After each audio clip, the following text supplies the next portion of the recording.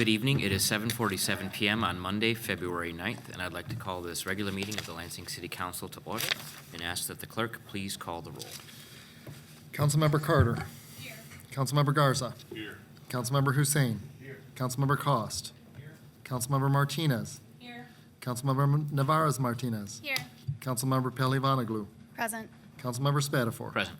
You You have 8 members present, a quorum, and we are to the meditation and pledge of allegiance. Okay, is there anyone that council or mayor or the city clerk wish for us to keep in our thoughts as we do our meditation? Mr. Mayor. He didn't say anything, but Christopher Mumby, who was just here, his mother passed away last night. And yes, and he wanted to be here, but I relieved him and asked him to go home, and I hope we will keep the Mumby family in our hearts and minds. Thank you, Mr. Mayor. I'm sure I can speak for the council, and we all wish him well and his family to keep in our thoughts. Anyone else for this evening's meditation? With that, please rise.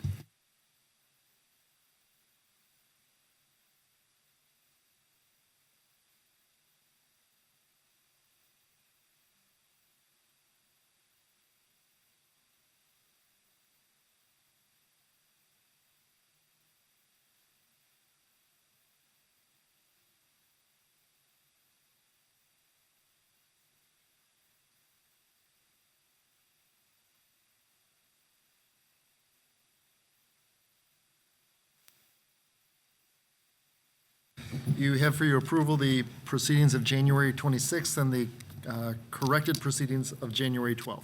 Councilmember Pelivanoglu. Thank you. I move the printed council proceedings of January 26, 2026, and the corrected council proceedings from January 12, 2026. That is a proper motion. Is there any discussion? Seeing none, all those in favor, please say aye. Aye. All those opposed? Motion carries. Okay, we are to consideration of late items. Councilmember Pelivanoglu. Thank you. I move to suspend council rule number 9 to allow consideration of a late item. Excuse me. That is a proper motion. All those in favor, please say aye. Aye. All those opposed? Motion carries. And that late item is for action, so it will be under resolutions for action. Thank you.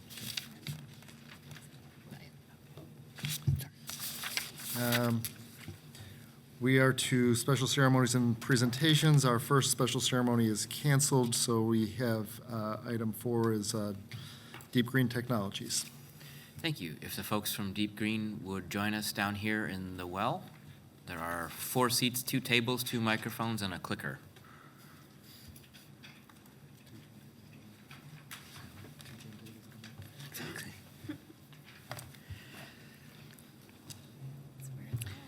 Thank you. If you could, the microphone in front of you, if you push the button that says push, a green light should illuminate. That means your microphone is on.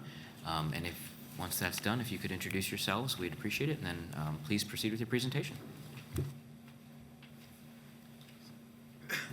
City TV, they're ready to have it on screen.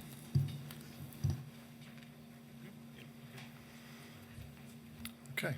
You can all hear me okay? Super. So, good evening. I'm Mark Lee, and I'm Chief Executive of Deep Green. I'm joined by Matt Craggs, our Chief Technology Officer, and a number of our US-based team, as well as our project partners at BWL. I appreciate the chance to speak with you in Lansing today. Thank you, council members, mayor, and everyone in the room. I know people show up to these meetings because they care deeply about their city, and we appreciate the opportunity for engagement. I'm going to take you through a quick presentation on who we are as a company, then provide some information about our planned facility in downtown Lansing. Over recent months, we've worked hard to speak with the community, business, academia, and other stakeholders in Lansing. And we tried to be open about our plans to engage with the community and be responsive to questions and challenges. We want to be a positive voice and have real impact in Lansing, in Michigan, and nationally. Data centers are quickly becoming core economic infrastructure, much like power plants, railways, and broadband before them. They underpin business operations, healthcare research, financial services, advanced manufacturing, universities, and innovation ecosystems. Regions that host compute infrastructure locally keep more value, more talent, and more high-skilled jobs at home. Regions that don't risk exporting both digital and technological capability and economic upside elsewhere. Our goal is to help anchor that value in Lansing, but we believe strongly that there is a better way of doing this, and I hope I can demonstrate that to you in the next 10 minutes or so.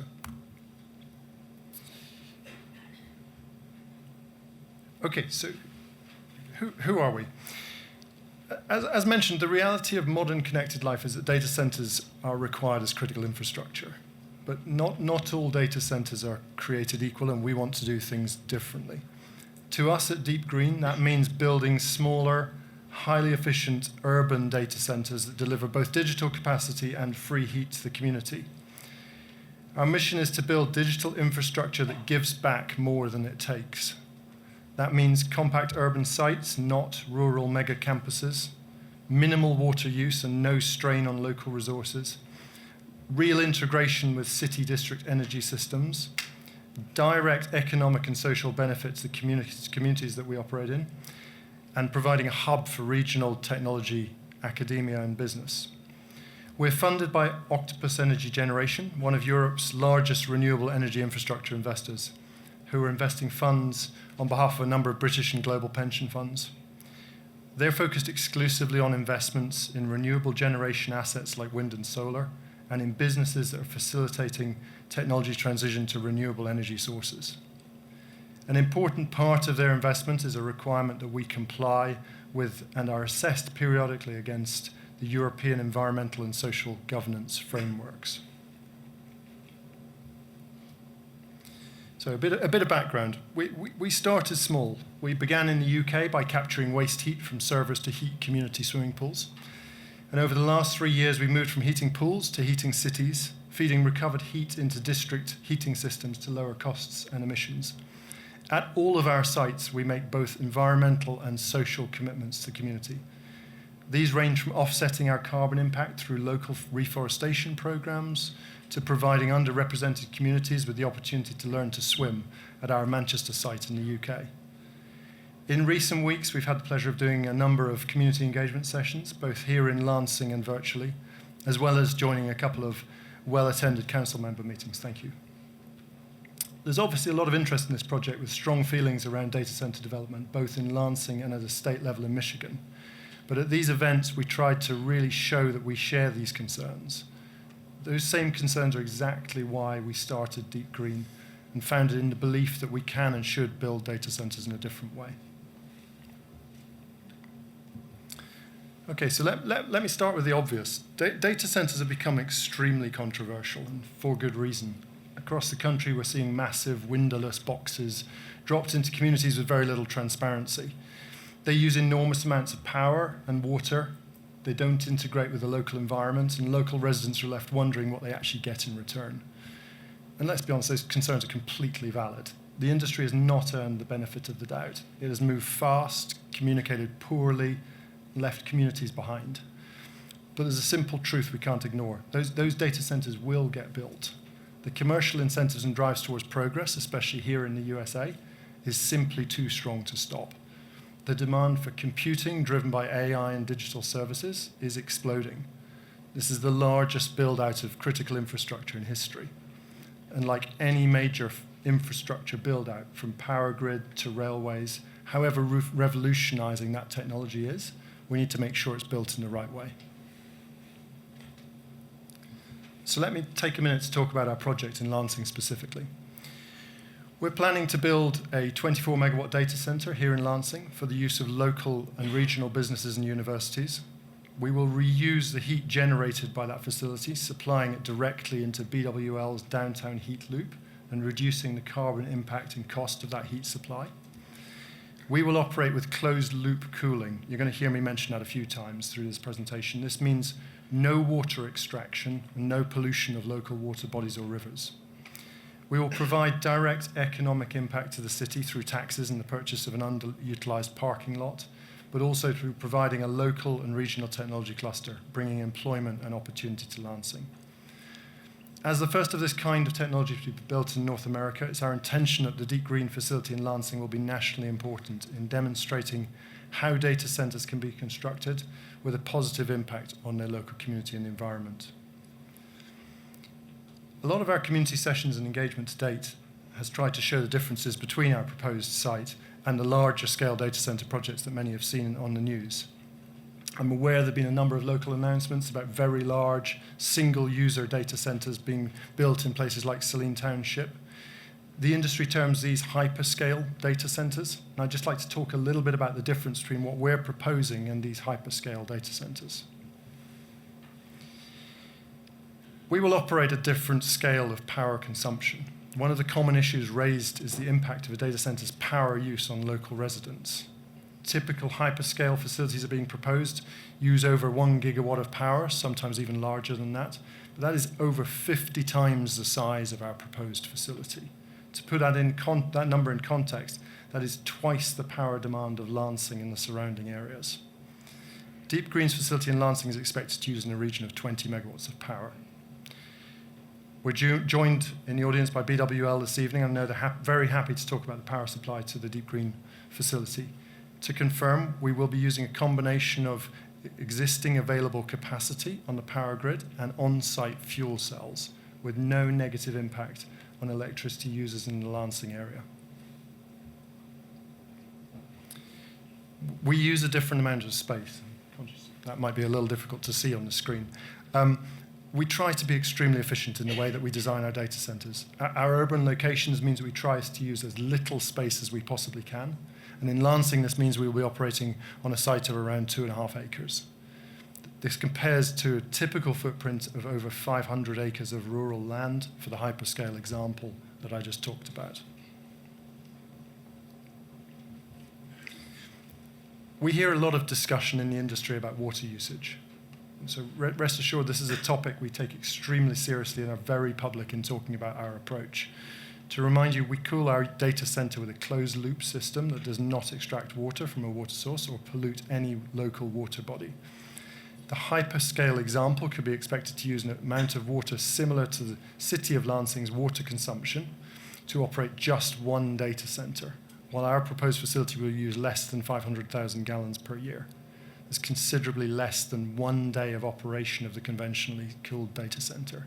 And just to give you a picture, I'd expect our usage to be something similar to the Wendy's across the road from our site annually. We also have different customers, right? This is not a facility for one client that focuses solely on AI workloads. This is a site that will have multiple clients and is built for local and regional businesses and academia's computing requirements. Again, our plan is that this facility will draw businesses and technology to the region, providing a local digital technology cluster here in Lansing and bring with it the investment, skills, and employment that will generate.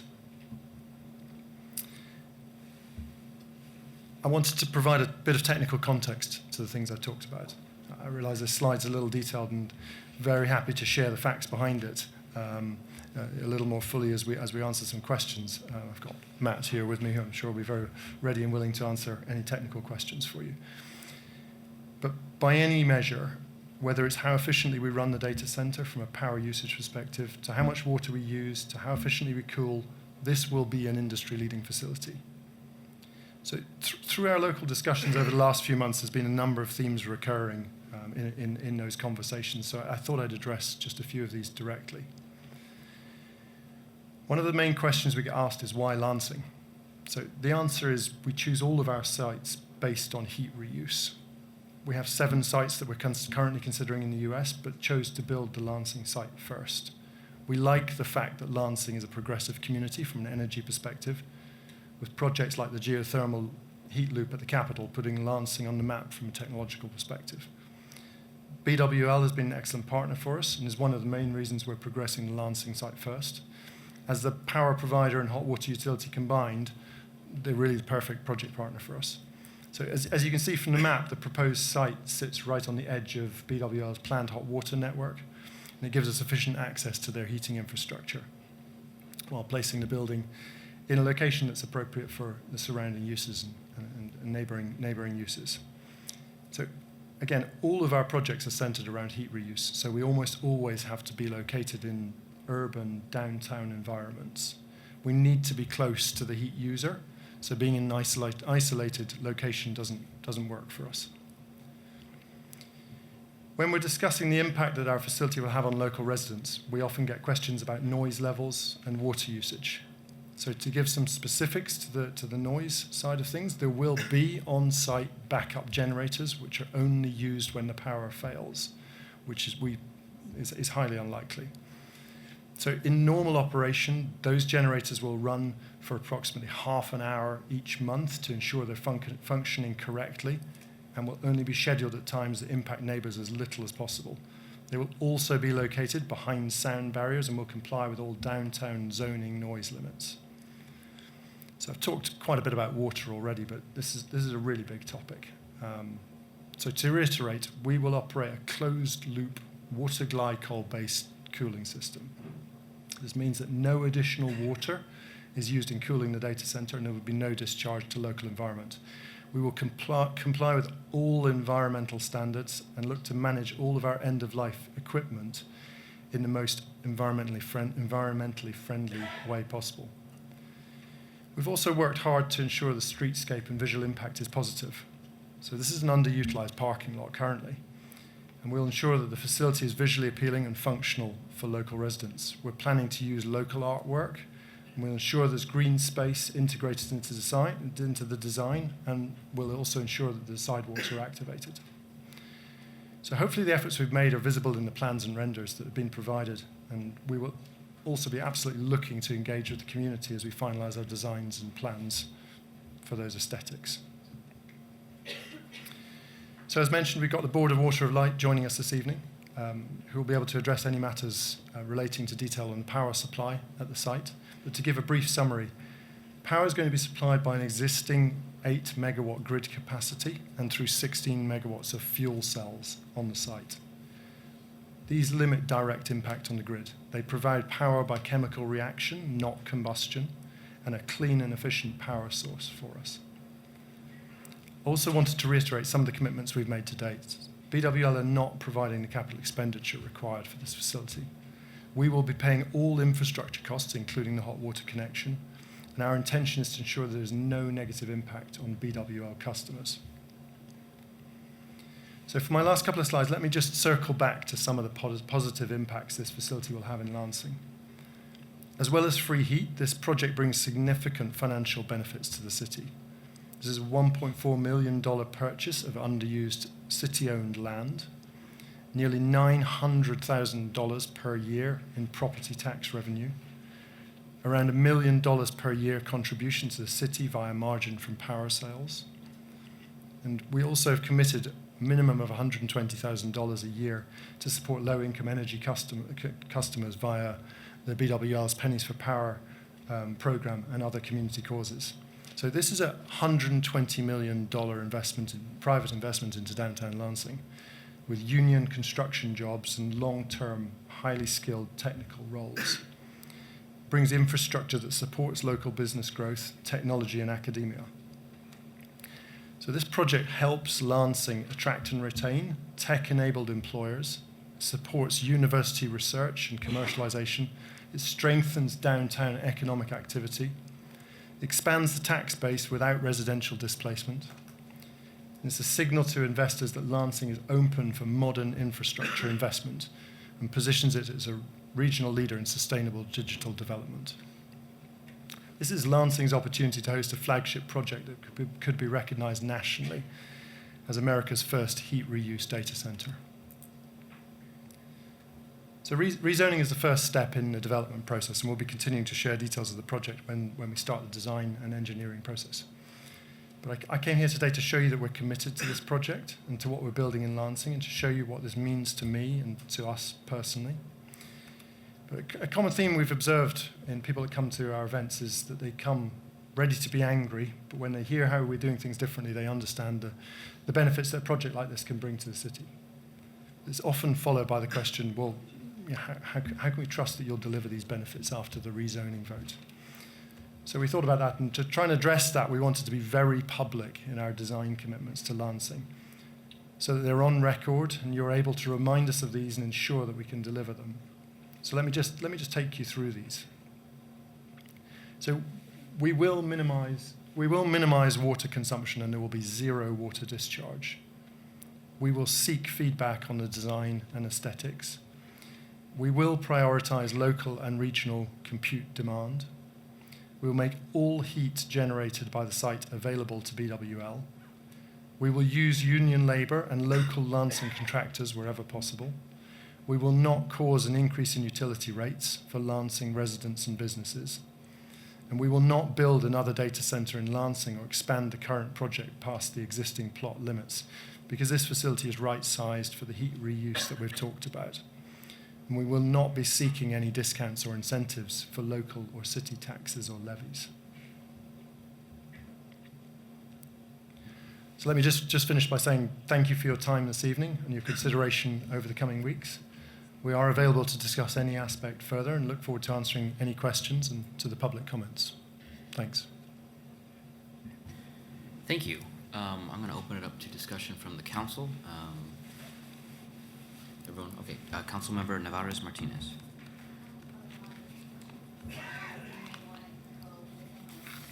Yeah, I mean, we're here all night, so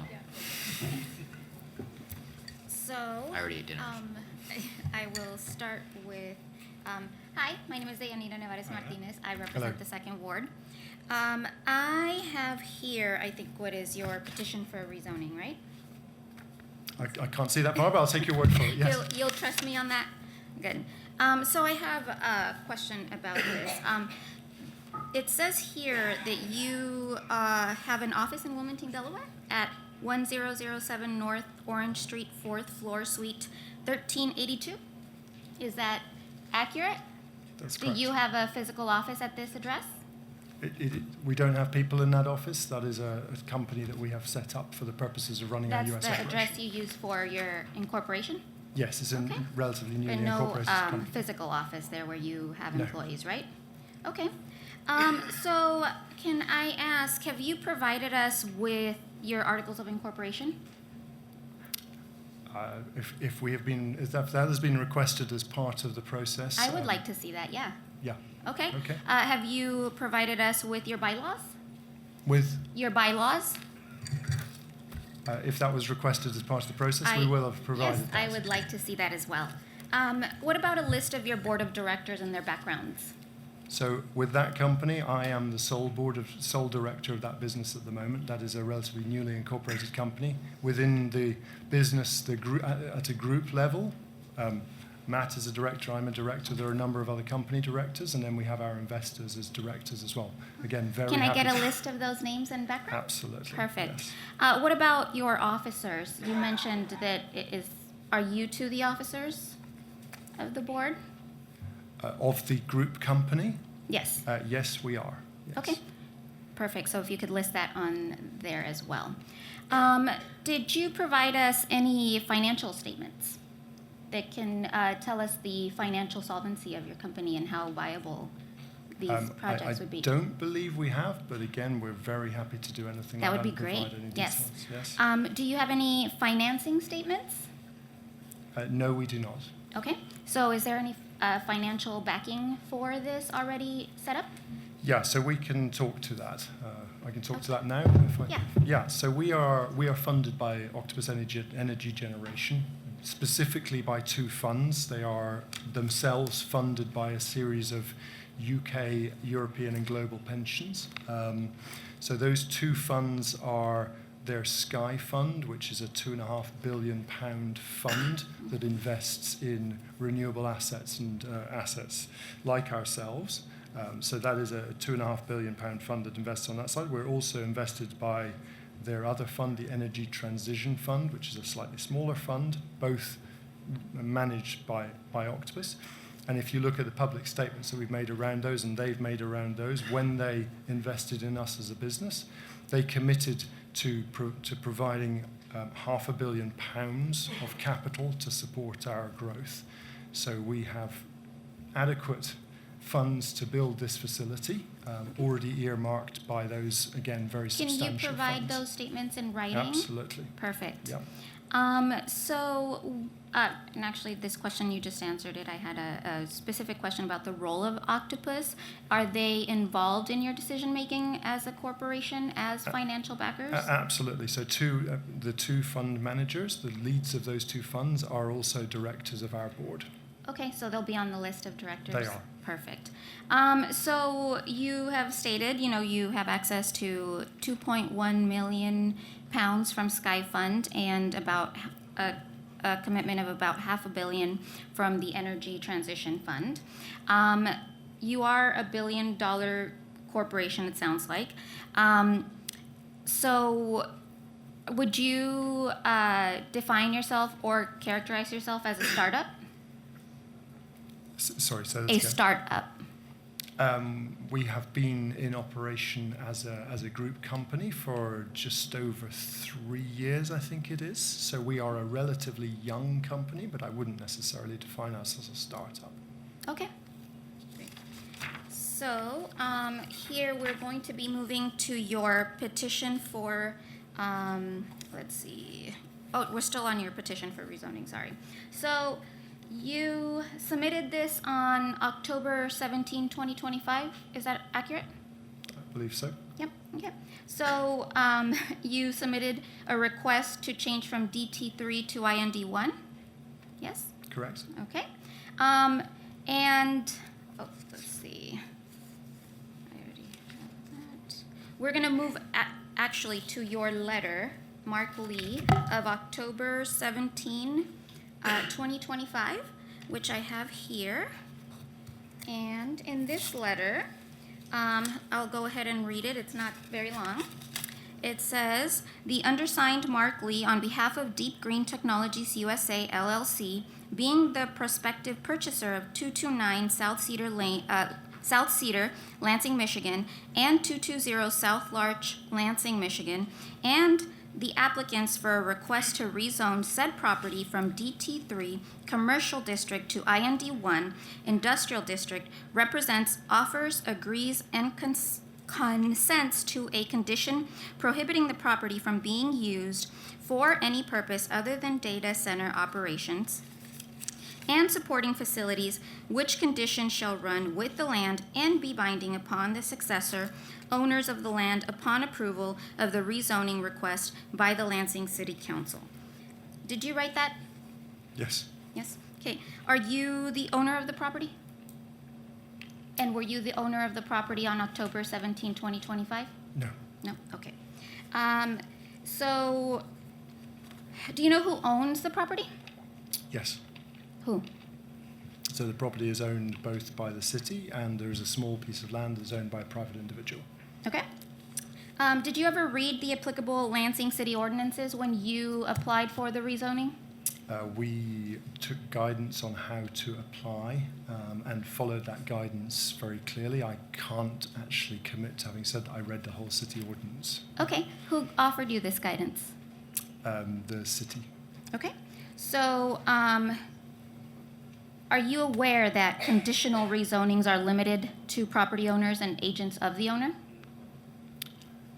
Again, we've followed city guidance as to how to fill in those forms and how to make that application, so we followed that guidance. Okay, can you tell me specifically who at the city told you to follow this process? I'd have to check my records on that. Okay, can you provide that to me? Yes. Perfect. All right, so we are going to be moving to your email of February 5th to the City Council and City Clerk and the Mayor. Is there any, to your, memory, since you wrote this email, is there any information there regarding energy consumption? In the email that you have in front of you? Yes. Forgive me, I can't remember the content of that Okay. email. Well, I will not read it. That one is way too long. You talk about a 24 megawatt server center that uses about 18 million kilowatts per month. Is that accurate? We'd have to do some maths on that, but if it's written in front of you, I'm sure that was a correct Okay. calculation. I'm going to, talk about some calculations that I did myself. And at this point, you probably can't refute whether any of them are correct or inaccurate because you have not provided us with any of these studies, but I'll go ahead and ask my questions anyway. But before I do that, is it true that closed water systems increase energy consumption? It very much depends. Oh, what's that? Sorry. There we go. It very much depends on your priority on the site. And our reason for choosing closed water loop system, from our perspective, is it delivers the most efficient way of moving the heat around the data center, and in the case here, providing it most efficiently to the heat rejection equipment in case the heat isn't reused by the system, as well as delivering us the best opportunity to deliver higher quality heat to BWL. The reason for that is it allows us to narrow the temperature difference between the air coming off the back of the servers, or the air coming off or the liquid coming off the chips where it's cooled directly, and the loop circulating the building, which means there's a higher temperature provided at the point of provision to BWL. Well, thank you for that technical worries. answer, but can you answer whether a closed water system increases energy consumption compared to other systems? That's a yes or no question. I'd say I know it's yes or no question in that respect. It very much depends on the climate in which you're operating as to what the most efficient system is to do. Particularly in the summer climates here, it's not the case. Okay, what about the winter? Because in the winter, absolutely, and in the winter it will be still the most efficient way of delivering it. In the summer there's a heat pump that would work in the middle of that to raise the temperature of the loop to allow us to cool by temperatures. You know that our summers are getting hotter, right? Yes, absolutely, and that's why Okay. we have to use it. We don't use that particular element of the system in more mild climates. But in the winter, what that loop does allow us to do is deliver that water to the outside world and free cool for as much of the year as possible by raising the temperature moving around the data center and the temperature of the water that's being used to cool the computers itself. It actually allows us to free cool more of the year, so cool without having to use mechanical, like extra energy addition. So over the entire year's operation of the center, it's by far more efficient. In specific days, it uses more of the power supplied to the data center to start up that process. But over the whole year, it's a far more efficient system than doing an open system. Okay. So I've looked into the rezoning petitions that you've done for the city of Bradford in the UK. And I saw in there that you actually provided an energy consumption study where have you provided something like that to us on estimations of what you believe is going to be? Yeah, so we provided to BWL as part of the process some estimations, both conservative and highest level scenario, to work on the savings and the revenue assumptions that being provided the system. I don't believe I have seen that. Is BWL, I see Dick back in the back. Is that something that could be provided to council? Oh, yes. All right, perfect. I will look forward to reading that. So the Lansing data center would use 250 to about 300 kilowatts a year. Is that accurate? Again, these are my own calculations. I'm not a mathematician. I'm just a social scientist. It would use significantly more than 300 kilowatts Okay. a year. It would, in normal operation, be using 20 plus megawatts per hour, but it does very much depend on who the tenant is as how much they're using at any one point. Okay. So you mentioned earlier, you made the comparison that the usage of energy is comparable to the Wendy's across the street. Would you say that the normal person would be surprised to know exactly how much a fast food restaurant uses in energy or not? I think we were talking about the water usage, not the energy usage Okay. in that respect. The numbers we provided are based on a reference architecture we're already deploying in the UK and how that adapts to the climate here. Wendy's we have used that as a reference to try and do it, and it does depend on a household level. That's 5 to 10 households, I believe, per year. It does very much depend on the size of the household in that respect. Okay. Well, if you had any information that could help me understand that usage, that would be great as well. So the proposed data center would use about, at least from what I can, calculate, and again, there is no studies provided to us to say that I'm wrong, about the equivalent of 40% of all Lansing residents who are BWL customers. Do you know if that's true? Have you looked at those numbers? We'd have to defer to BWL on that. Okay. Dick, if you have information on that, that would be really great as well. Like I said, again, no studies have been provided regarding impact to residential user rates. From what I've read and looked into, it looks like you all would be paying about a third of what a regular BWL resident pays for your energy. And so obviously looking for the interest of my constituents and for the interest of all of the constituents in the city, I think that's something that we need to look into. Do you have any environmental impact studies that you've done on this site? Not on the site at the moment, no. Okay. If that is something that you're interested in doing, I think it would go a really long way to creating some goodwill in the community for this project, if it ever actually does come to fruition. And I want to make sure to say, I know that sometimes I've been given feedback that in my questioning I may, and I will put this up front, I do think that it's sexist feedback, that I sometimes may sound a little bit aggressive, or that I'm, maybe pushing too hard, I'm pushy. But I really just want to make sure that I'm doing due diligence. Because when I ran for this office, I told people that I was going to work on local government transparency, and that's really what I'm trying to do. Nothing against you or your project, but I need to make sure that I'm doing my own due diligence for my own peace of mind. And so I do also want to make sure that some of my line of questioning, that you are aware that I have really real concerns about the way that this process has unfolded.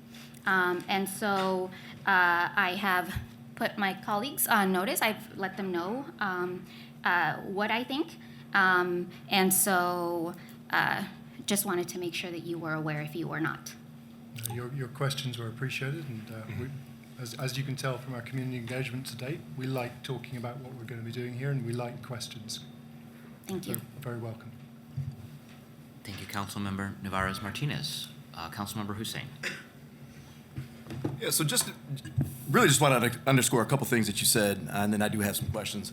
So you said that you do not anticipate any future ask of this body in the way of incentives. No. Okay, and what guarantees do we have that that doesn't come forward? Sorry, no future. I didn't actually hear the question. So when you think about any demonstrable benefit, right, of this particular project, a lot of that is associated with, as an example, tax revenues. And so I guess my concern is that down the line we would see an incentive request. What guarantee do we have that that's not going to come down the pipe? Abatements, tax abatements, incentives.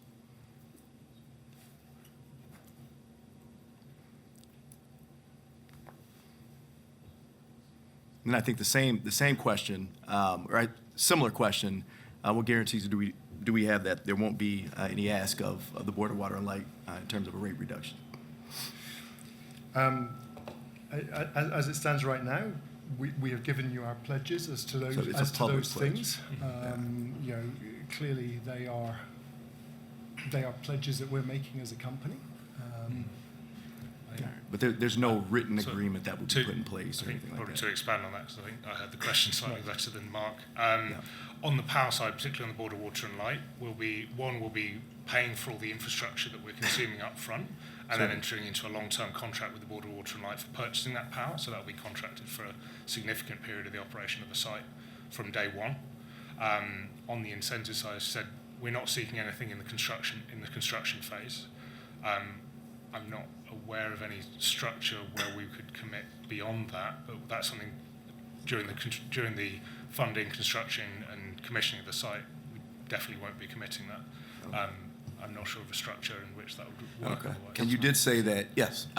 The mayor was aggressively trying to answer your Sure. question, if you're all right with that. I think it's relevant to weigh in. So, Councilman, my commitment to you, and these gentlemen know it, is I will not bring to you an incentive, a typical brownfield, Oprah, whatever. I will not bring that to you. They know that I will not support that because I believe the tax dollars are important for the services that are going to be provided, and so I will not bring that to you, regardless of what they say. And that's my commitment to you and the community on TV. I appreciate that. In terms of, you did discuss on-site backup generators, correct? How many? What are you going to use to fuel those? What is, the projected annual fuel consumption, et cetera? So how many is slightly... We're progressing through the engineering studies with BWL on the power delivery design. That will affect the number of generators we need. It's going to, I would say, at the low end, be 4 to 5, depending on market availability of specific size of set. At the high end, it might look something more like 10. That's going to be dependent on the total system design. We have a commitment to our customers around a level of power availability. We've got 5 nines, it's 99.999%. That typically means we provide N+2 generation support for, so number of generators needed to operate at maximum capacity with 2 spares sat there to operate in that case on power assets that are unreliable, what we consider unreliable, so fall below that level. We're working with the fuel cell provider and BWL to see if we can, through the engineering design of the delivery plant, deliver something that minimises the requirement for that on the site. And so that basically depends on whether we're covering the 8 megawatts of grid supplied power, which does fall below that reliability level, or whether we're covering the 24 megawatts. From a fuel perspective, there's 2 options that we want to work with. We have a preferred option, definitely ourselves, which is both better from an environmental perspective and from an emissions perspective, which is HVO, hydrogenated vegetable oil, which is biodiesel is the sort of other. That is a low sulfur fuel that's derived from agricultural product. So it's considered carbon neutral in that respect. That's our preferred, but we're conscious that the fire marshal will have a perspective on fuel storage on the site, and they're inputting on that at the moment. If that's not the case, we may need to look at an alternative fuel source like natural gas from the grid to support that. But no, our preference is definitely HVO, and that meets our requirements from an environmental perspective and is what we're currently using in the UK across all of our sites. Okay. And you addressed this a little bit in your presentation, but obviously we've fielded a number of concerns with regard to noise permeating across the property line, right? And in January, I think it was January 26th, our last meeting, our city attorney did say that industrial use is exempted from the noise ordinance. Now, in your presentation, you talked about downtown urban regulations and the fact that you would, or I should say framework, and the fact that you would kind of comport with that or fall in line with that. Can you speak to that? Yeah, so we have accepted as part of the request for rezoning the continuation of the downtown core noise requirements, which I believe are 55 decibels or the ambient noise of the area at the boundary of the property, which we're accepting here, and we'll deliver that by installing noise attenuation on the two main noise sources that could come from the site, which is the heat rejection, backup heat rejection, and the generator sources. Speak a little bit to jobs. We've been told that there's going to be 15 well-paying jobs. Is that correct? Yeah. Talk a little bit more about the nature of that, on-site, off-site, full-time versus part-time, and when we talk about well-paying, what exactly are we talking about in terms of pay range? Yeah, I think there's a level that we've looked at on the paid range of starting at above the median income for Lansing and going up. It is going to be driven by skill set.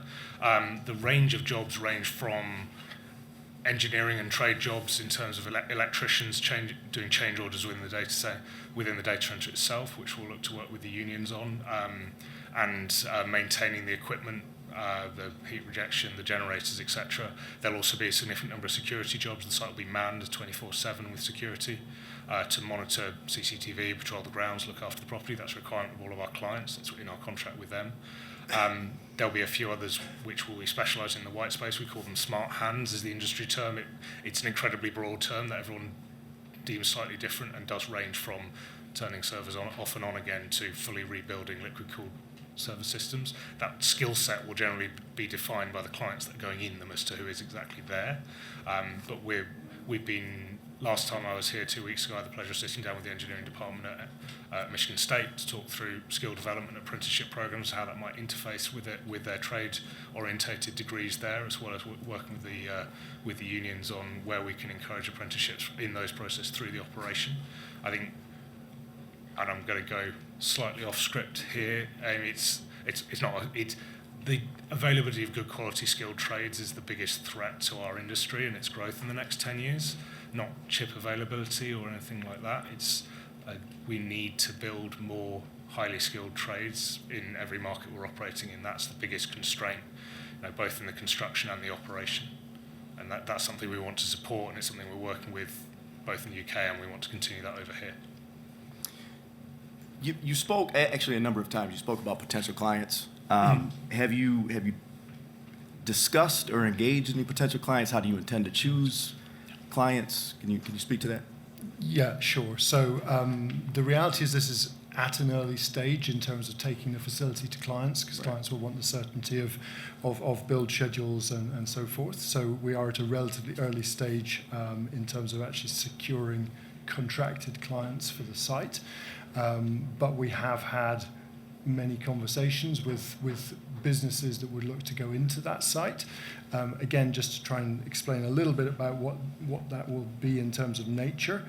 Our expectation is that this will be a co-location facility for the use of local and regional tech and academia. So whether that is the likes of MSU, the likes of other universities and schools within the district, or whether that is local industries and technology, that is absolutely what we'll be targeting and who we'll be working with around us. Not the large hyperscaler type clients that we'd perhaps expect at some of these other sites. Okay. I think this is more for the mayor as kind of the manager of all real property in the city of Lansing. We know that in terms of the appraisal, so we learned that at our January 26th meeting that the last appraisal on this particular property is from 2023. All municipal guidance says 0 to 6 months is best practice, particularly when you have a changing market. I would consider this a changing market, considering all of the investment that is happening adjacent to, right, in particularly southern downtown. 6 to 12 months if you have things such as a stable market, which, again, I wouldn't consider this necessarily a stable market. And then anything beyond that is just not advisable. Is there a reason we haven't executed or considered executing a more recent appraisal, or a new appraisal, I should say? I mean, it's pretty. Yeah, not specifically. I can talk to staff on that when they negotiate. I think we did the appraisal based on when the parking lots were resurfaced last, but I can ask. Okay, I appreciate that. The projection in terms of local property tax revenue is $873,000 annually. How much of that is specifically, do we know, Lansing general fund dollars?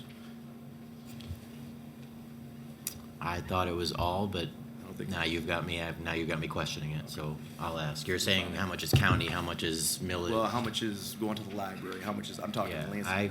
Yeah. My understanding was that was all coming to us, but I'll talk to Jake and I'll ask him if that's the breakout or if that's just ours. But yeah, okay. I'll find out. I'll find out. Right, It's a good question. And I know that there's no incentive necessarily to trigger this, but I do think about project commitments, timelines, benchmarks, enforcement, remedies, things of that nature that are contemplated in a UDA. Is there any discussion about looking at actually having this developer enter into a UDA? Is there anything that would prohibit us from considering? For the zoning, you couldn't do that. For the land sale, you probably could. That's what I mean, the land sale. We did not have a conversation on UDA. Again, they had committed to union labor and to local labor. We did not have a conversation on UDA. We can show it to them. A lot of that is based on jobs and things and investments, but we can provide it. For those following along at home, a UDA is a Universal Development Agreement. I'm sorry, say again? Universal Development Agreement. I had Yes, a couple I'm sorry. questions.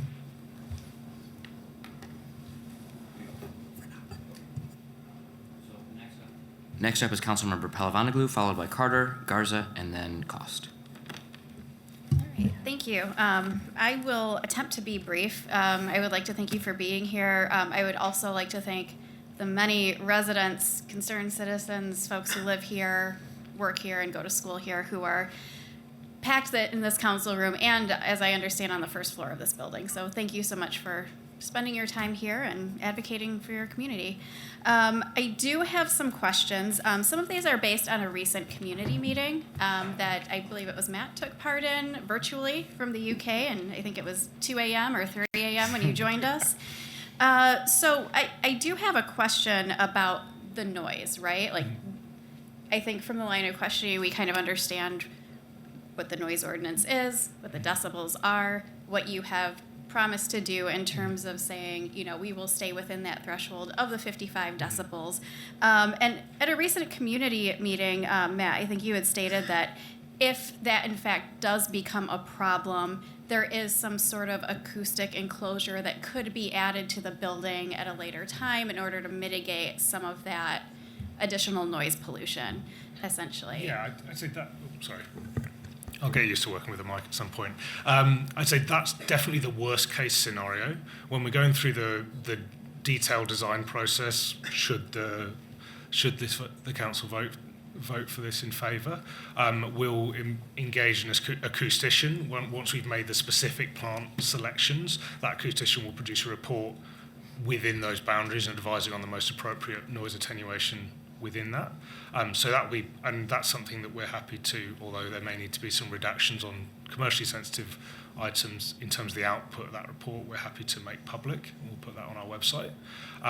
But yes, in the event that that report or that professional ended up being incorrect in their operation or something were to change in that respect, you can retrofit the sites with greater noise attenuation. You can cover more of the space. There's even technologies coming to market at the moment where you can play interfering sound waves, much like noise cancelling headphones to do it. There's lots of options, and should we be in breach of the terms of that audience, we'd look to work actively with the city to manage that. Yeah, thanks. And I hope you wouldn't be in breach. I think that there are some other, maybe not necessarily industrial sites, but they do happen to use some of the machinery that you would be using at that site.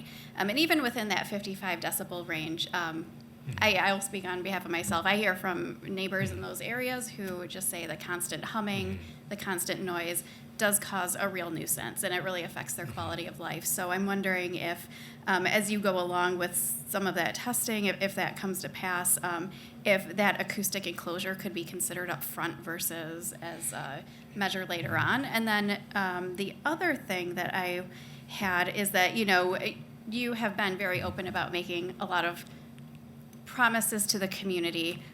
You know, you've attended several community meetings in various neighborhoods, virtually in person. Your team has been well represented there.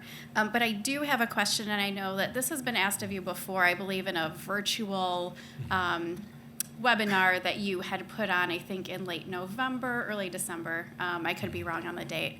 But you had been asked if you would be willing to enter into a community business agreement, essentially saying that these are the promises that we have made and we agreed to keep these promises. So I just wanted to let you know that I have been tracking some of that and made note of what you've said verbally in community meetings, what's on your website, and other printed materials. I think they're fantastic promises. And I'm having some of those items vetted through our city attorney's office to understand if those are items that could be included in a community benefits agreement or if they're items that could be implemented into the contracts that are, you know, I don't think anything is signed yet, but if there are some items that could be implemented into those contracts. So I just wanted to get your feeling on that before we move on. I said I'll get used to it. Not yet. I think when this was first brought up, we sought advice from the city and from the spaces as to the appropriate mechanisms and from our own legal counsel.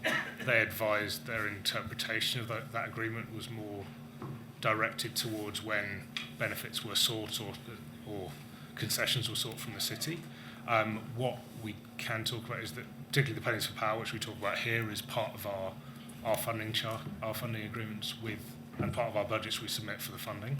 And we'd be happy to introduce the council to someone from one of the councils we work with in the UK, Trafford, who is working on our projects both on the access to swimming and on the rewilding and planting programme. As to the process we've gone through, that site's going to go live in April, and we've already started the process and funding for that project. If that would be useful to give you some surety there. I say on the legal side, we need to take advice on the appropriate mechanism, but Yeah, any if that'd be additional useful. context or information you could offer would be Yeah, of course. appreciated. There have been questions about the life cycle of a data center like this. And I know there were some questions earlier this evening about being a 3-year-old company, the funding that supports this company. And I think a question that I've heard several times is, if this does in fact come to pass, you set up shop in Lansing, and then for some reason the company closes or the data center leaves, what becomes of that building, the equipment within the building? How does that work? Yeah, perhaps I can answer that in a few ways. I mean, the reality of the situation is that the kit that goes within the data center will be extremely valuable. So the scenario of it sitting unutilized is very, very unlikely in any scenario, because the most likely thing that would happen is that would actually be dissipated and others would use that equipment either on the site as it sits right now with a different owner if we were to go through that route, or indeed that equipment would go to other facilities elsewhere. So the concept of equipment lying idle on the site is highly, highly unlikely. But yeah, we have this question on every one of our sites, and it's important for us to work through the mechanism and demonstrate to people that we have both appropriate measures and appropriate way of funding our sites such that they can get confident with the longevity of our support for those, but that we also have the right approach to not just sort of end of life and recycling and all the good things that we commit to as a business in terms of how we will exit the site ourselves, but that you're able to get comfortable with that scenario and how that happens. So through our documentation, through our approaches, we have lots of ways of demonstrating that. Thank you. And just one last question. The map that was presented earlier on the slides was a bit cut off, so I'm wondering how far west does this free heat system extend? Is there anyone who can say if it reaches the Capitol complex or some of those State of Michigan buildings? I think BWL can advise that. I know they've got a lot of pipes they need to lay to fully complete the transition to hot water. I know Dick has BWL has some very good data available on that. Okay, thank you. Mr. Peffley is standing up, so Dick, if you'd like to come down to wherever you're comfortable.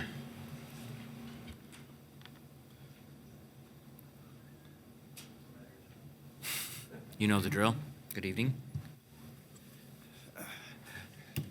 The existing, well, soon-to-be hot water system, right now we're in a steam system doing a conversion to hot water, will take 5 to 10 years. So the bottom line is that the heat coming off that facility will power about 30%, so it won't reach to the outlying areas. We have modular heating stations that'll be installed. So from Deep Green, we'll push down towards Lansing Center, LCC, in that quadrant right there.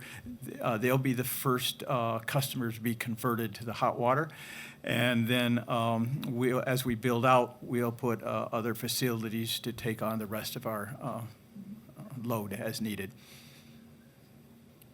Okay, thank you. Thank you.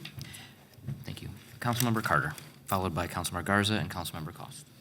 Thank you, President Spatafor. Councilman Hussein already kind of touched on it for the administration, but the $873,000 that would be annual property tax revenue for whatever schools, libraries, et cetera, is there any, if you can confirm if that's a full dollar amount or percentage, but also is there any room for any other additional areas of opportunity where we could use those funds? So we'll get a breakdown of the taxes. The taxes themselves will go right into our general fund. The potential $1 million in return on equity year over year, that's something that, again, that would also come to us as a new $1 million return on equity. And that's something that we can certainly look to identify proper uses for, that we would probably do in the budget, working with you all on your budget priorities that passed last October and anything that's come up since. So the taxes will go right into general fund. And again, that gets distributed through the budget, but then the $1 million in return on equity, that's all us. Thank you. And thank you, gentlemen, for being here, and thank you for being in the community and hosting so many different various meetings to the public. Earlier, you mentioned that you would be able to provide us an environmental study on the particular site. Is there any opportunity where we would be able to also have an outside entity provide an environmental study?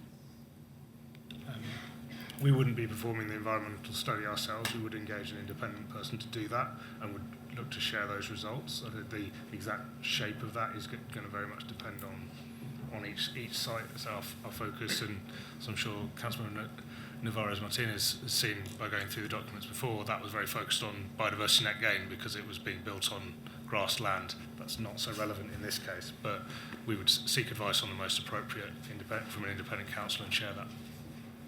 Thank you. Mr. Mayor. Sorry, I have to correct what I just said. The property, it looks like it's in the Tifa district, so increased taxes would get captured by the Tifa. So everything but our debt millages would get captured by our Tifa, which would then go into repaying that debt, and then any uses that we could use for the Lansing Center and the ballpark and the other things that we send through LEPFA that are used through the Tifa, and we can get you those exact numbers. I don't know those numbers, but I didn't realize that, and staff is watching, and they're correcting me, so didn't mean to give you incorrect information. Also, how long, if this was approved, I know you mentioned that you'll be using union labor and local Lansing contractors. What is the time frame for the start to finish on that? We'd be expecting a time frame of between 12 and 18 months. A lot of that's driven by the lead times on some of the plant that's involved. And as you can imagine, with the surge of building across the US on that, availability changes every day. We'd be targeting a delivery next summer on that site, but that is going to be driven by, should the council choose to approve this, by when that approval comes and when the sale process is finalised. But that would be our target, to have something live by summer next year. Thank you. And then one last question. You mentioned in the presentation, you said why Lansing, and you was able to provide some context regarding that. But you also mentioned that there were 7 other locations. Are you able to share and disclose what those other locations would be? So that is our pipeline of sites in the US. So I'm not really at liberty to share details of those. Some of those will be becoming public fairly soon, but they are in negotiation at the moment. Thank you. Thank you for being here. Okay, we have Councilmember Garza, followed by Councilmember Koss. All right, thank you, Council President. Thank you guys for being here this evening and for participating in all the different community forums. I participated myself in 3 of them. A lot of my questions were answered, but I do have a couple questions. I think this goes to either the city attorney or the mayor. For instance, Vice President Pelavanoglu mentioned that, like, if the company was to go belly up, wouldn't that property revert back to DT3? It would be if the property were to stop being used for that purpose that was approved in the zone. Okay. All right. And then this is to you, Mr. Peffley. Replacing the steam infrastructure, that's been, one of your priorities for quite some time. How much money would you be saving by having Deep Green replace that steam infrastructure in that downtown area? Well, the Board of Water and Light is replacing the steam infrastructure. Deep Green is just supplying the heat to the property line. That's our agreement. But what it will do is we currently, before Deep Green came along, we were moving forward on the steam to hot water conversion, and a plant that we were going to have to build downtown to supply heat is now drastically downsized. In fact, we're doing everything we can to see if we don't need to build it there, because it'll be a hot topic, building a hot water plant there to supply So that plan is $5 million that we potentially won't have to spend. And the cost to extend the piping is a couple $1 million. So the net savings is about $3 million to the customers if we don't have to build that plant. And if we do, it'd be scaled way down, more of a booster plant instead of a full-blown heating plant. So if Deep Green was to proceed with this, if it fails, would you be planning on spending the infrastructure for a plant like that? Yes, absolutely. And Deep Green, as I said earlier, it's only about 30% of the heat that we need. So there's a couple other plants that have to be built throughout the city. Now, those are temporary, but temporary is 10 to 15 years because once the entire system is converted, then we will convert our downtown plant on Washington Avenue to put out hot water to the steam, and we can remove those facilities. But that's a fairly long-term plan. Okay.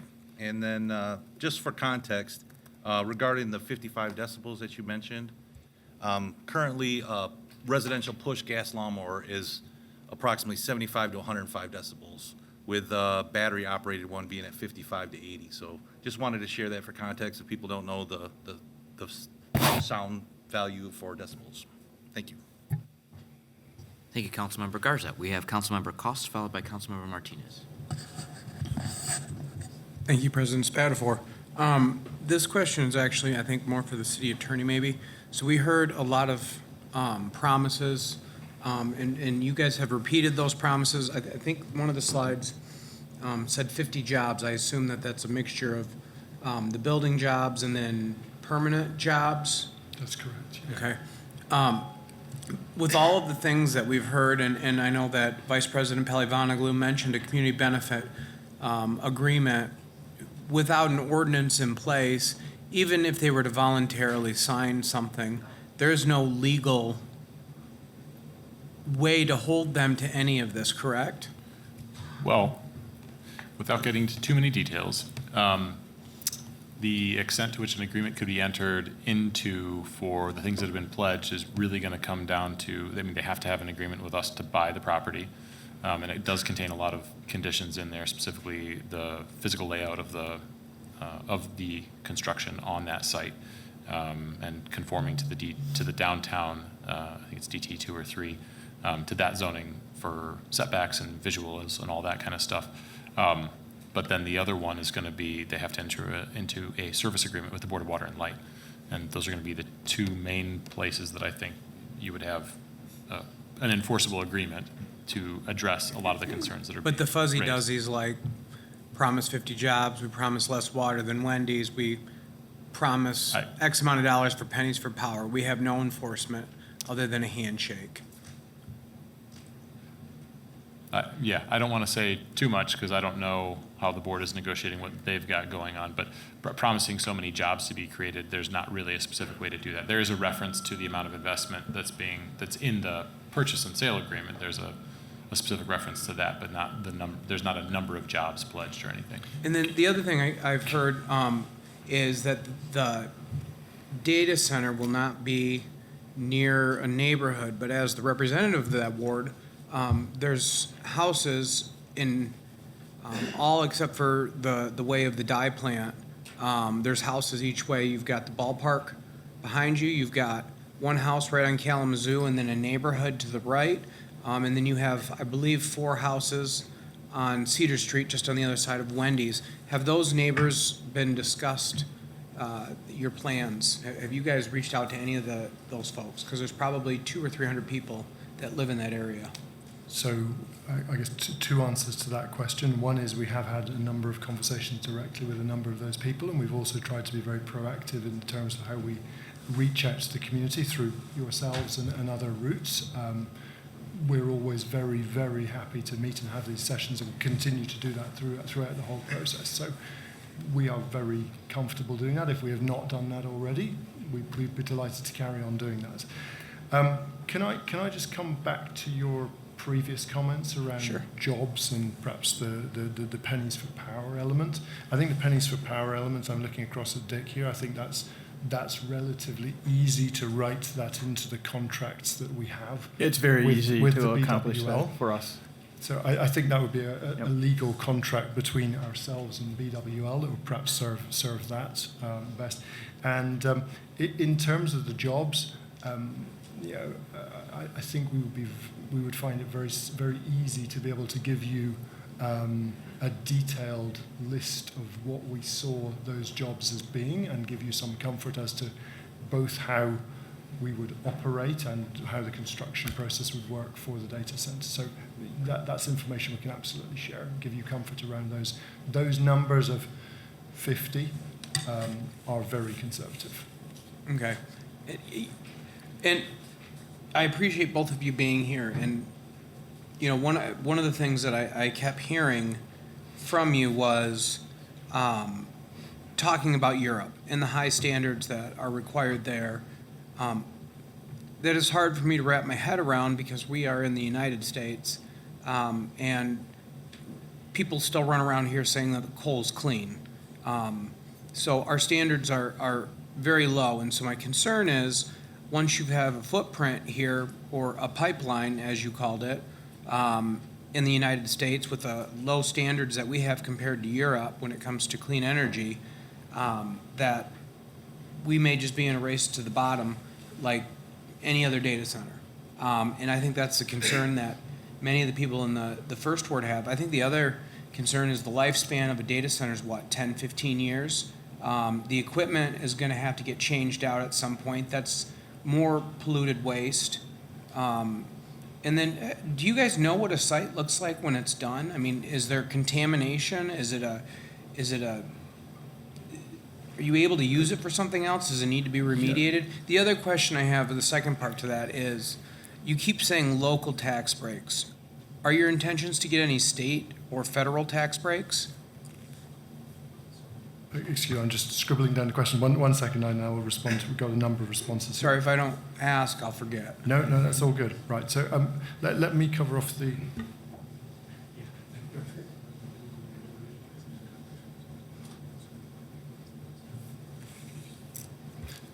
Sorry, we were just working out who was going to answer which question.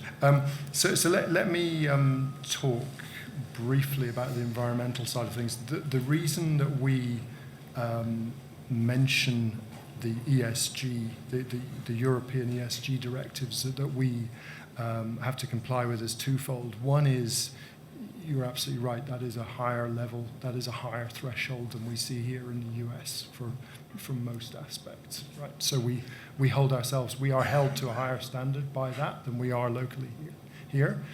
Our investors and funders are specifically investing, and the mandate for their fund and the communication and mandate that they have been given by their investors is to invest according to those principles. So they are only allowed to invest in businesses that comply fully with those European standards wherever the assets are. So we cannot build things that do not comply with those. So again, happy to provide all that information, but we are absolutely beholden to those standards from our funders, not from what we want to do in the way that we want to do things. Do you want to cover off the remediation, please? Yeah, I think, and the sort of the extension of that on processes, we report on that on an annual basis across all of our sites, even during, not just during the construction and funding process, but also during operation. On the remediation, there's sort of a couple of different life cycles that will play out within the data center and the anticipated life cycle. Say the hardware itself that sits in the white space, the computers have an expected 5 to 7 year life cycle. That then typically aligns with the process where that area is adapted for the requirements at the time. Then in terms of the major plant, that would have a 15 to 20 year life cycle on things like the generators. Again, when that's finished, we'll prioritise as a business recycling recovery. The reality of what that is made up of is very large amounts of high valuable commodities and recyclable materials like steel, copper, etc. That during operation we'd see removal, recycle, or preferable restoration and reuse of that equipment during that process. And then the investors, I know that you mentioned pension funds. With your investment group, though, are there folks that would be considered the 1% that are investors in this, like the ultra wealthy? can I come back to that question once I've answered your tax question first? Yeah. I will absolutely do that. So you'd asked, I think, whether we were targeting state level taxes and other taxes. We are viewing this as a sort of process that we are going through in terms of rezoning and that process. So we are currently exploring what the structure looks like for us from a financial perspective as the business. So we are contemplating accessing state level and other tax incentives that are available. You will be asking for tax incentives from taxpayers? We have not decided yet. We are taking advice around that. Did you get tax incentives from the UK projects? No. Again, those looser rules in the United States are what are scaring me here. Yeah.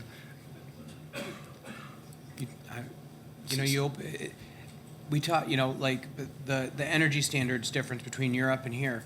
And, then I ask about state taxes and, that door could open, but we didn't ask for any in the UK. And that's concerning to me that we could open up the door as well to pollution or, we don't have to be as energy efficient as we said. It's really not in writing or required. So I struggle with that portion of it. And it's not personal. I'm sure that you guys are fantastic in the UK. My issue is that we don't have not strong enough environmental laws in this country. And I have a 5-year-old nephew that I would like him to breathe clean air when he's my age. That is and I'm not that old. I'm not as old as I look. That is fundamental to our values and purpose as a business. The reason, we don't have state tax incentives in the UK. The tax regime is completely different, so they're not comparable. You had asked a question about investors. Yes. So our investment funds are solely provided by pension funds and that nature of investor. So within the business, we have some ownership in the business as a management team, but the rest of the funds all come from Octopus Energy Generation funds and the investors that sit behind them, which are all large pension funds, including things like a state pension fund called Nest in the UK. So part of Matt and my state pension is actually invested back into the business. And then the Octopus Energy Company, how much energy do they produce that's gas?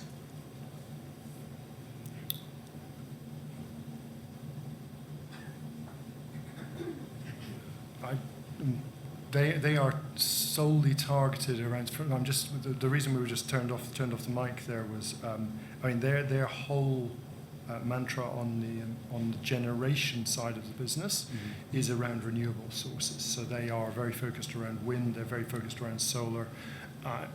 My hesitation was I don't know if they have any gas. I would need to come back to you and clarify that, but that is not. Yeah, if you could find out, because I know that they are focused on wind and solar, and you did cover that, so I appreciate that. But I believe that they have gas as well. We would need to come back and confirm that. I'm not aware of any of those assets, but we'd have to consider it. Come back to you on that. I think that's all the questions I have for right now. Thank you. Thank you. And then up next is Councilmember Martinez.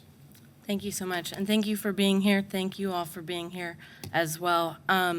So I am looking at a document that was provided to me by Local Progress, which is an organization that engages elected officials at local levels across the United States. It's called the North Star Data Center Policy Toolkit. And there are 10 points of local interventions that you can take. And so far, you all have answered 5 out of the 10. Your partnership with BWL has answered 3 additional. So that's 8 out of the 10 so far. I do have some questions regarding the last 2 pieces. And you have to understand that in Michigan, we live through the Flint water crisis. And so environmental impact is very important to all of us, and trusting government and the partners of government is really important to us. So Thank you for taking the time to answer all of our questions. I have 3 questions. What does your ongoing partnership with our community, if successful, what is it capable of looking like? You all have been very engaged throughout this process. You know, if it's successful, you build the thing, we don't ever see you again, what does that partnership look like?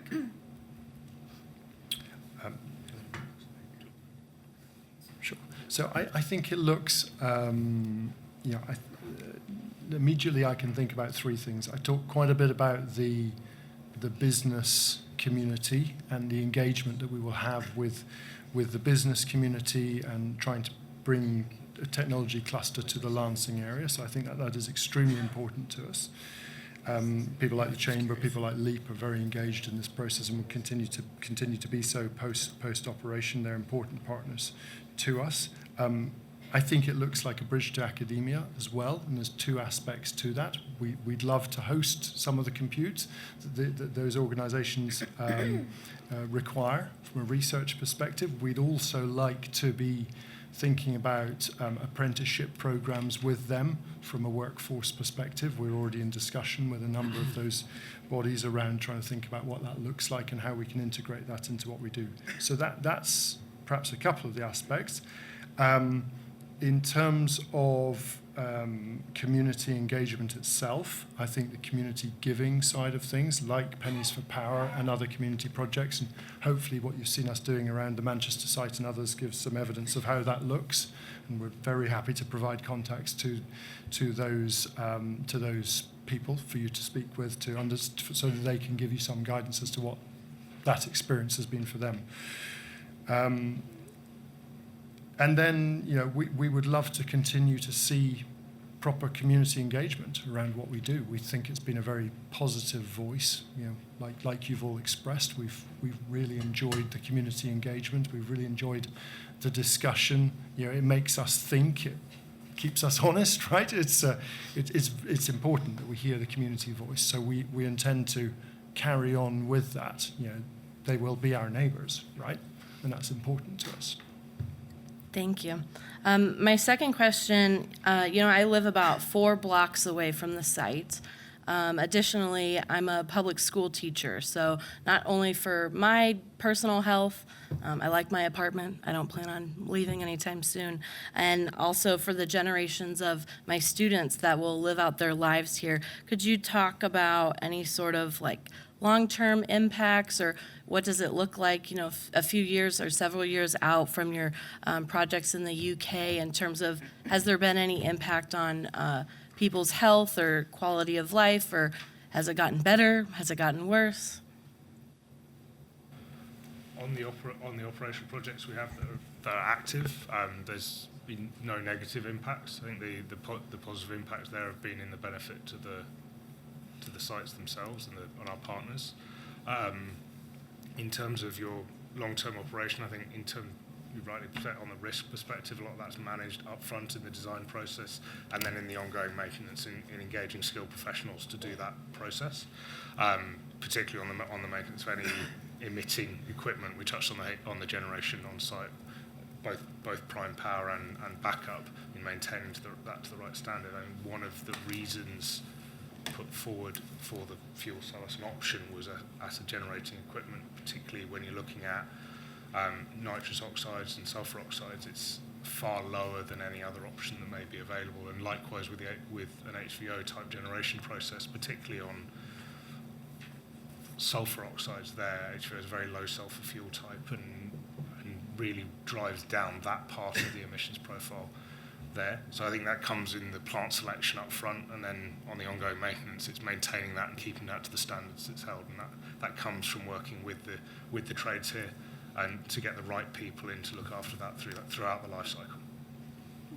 Can I perhaps expand on that? And this is a slightly unexpected answer, maybe not quite where you were going with this, but in Manchester, we will have tens of Muslim women who were unable to access swimming lessons within the community that we supported through our Deeper Green program. So we will have a whole generation of people that were underrepresented and unable to access a facility that we've actually provided to them as part of our partnership with the swimming pool there that we heat. So perhaps a slightly unconventional answer to the question, but I think that to us that is real impact in the community and lasting impact. Yeah, no, that's important because I think the quantitative pieces of the data are just as important as qualitative. So my last question, if this passes, if this is successful, how do you plan to uplift and engage our local youth and children?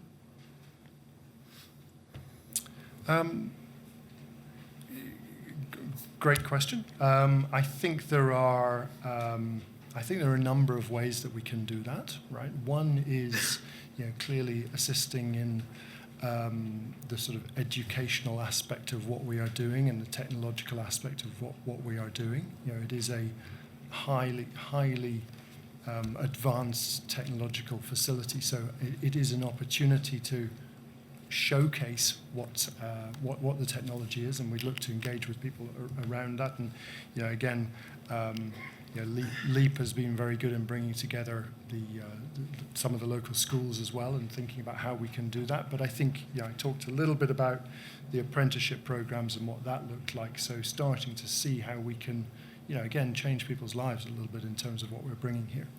I think perhaps Mark wasn't here 2 weeks ago, and when we had some quite detailed discussions about this, particularly with the tourism board, amongst other things. So I think apprenticeships are fantastic. They start later in life, and I think one of the areas that came up was how we can use this as a vehicle to communicate and show representation on the STEM side of things to much younger. So one of the programs discussed, and this is completely with the city and the museums itself, was whether we can do some sort of working model, including some sort of permanent exhibit on the technologies used on site.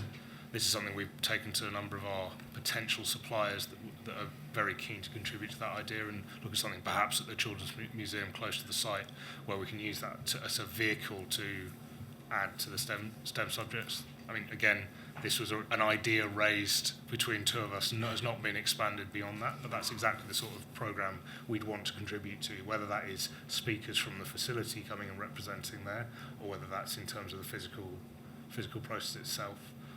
Our site in Manchester is next to a girls' school. We share a fence, and we work with them on everything from timing our generators so they don't go off during exams, through to we'll be going into the school and engaging with. We specialise earlier in the UK, so we'll be engaging with the science specialisms from 16 plus, as well as at earlier stage, both in sort of panel events and working with the team. And that's something I'd love to replicate here. And that's a relatively, it's just time. It's not money to do that, and that's exactly the programs we want to contribute, whether it be with schools you work directly with, or the broader population of Lansing. That's, I think, part of what we see as being good citizens. Thank you. And just my final comment is that I see we have some local artists in the room with us, and I'm a longtime artist myself, and so the bar will be set very high if you're successful to engage the local art community. So, thank you. Thank you. And I think the mayor's going to close the loop on the tax question. Thank you. I wanted to, on the tax question, so I got the answer, and the answer is the total taxes, again, are the 800 or so. It's 560, 363 in real property, 313, 20 in personal property. The portion of that to Lansing is 233,000. But that doesn't all come directly to us, because we still pass through any debt millages, and we pass through the taxes to the library. And then the rest would go into the TIFA. But that also, we also will have the 1% and 0.5% income tax, and that will come directly to us. So I don't know what the estimated income tax is. We'd have to figure that out based on the 50 jobs, the number of jobs that, because we collect from both the construction and from the full-time jobs. It's not a tremendous amount, but we will get the taxes from that as well, and that will come directly to us and not be captured by the TIFA. So apologies for not knowing that before. Okay. Councilman Racine. Yeah, just real quick, and I certainly want to allow the public to weigh in. But very quickly, since we have Dick here, and much has been made about this, the 120,000 a year for pennies for power. And I guess I'm curious, that's sizable. My understanding right now is the program has maybe 3,000 to 4,000 participants, and you guys, I think you pull in about $50,000 a year for that program. Certainly know how it works. So 120,000, that's certainly sizable. How did you come to that, number one, the 120,000 number? Number two, what are the terms? Is it fixed to 10 years? Is this as long as they're in operation? And if that's the case, in terms of, this is kind of an indefinite thing, are there any annual increases contemplated to reflect, as an example, inflation? Sure. The number came through lengthy negotiations, because you're spot on, council member. It's about 50,000 now contributed to the program, and we did not, since the amount was larger than we expected, and it will be contractual. We didn't look for any escalation. You can, if it helps relate, $120,000 will allow 1,200 customers to have their monthly bill paid once a year. That's a big lift in our community. So annually, in addition to our pennies for power, 50,000, that 120,000 will keep another 1,200 people's bills paid, the average bill. And so we thought that's a big donation, and it is in play as long as they have a contract with us. Okay, I appreciate that. And then one more, I have a constituent who's actually in the gallery, Mr. Ivan Drosty, who I think asked a really good question, both via email and also came down to the podium at the last meeting to address this. With regard to Deep Green, when you think of, from an engineering standpoint, from a financial standpoint, and I know that there's some, consideration of, because of the uniqueness of what you do with the heat, right? And the need to be, as an example, near the hot water infrastructure. I understand why this is the ideal location. Were there other, or I should say, are there other workable locations in the city of Lansing? Did you consider other locations? And if we were to say no, I know you have now a very robust relationship with the Board of Water and Light. Would you be looking at other locations within their service territory? So we originally looked at another site in downtown Lansing, which was dismissed by ourselves and in conjunction with guidance received from the city. So we stepped away from that site and ended up in this site. I think we feel like it is probably the best site available for us, and I don't think we saw a lot of other available sites that would be both vacant and adjacent to where we needed to be from a heat network perspective. So I don't see a long list of choices beyond this one, but this was the second site that we looked at. In the city of Lansing. But Yes. what about service territory? BWL service territory in general? Is there anything outside of the city of Lansing you all would consider? The piping expenses go up very fast. Even this site was considerably more money for the Board of Water and Light to get to the property line. The mayor did ask me today to drive the service territory again and look to see. So I started out personally doing that to see if we could find something else in the area, and we're still looking at that. Right now, that site checks all the boxes for us. I don't know any right off the top of my head, so short answer to your question, Councilmember. All set? Okay, thank you. I don't see other hands up, well, I do see Dick's hand up, so we'll go with that. I'd just like to take the opportunity to answer a couple questions. Very happy to get you the requested information, Councilmember. It's very easy lift for us to do. Somebody asked about the rate. They are receiving the published rate. Any of our customers that want to apply, just you can get online. They can look and see the load that they're getting. It gives them the rate. That rate, they could come back and ask for a different rate. There's no way I would take it to my Board of Commissioners. The GM does not have the right to adjust rates. The rates are set by the governing body, and that's actually been tightened up in the new charter where there's more public hearings and input now. So the rate is what the rate is. And I think it'll be helpful, too, is that we did not wine and dine Deep Green to come here. We have a list of clients that want to come here, and we put them through the ringer. Fuel cell technologies that we've got them to buy, it's triple the energy cost of our traditional energy. So that was almost a price breaker for them. We've been able to work through that. we think that's a path going towards the future, because I've met with the Michigan Public Service Commission and some of the senators trying to get that plant designated as clean energy.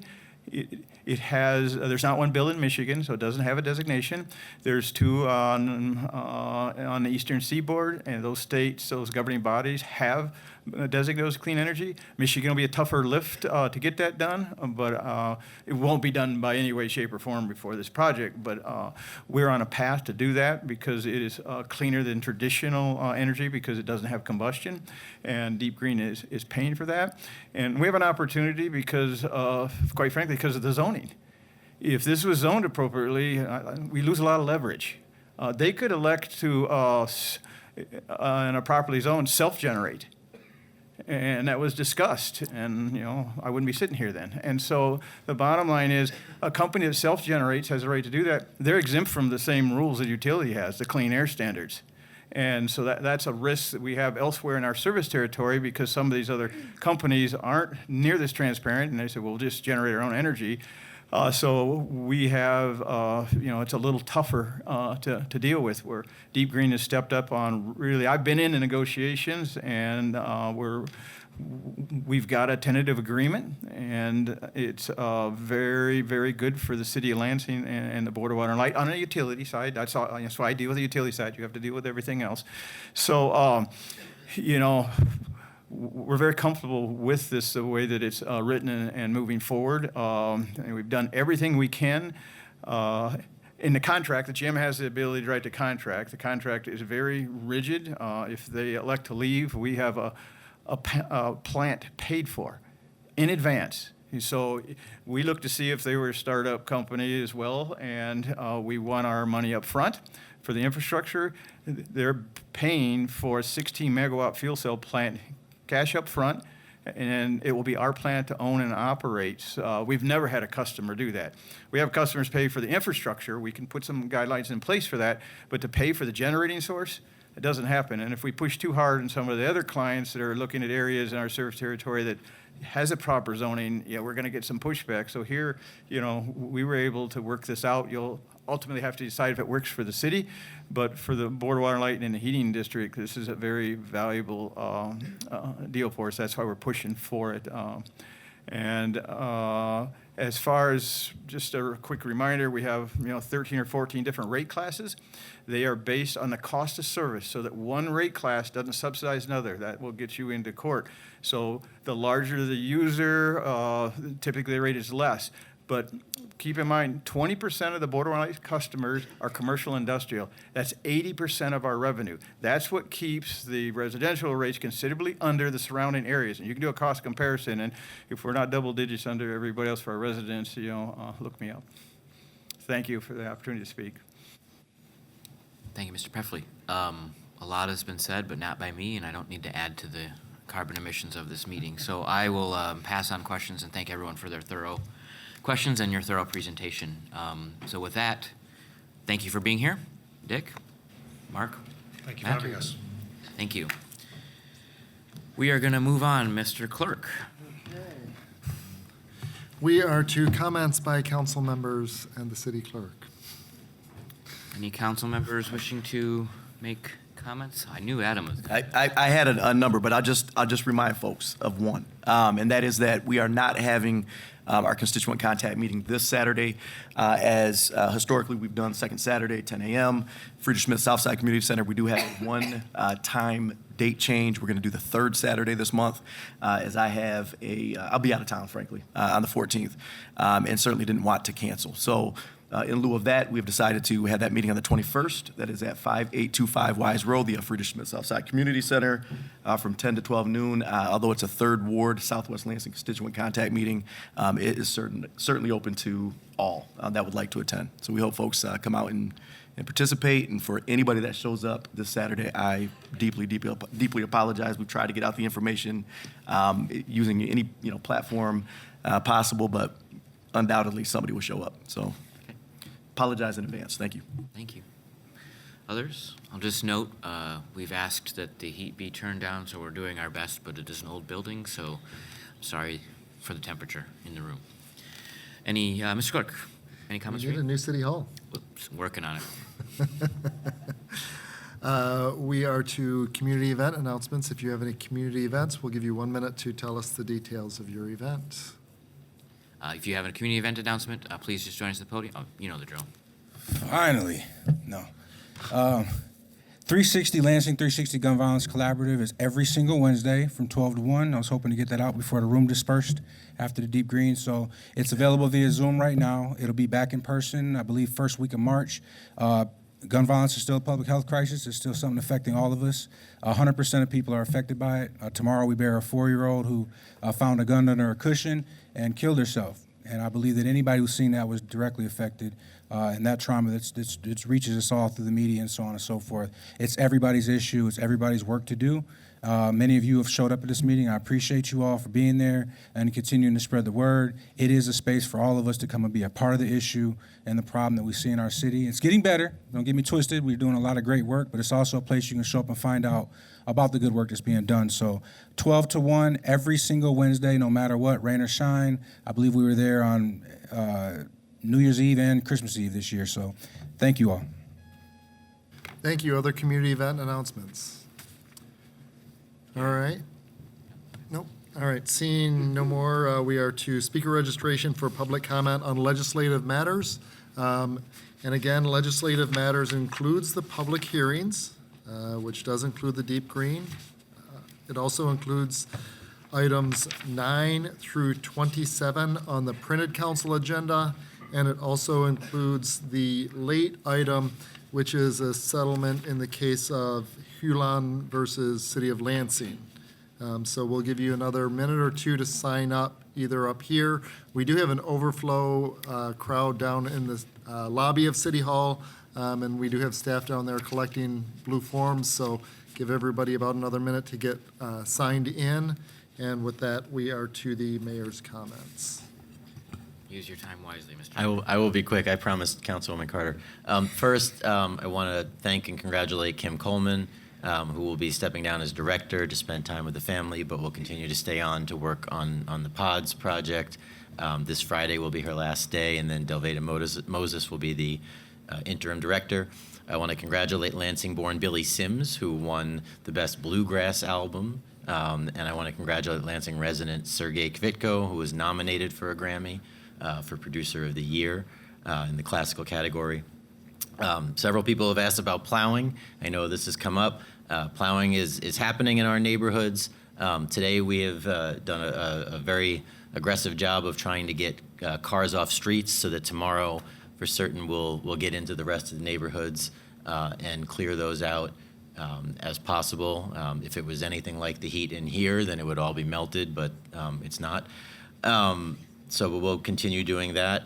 The City of Lansing's 2026 Facade Improvement Program application closes in less than a month, so please apply for facade improvement grants.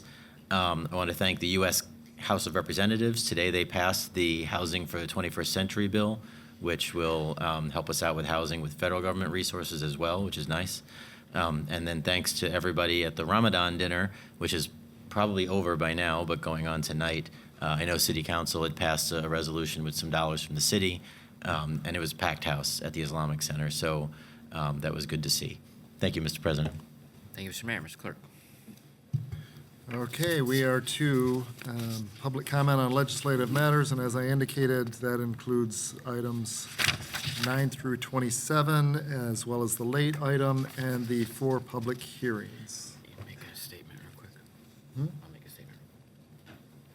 So before we begin public comment, I welcome everybody here. We've got a lot of comments to get through, so we appreciate that.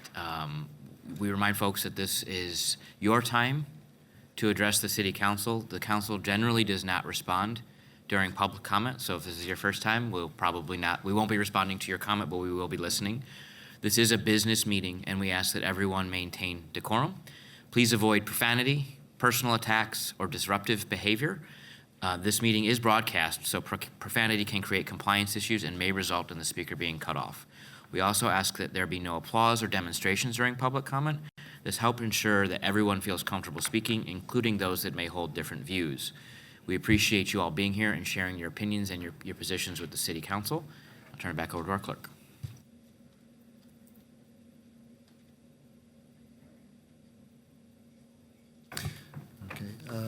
So the 4 public hearings that we have are sale of city property, which we've heard a bit about tonight, and Z2 2025, as well as we also have hearings on 2 noise special permits for CSO 019 area and CSO 016-017 project.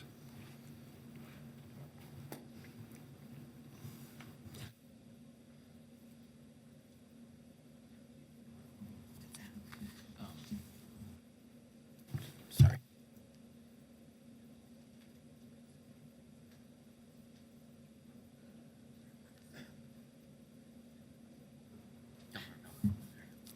Okay, thank you. So for the public hearings, item number 5 is the public hearing on Act 7, 2025, sale of city property, Lot 49, 200 block of South Cedar Street, again, in relation to Deep Green Technologies. Item 6 is a public hearing on Z2 2025, 220 South Larch Street, and 3 adjoining parcels on East Kalamazoo Street and South Cedar Street, with a conditional rezoning from DT3 Urban Core to Industrial 1, again, related to Deep Green Technologies. The noise special permit from Hoffman Brothers requesting to allow for the combined sewer overflow 19 project within the project area on major streets that include West Oakland Avenue, North Walnut Street, North Seymour Avenue, North Capitol Avenue, and North Washington Avenue. And finally, the last public hearing for a special noise permit is to Hoffman Brothers, Inc., who have requested to allow for the CSO 16 and 17 project within the project area on major streets of East North Street and Turner Road. Thank you. Okay, the first speaker, and we have somewhere between 85 and 90 speakers signed in, I believe. We have Richard Peffley, followed by Joseph Davis, and I'm going to call extra people because I'm not sure exactly who is downstairs to speak, so I'm going to call a couple ahead. And then second on deck is Deborah Mulcahy. I will defer. Council's heard enough for me tonight. Thank you. Okay, thank you. Joseph Davis, followed by Deborah Mulcahy, and then Evan Springer.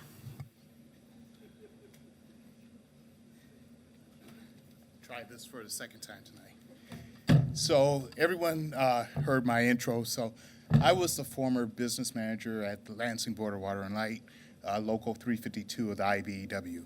Speaking to the Deep Green project, the reason I was asked to speak is because for the last 18 years, I've been the utility representative for the IBEW for the 6th District in the states of Michigan and Indiana. I've personally had the opportunity to be on site for a couple of data centers built in the state of Iowa. Huge. So that's usually the first complaint, is the size, and then the resources. And I can tell you, they're huge. So when I looked at this and I saw the size of this data center, it's the next generation. And we all know that data, information, is the way things are going. We can't turn our backs on it. But comparatively, the size of the energy required, the Board of Water and Light, being a public utility, is probably the jewel in the crown of this city. I work with AEP, Duke, Exelon. I can just tell you, it's about profit. Having a partnership with an organization like Deep Green is something that Lansing should look towards, not away from. For the community, it will be a positive. As an IBEW member, I can assure you, if they're using IBEW electricians and skilled workers, as well as the other building trades, you're going to get a good product. And as far as who's going to be maintaining it, I would offer that it would be those people who build it. And I think we've done a pretty good job serving the city of Lansing for the last 103 years. The new plants that have been built in the city and outside of the city have been state-of-the-art, and the city is growing and looking forward to the future with a project like this is the way to address the information need that our community is going to need. Just to compare this, to have a company come in and spend $120 million to build the infrastructure and the generation is unheard of. So please ask the questions, be diligent about it, but let's look forward and in a positive way support this project. Thank you. Thank you. Next is Deborah Mulcahy, followed by Evan Springer, followed by Caleb Zeri. Good evening, Deborah Mulcahy. Thank you to council people who asked very good questions and follow-up in reference to this issue. It's really wonderful to see that the City of Lansing has a plan in place to reduce our carbon footprint. We could learn some lessons of having plans for other issues, as you've heard me speak before. But how does the Deep Green, how do they do that? Based on what I've seen in reporting more recently, I don't think that we were all told the same information up front. And I don't support the rezoning for number 5 and number 6 because I don't, to the industrial, because I don't believe that what we've been told is accurate. I don't support the change for the land use. I don't support the deep green. I want you to listen to our residents. This is not just about some labor people who I totally support them having jobs, but they're not the ones that live here. Some of them do, but many of them don't. The council has presented that we are to trust the Board of Water and Light, but let's not forget the Board of Water and Light is part of the City of Lansing. I shouldn't say council, I should say the City of Lansing. And if the Board of Water and Light can't be honest with us about certain little simple things, how are we supposed to expect them to deal with honesty in reference to the Data Green Center? I'm talking about transparency, communication, or being non-communicative. I want to share the fact that you all know I've lived among the CSO issue for years. I've talked about tree canopy and odors and noise and vibration. I need not go on. Lack of lights. So when we learned in the west side that the City of Lansing Board of Water and Light put up an overhead light on one of our streets, I reached out and said, what is this for? One of these overhead lights is not something small. It's what you'd find at an intersection, and a major intersection. So I reached out. And the long and short of that was, even though I've made these comments for years, I get an email back from the Water and Light. The lights were put up as there was a CSO project taking place. Oh, thank you for telling me this. And during the work, third-party infrastructure was installed underground, which prevented BWL from extending the underground streetlight system to this location. I can tell you exactly where the streetlight system is and where it's put because I've lived through it for years. That was the response. I wanted to follow up, and I was told, no, we won't be doing any more responses, so I guess I need to do a FOIA request. Why is this important? Why is lighting important?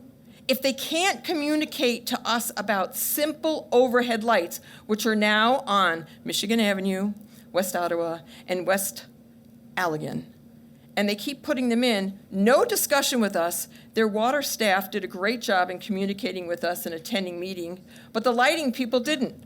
I've had no lights on and off for the last 2 nights. Is it the end of the world? No. What are lights for? Their lights are for citizens who walk around and who also bicycle. It's not for the cars that have street lights. So my point is, if they can't communicate on this with us, Thank you. honestly, I don't believe they can communicate in regard to Thank deep you. green. Next, we have Evan Springer, followed by Caleb Zeri, followed by Sean Farnham.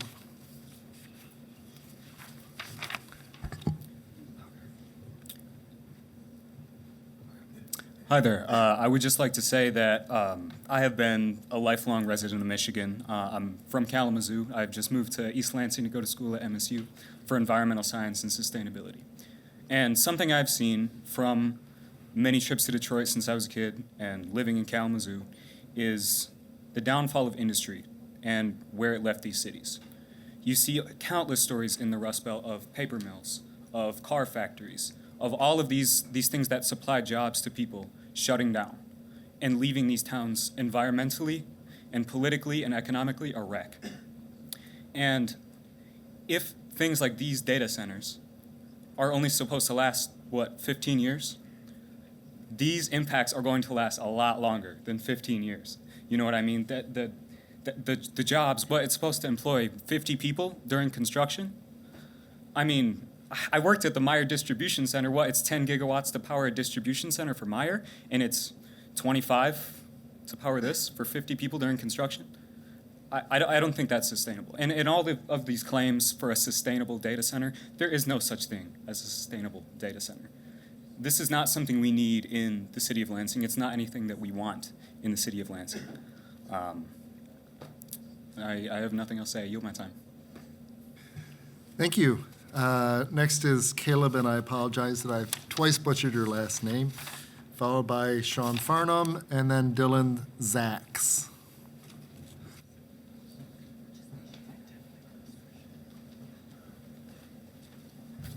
Hello, City Council members. And for you, my name is Caleb Xiang. And I am a student at MSU, and I'm here to urge you to reject the proposed Deep Green Data Center and its associated infrastructure, because Lansing should not have to trade its water, its power, and its associated and its public trust for a project that primarily benefits outside corporations while leaving the local community at risk. Deep Green is a new company with very little experience. Their community presentations have been extremely uninformed, with key questions remaining unresolved, even with the approval of their project. They're just mere weeks away. They seem to rely heavily on the idea that data centers are inevitable, when in reality, the technology may be obsolete in just 15 years. Just as General Motors once abandoned its factories and left the burden on Lansing residents, Deep Green may very well do the same thing when things do not go in accordance with their already vague plan. I do not believe that Lansing is the right place for an unprepared company to test ideas that could easily backfire on our community. But my main concern is that this project does not create any shared space, any cultural resources, or any opportunity for daily connection. It is not something that residents can use, enter, or benefit in their lives. I know that Deep Green highlighted that their Manchester pool is very community-based, but unlike the proposed data center here, it is not very open to the public. I'm reminded of my hometown, where our local bowling alley was bought and converted into a private storage facility. So I ask, what good does that do for the community? As a place that was once public-facing, where my brother and I celebrated birthdays, and where we made new friends, and where my family connected with other families, is now gone. What can I do? I can only drive past, knowing that I am not allowed in a space where I once celebrated my 6th birthday. You cannot look me in the eyes and tell me that this is progress. Turning public spaces into public eyesores, and progress is not turning community into private spaces that tear them down. City Council members, I urge you not to permit this data center, but rather invest in resources that clearly benefit the community, as you cannot drink data, and I highly doubt you will be able to take your children into data centers. Deep Green needs to go. Thank you for your time. Thank you. Next is Sean Farnham, followed by Dylan Zacks, and then Sophia Zuber.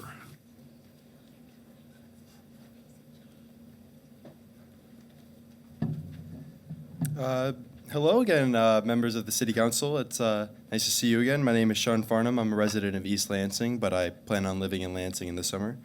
And I just wanted to speak to you again from a land use perspective this time. I just wanted to urge you to vote no on the rezoning process for the upcoming vote on the 23rd, mainly because I think it's important to seek out more information and to vet the planning process further, especially considering the vagueness of the current plans set out. I think more information is needed when it comes to specifically the compliance factors and whether or not we can rely on a company such as Deep Green to be able to actually go through with the promises that they have decided to, give to the City Council. And I'm personally unconvinced at the moment with the action plan to distribute the benefits that they're going to, promise. And one of my main concerns is that, they claim that the zoning will revert back to what it was instead of industrial, if they don't carry out their goals. But how are they going to ensure that that land can be properly repurposed if things go differently from what they planned? So while that kit established at the data center might be valuable, there are also going to be extensive redevelopment efforts around the data center to make an infrastructure invested to get that area for a very specific purpose. How are they going to be able to repurpose that if that land gets rezoned back to what it was originally?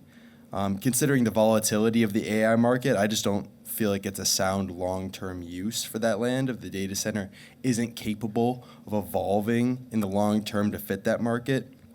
And then lastly, once the data center is being built, it would no longer be in the interest of the city to stop this project. And once this project gets on the rails, it'd be hard to take it off the rails.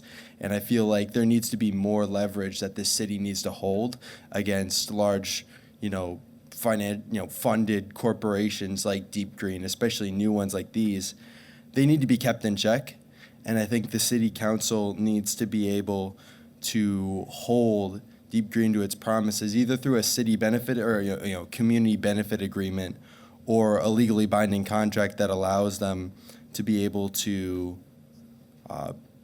make sure that they're in compliance with environmental standards that we have, or environmental standards that the city council can set that are better than the ones that we have in this country, as discussed earlier. So at the very least, more needs to be discussed to make sure that this can be done in a proper way that doesn't leave the city council forced to continue this project even when they might not want to. Thank you. Next, we have Dylan Zacks, followed by Sophia Zuber, and then Nate Engel. Hello again, council members. I'm Dylan, as you just said. I've been diving deep into finding exactly what the environmental costs of this data center will be, spurred by BWL's presentation last meeting and the line of questioning brought to them by each of you, which I can't thank you enough for doing. From what I can understand, after their confusing testimony during the last meeting about whether or not there would actually be any carbon emissions, I went to Deep Green's presentation at the Foster Community Center, and I got the very helpful clarification that they will be using a solid oxide natural gas fuel cell. From all of the research my colleagues and I have done, it seems that it does indeed produce carbon dioxide, which was confirmed by their presentation today. I want to know how much carbon dioxide will it produce, and what specifically will they do to mitigate that? And you can throw out all of the marketing that they did about this being a clean, green energy project. How is producing more carbon dioxide clean or green energy? Further, and in general, I want to know, who is this project for? Is it for Lansing's residents that clearly don't want it? Is it for big tech, a taut and close to bursting bubble? Is it to bring the community more jobs? Or is it for BWL to help them get out of meeting their legal renewable energy requirements, and for Octopus Energy to put yet another clean energy investment in their portfolio?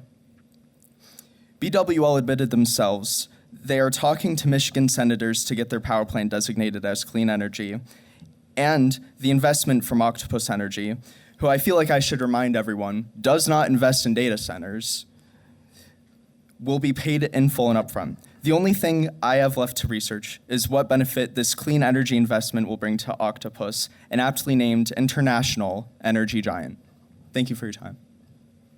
Thank you. Next is Sophia Zuber, followed by Nate Engel, and then Michael Dombrowski.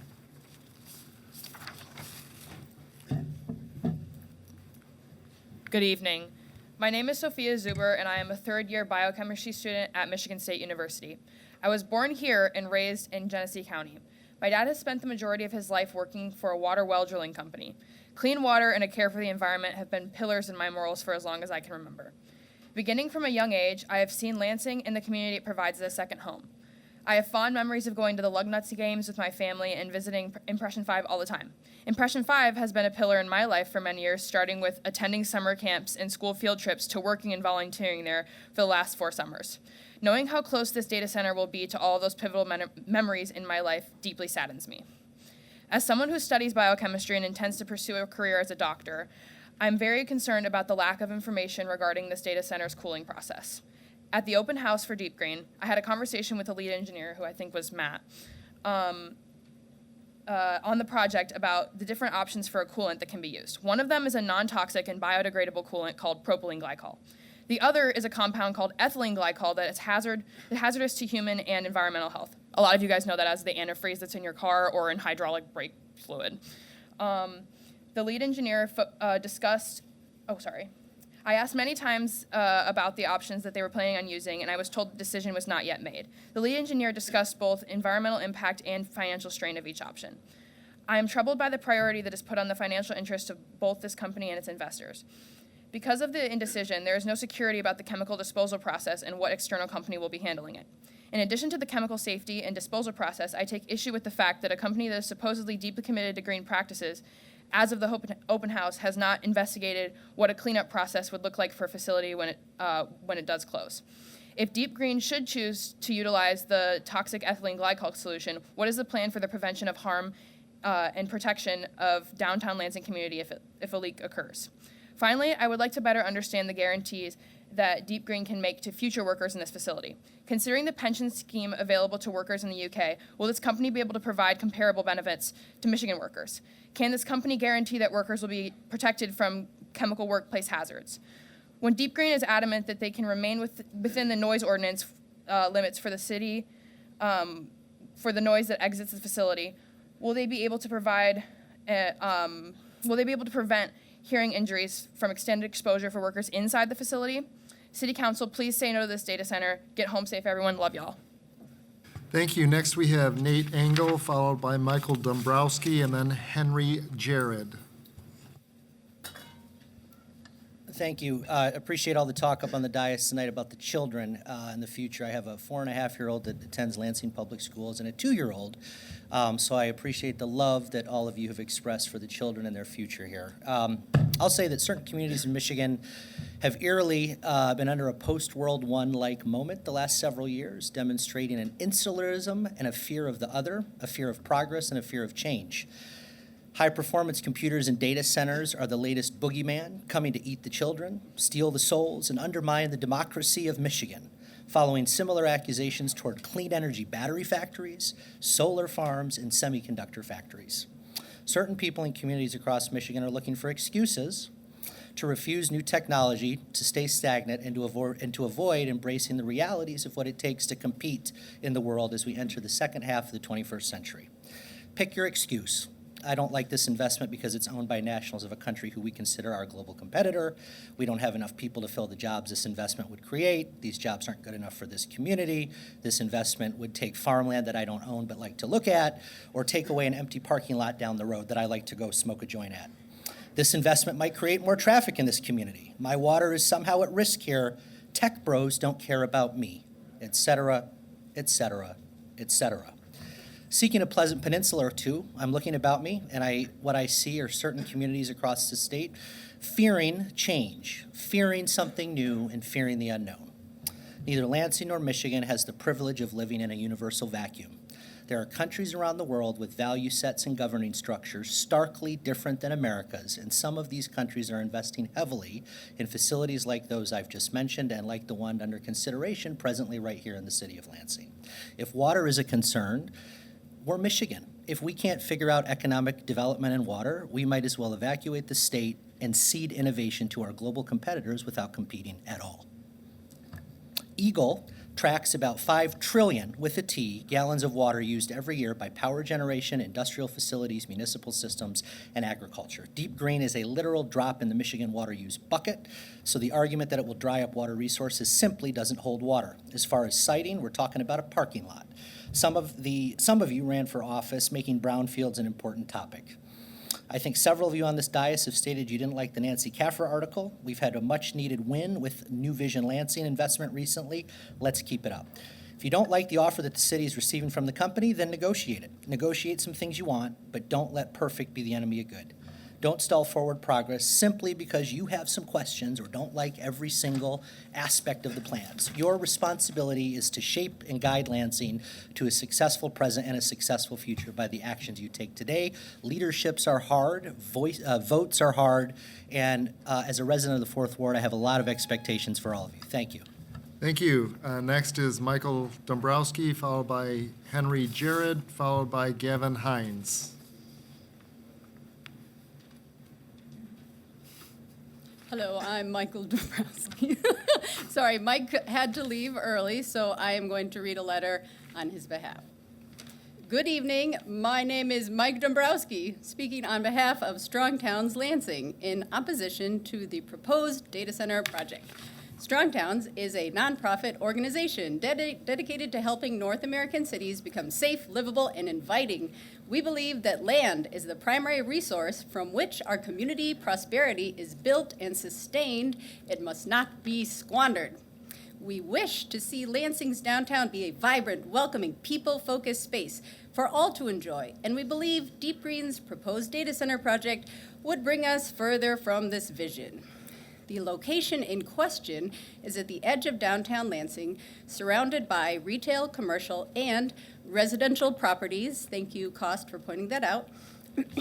Multiple people-oriented spaces have recently been constructed nearby, with many more in the planning and construction phases. These projects demonstrate this location's potential for vibrant, enjoyable places for people to live and work. Constructing an industrial facility such as a data center or power plant would squander this potential. This neighborhood is clearly heading away from its industrial past. We cannot regress to an outmoded development pattern of placing industry in valuable downtown river-adjacent property. We, the members of Strong Town Lansing, urge City Council to vote no on the sale and rezoning of downtown property for the purposes of constructing a data center and power plant. Thank you. Thank you. Next is Henry. No, now I want to speak on my own behalf. Well, Sorry. You didn't sign in on One your own second. behalf. My own behalf as Jill Dombrowski, and I want to say that I signed up to speak at 6:30, and the first public speaker started at 9:30. And I know this is a business meeting, but it's also a meeting for the public to talk at you. So please prioritize the public in these meetings and bring the public comment section earlier in the meeting. Thank you. Next is Henry Jared, followed by Gavin Hines, and then Ken Kolp. All right. Good evening, Council. My name is Henry Jared. I'm a student at MSU, a member of the Sunrise Movement, and a resident of East Lansing. And I work on Michigan Avenue in Lansing. And I'm here to speak in opposition to the rezoning for Deep Green's proposed data center. Over the past few months, we've heard Deep Green push this as a different sort of data center in an inevitable future dominated by AI and big tech. That future is only inevitable if we let it be, and a data center is still a data center, no matter how much this company tries to greenwash it. Lansing does not want or need this project. An $120 million facility that only creates 15 permanent jobs is nothing. And the $1 million investment that Deep Green likes to throw around is just their energy bill. The vast majority of profits from this project would not stay in Lansing, in Michigan, or even in this country. For-profit corporations' only incentives are to deliver profits to their shareholders, and they have no reason to care about the public good or the environment. The city of Lansing felt this firsthand when General Motors laid off thousands of workers and left behind contaminated brownfield sites that have cost taxpayers millions to remediate. If this rezoning goes through, Deep Green will act the exact same. Because Michigan has no environmental regulations specific to data centers. Deep Green isn't going to go above and beyond out of the goodness of their hearts. They can and will exploit Michigan's lax environmental regulations and put our air, water, and health at risk. The sustainability narrative that they've spun up is nothing more than a tactic to quiet the backlash faced by other data centers. Deep Green is deliberately silencing the voice of this community. Their so-called open house on January 24th, Lansing residents weren't allowed to make public comment and instead shuffled around to different experts who couldn't even answer basic questions. When you want to integrate with the city's water system and use glycol in your cooling, you should know more details. This company is only 6 months old, and this development would have 20 times the capacity of their only other facility. And that should concern everyone. And Deep Green is not alone in this. Even though the Lansing Board of Water and Light is supposed to be accountable to the public, they hid their plan to connect a natural gas-powered hydrogen fuel cell plant to this data center until a few weeks ago. And despite the fact that this would rely on fossil fuels and emit CO2 and methane, they're working with state legislators to designate this as clean energy. They say that this is so they can meet their climate goals in the wake of the Trump administration's funding cuts, but BWL is playing right into their hands. Entangling our energy infrastructure with a tech corporation is a bad idea, full stop. It recreates the dynamics that have plunged us into the climate crisis in the first place. It would pollute the air of our downtown, and it would destroy the possibility of the system we should be building, one that prioritizes people and planet over profit. Instead of this property being rezoned as industrial and used to build a data center and power plant, I'd like to see it retain its downtown core status and be developed into a mixed-use space that the residents of this community will actually benefit from and use. City Council members, I urge you to vote no on the rezoning on February 23rd. Thank you. Thank you. Next, we have Gavin Hines, followed by Ken Culp, followed by Ronald Peterson.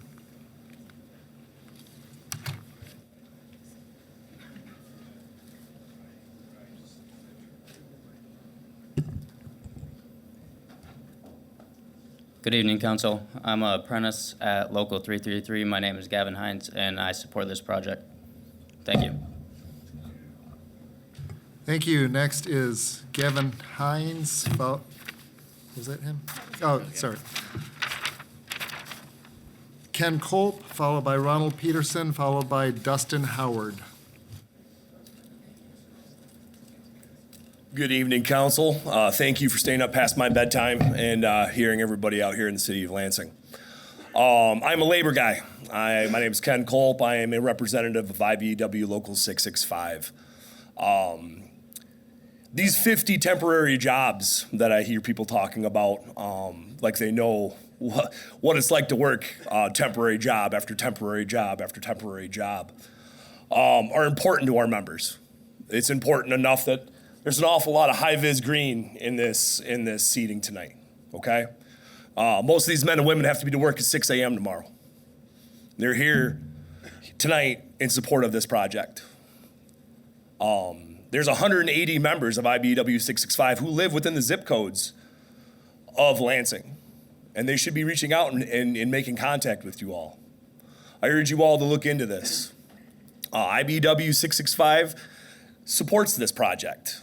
They're transparent. They're trying to be as best they can in business today.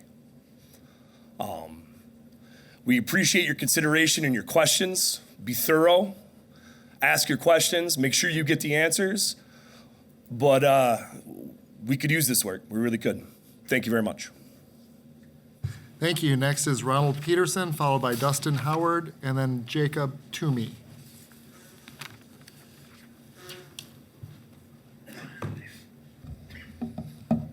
Hello, and thanks for your concerted effort to review the Deep Green project.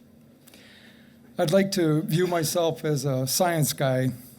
I would like to think that we can put our collective knowledge to use for the great benefit of the whole society. Unfortunately, data is increasingly being used to control us. In a worst-case situation, like the ice tracking and violently disappearing people. Unfortunately, data is increasingly being used to control us as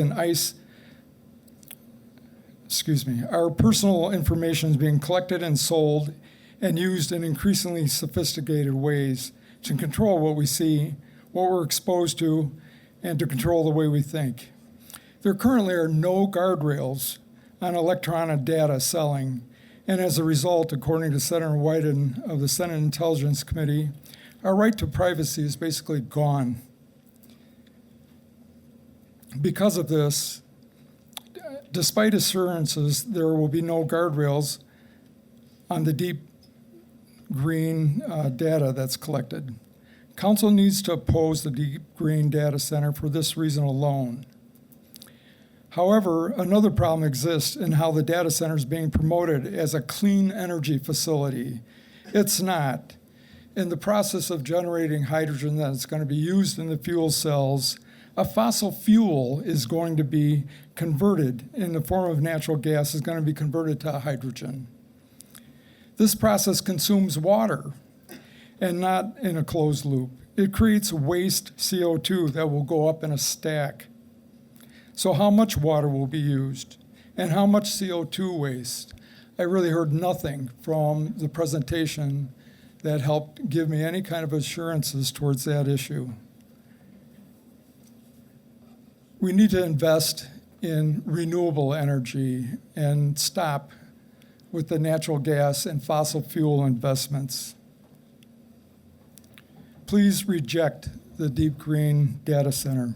Thank you. Thank you. Next is Dustin Howard, followed by Jacob Toomey, and then Nicole Kiway Bieber. Good evening, Council. My name is Dustin Howard. I'm Business Manager for the Plumbers and Pipe Fitters, Local 333. I'd like to take a quick moment and ask all my members that are in the audience right now to stand up so you can see who's all here in support of this project. These are Lansing taxpayers right here that are behind this project, okay? Some of them are apprentices in a DOL regulated apprenticeship program. Some of them are rank and file journeymen, foremen. They all work here. And some of them live here. They are for this project. We are behind this project 100%. I can sit here and tell you guys, and I'll sit down. I appreciate you very much. I can sit here and tell you that the United Association of Plumbers, Pipe Fitters, and HVAC Technicians have built almost 5,000 UA data centers across the country. Okay, we operate them daily, we build them, and we're building them all across the country right now. Places like Ohio, Indiana, Illinois, they're open for business for data centers. They're taking the tax incentives. Deep Green has done a fantastic job of being transparent from day one on what they're doing, what they're using, and what they plan to do moving forward in Lansing. I urge you all to vote yes on this. Thank you very much. Thank you. Next is Jacob Toomey, followed by Nicole Kiway Bieber, followed by Olivia Schaefer.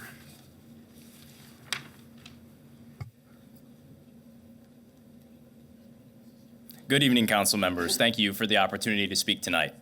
My name is Jacob Toomey, and I'm here on behalf of LIUNA Local 499, which represents over 1,500 union construction workers, many of whom live and work right here in the city of Lansing. I also serve as the Deputy Director of Government Affairs for the Michigan Laborers District Council, which represents over 15,000 active and retired members statewide.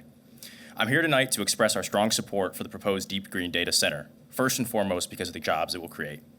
This project is a $120 million private investment that will put local union members to work, earning family-sustaining wages. These jobs come with health care, pensions, and strong safety standards, allowing workers to build their future right here in Lansing. Projects like this keep skilled tradespeople working locally and create clear pathways for young people who want to start a career in the building trades. Beyond just the job creation, this project delivers significant economic benefits to the city.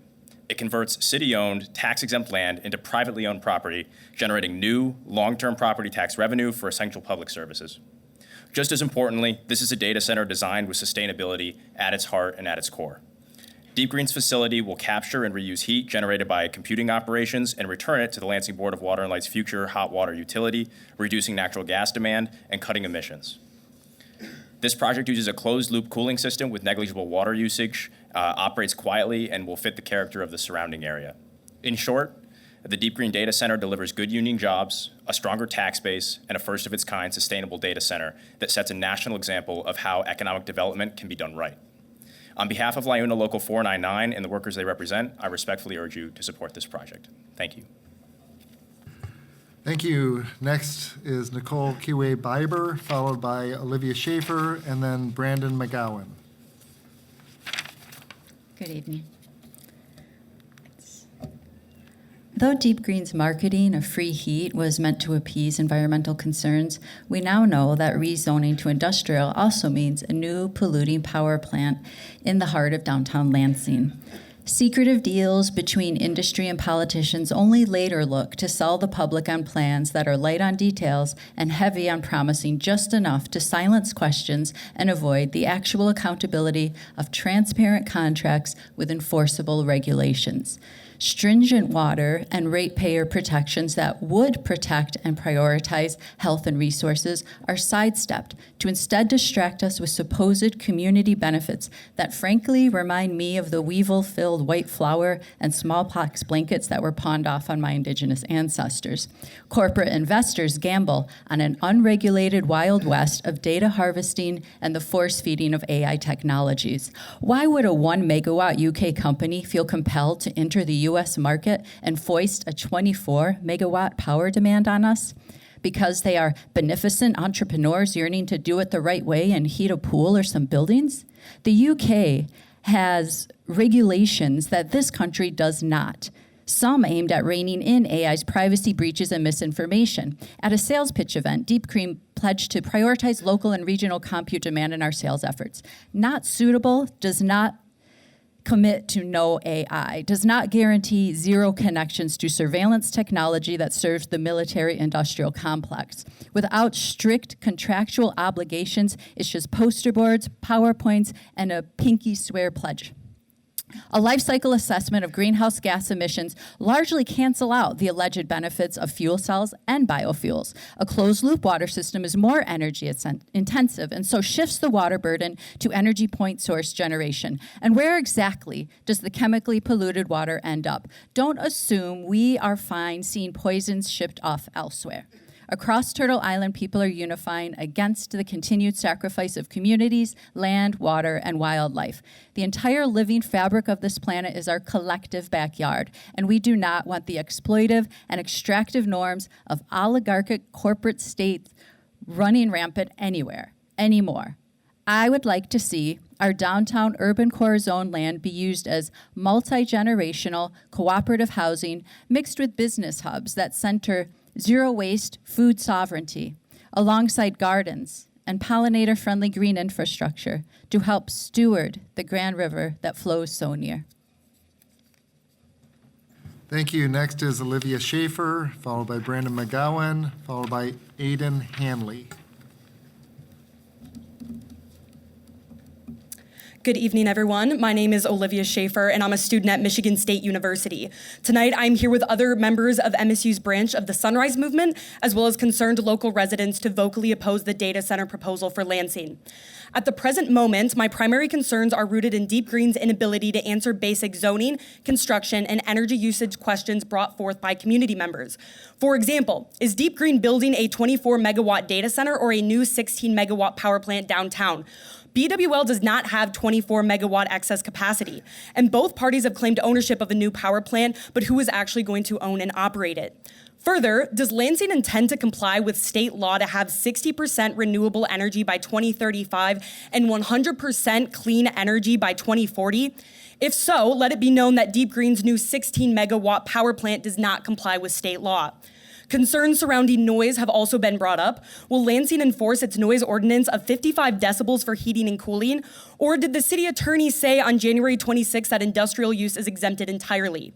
Deep Green has promised to abide by the ordinance, but obviously this would be meaningless if they know that their industrial zoning makes them exempt. Deep Green has also attempted to highlight the data center's ability to generate heat for businesses in downtown Lansing, but certain infrastructures, such as pipes with the capacity to transport heated water, currently do not exist. And estimates from BWL themselves predict that installing the appropriate plumbing could take another 15 years. If Deep Green doesn't intend to stay here for 20 years like they claim, then that's only 5 years where Lansing can actually reap the benefits. Additionally, what is going to happen to the space after the 20-year period expires? While 20 years seems like a long time from now, the reality is that planning a livable, sustainable community requires thinking far longer than that into the future. We don't know the effects this proposal could bring. Deep Green has only ever built one other data center that is both 24 times smaller than this proposal and located in England, where environmental and zoning regulations are far stricter than here in Michigan. It seems obvious that Deep Green wishes to take advantage of this reality. While they've promised to be different, to act like the good guys of big tech, there is nothing legally binding about their claims. When I asked about a community benefit agreement at the open house, one of the Deep Green employees responded that their attorney didn't think it necessary. I wonder why. Lansing has often struggled to develop a vibrant, thriving city in the wake of industries coming and going. While undoubtedly we need strong industry to support the economic vitality of the community, we also have to weigh the cost of another industrial project with little oversight and unknown consequences against the possibility of building a beautiful city. The site of the proposed data center doesn't have to sit empty, but let's put something better there, something that will benefit the whole community. We can get creative with the possibilities.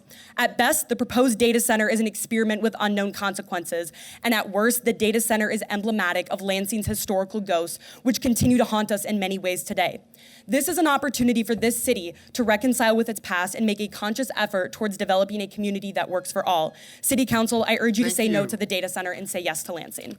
Next is Brandon McGowan, followed by Aiden Hanley, followed by Aaron Nowland.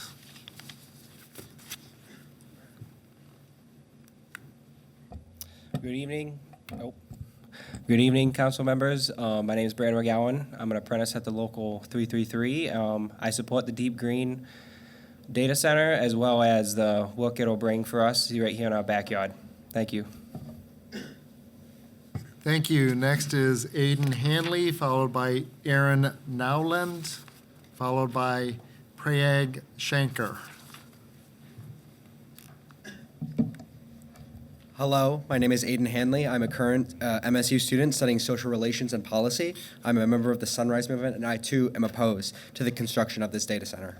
Before moving to East Lansing for university, I grew up in the beautiful state of Maryland. However, our beautiful and productive bay was not always healthy. I've seen firsthand what overconsumption, pollution, and corporate greed does to watersheds, their environments, and the people which depend on them. My neighbors and I had to fight to save the Chesapeake Bay, all because corporations didn't have an ear to listen nor any empathy to give for our pleas. Now that I call Lansing my home, I cannot stand to see my neighbors suffer again. The echoes of imperialism defile the world around us, and today it has come knocking at our door. Representatives of Deep Green have come here to sedate us with lies of clean energy and securities that their lack of experience and knowledge make entirely obsolete. However, you hear us now, you will hear us later, we will not be silenced. People don't want your AI, Lansing doesn't want your data center, and the world doesn't want your carbon emissions. Deep Green comes for our water, our energy, our land, our money, and our health. We call for housing, we ask for breathable air, and we want the lives and rights promised to us by this country. Whose voice will you listen to, Council? The voice of corporate greed, whose influence is already driving our planet closer and closer to annihilation every day, or the voice of the people, your own neighbors, co-workers, and friends? I ask you again, whose voice will you listen to? Thank you. Next is Aaron Nowland, followed by Prayag Shankar, followed by Jerry Norris.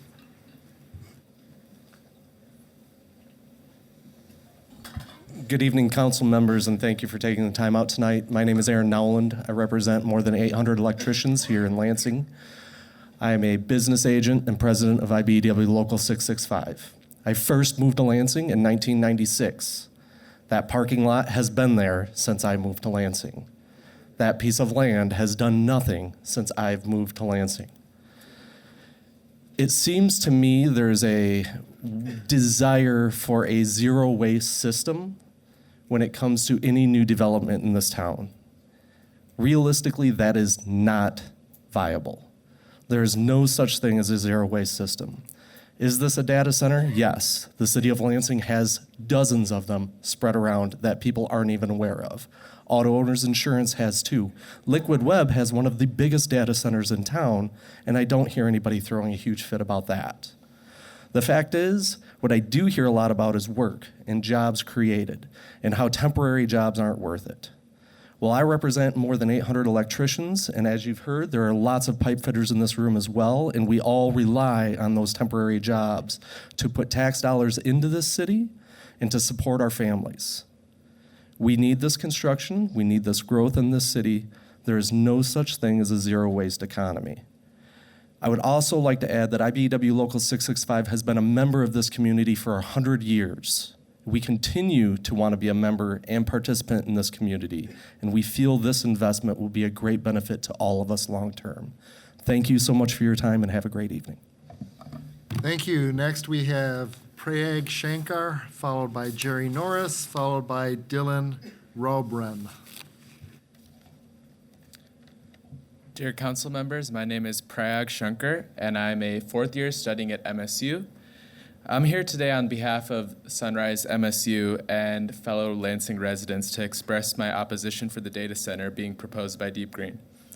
As a Spartan, the Lansing community is the best neighbor I could have asked for. Over the last 4 years, I've volunteered many times at the Allen Neighborhood Center, caught live shows at the Avenue, ate at some of Lansing's best food spots, and even worked at the Austin building this past summer. This Lansing community has given MSU students so much that we feel it is imperative to speak up when a corporation threatens to destroy the community we love. As my peers and Lansing residents have noted, Deep Green and BWL have attempted to greenwash this project.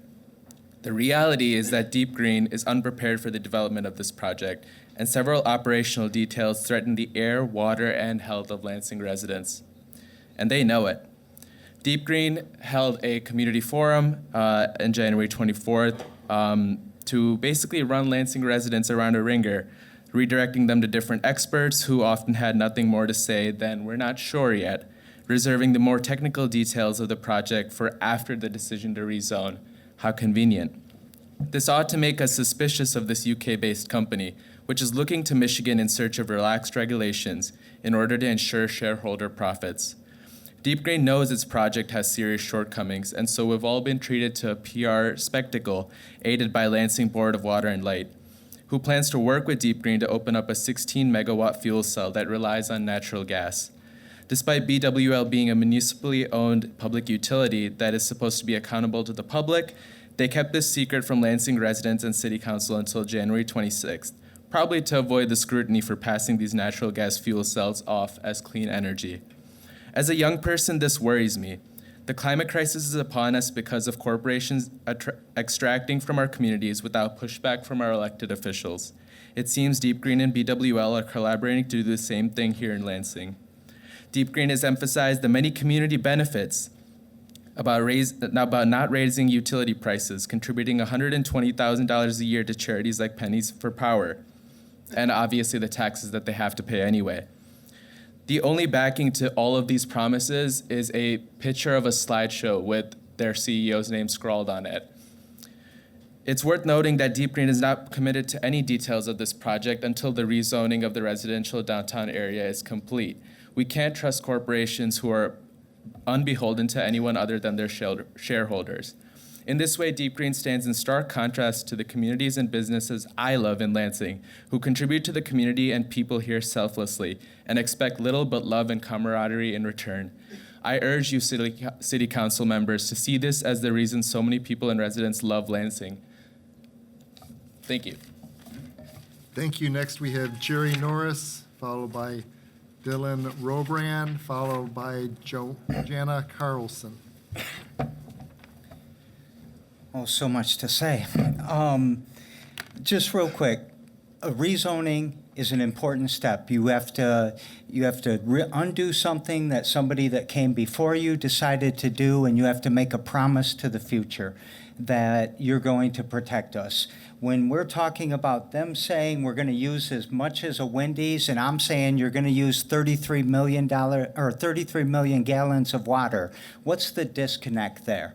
I think you guys already nailed it in your questions. You need a lot more studying. You need a lot more time on what to do. So please dig into every single number that they're saying.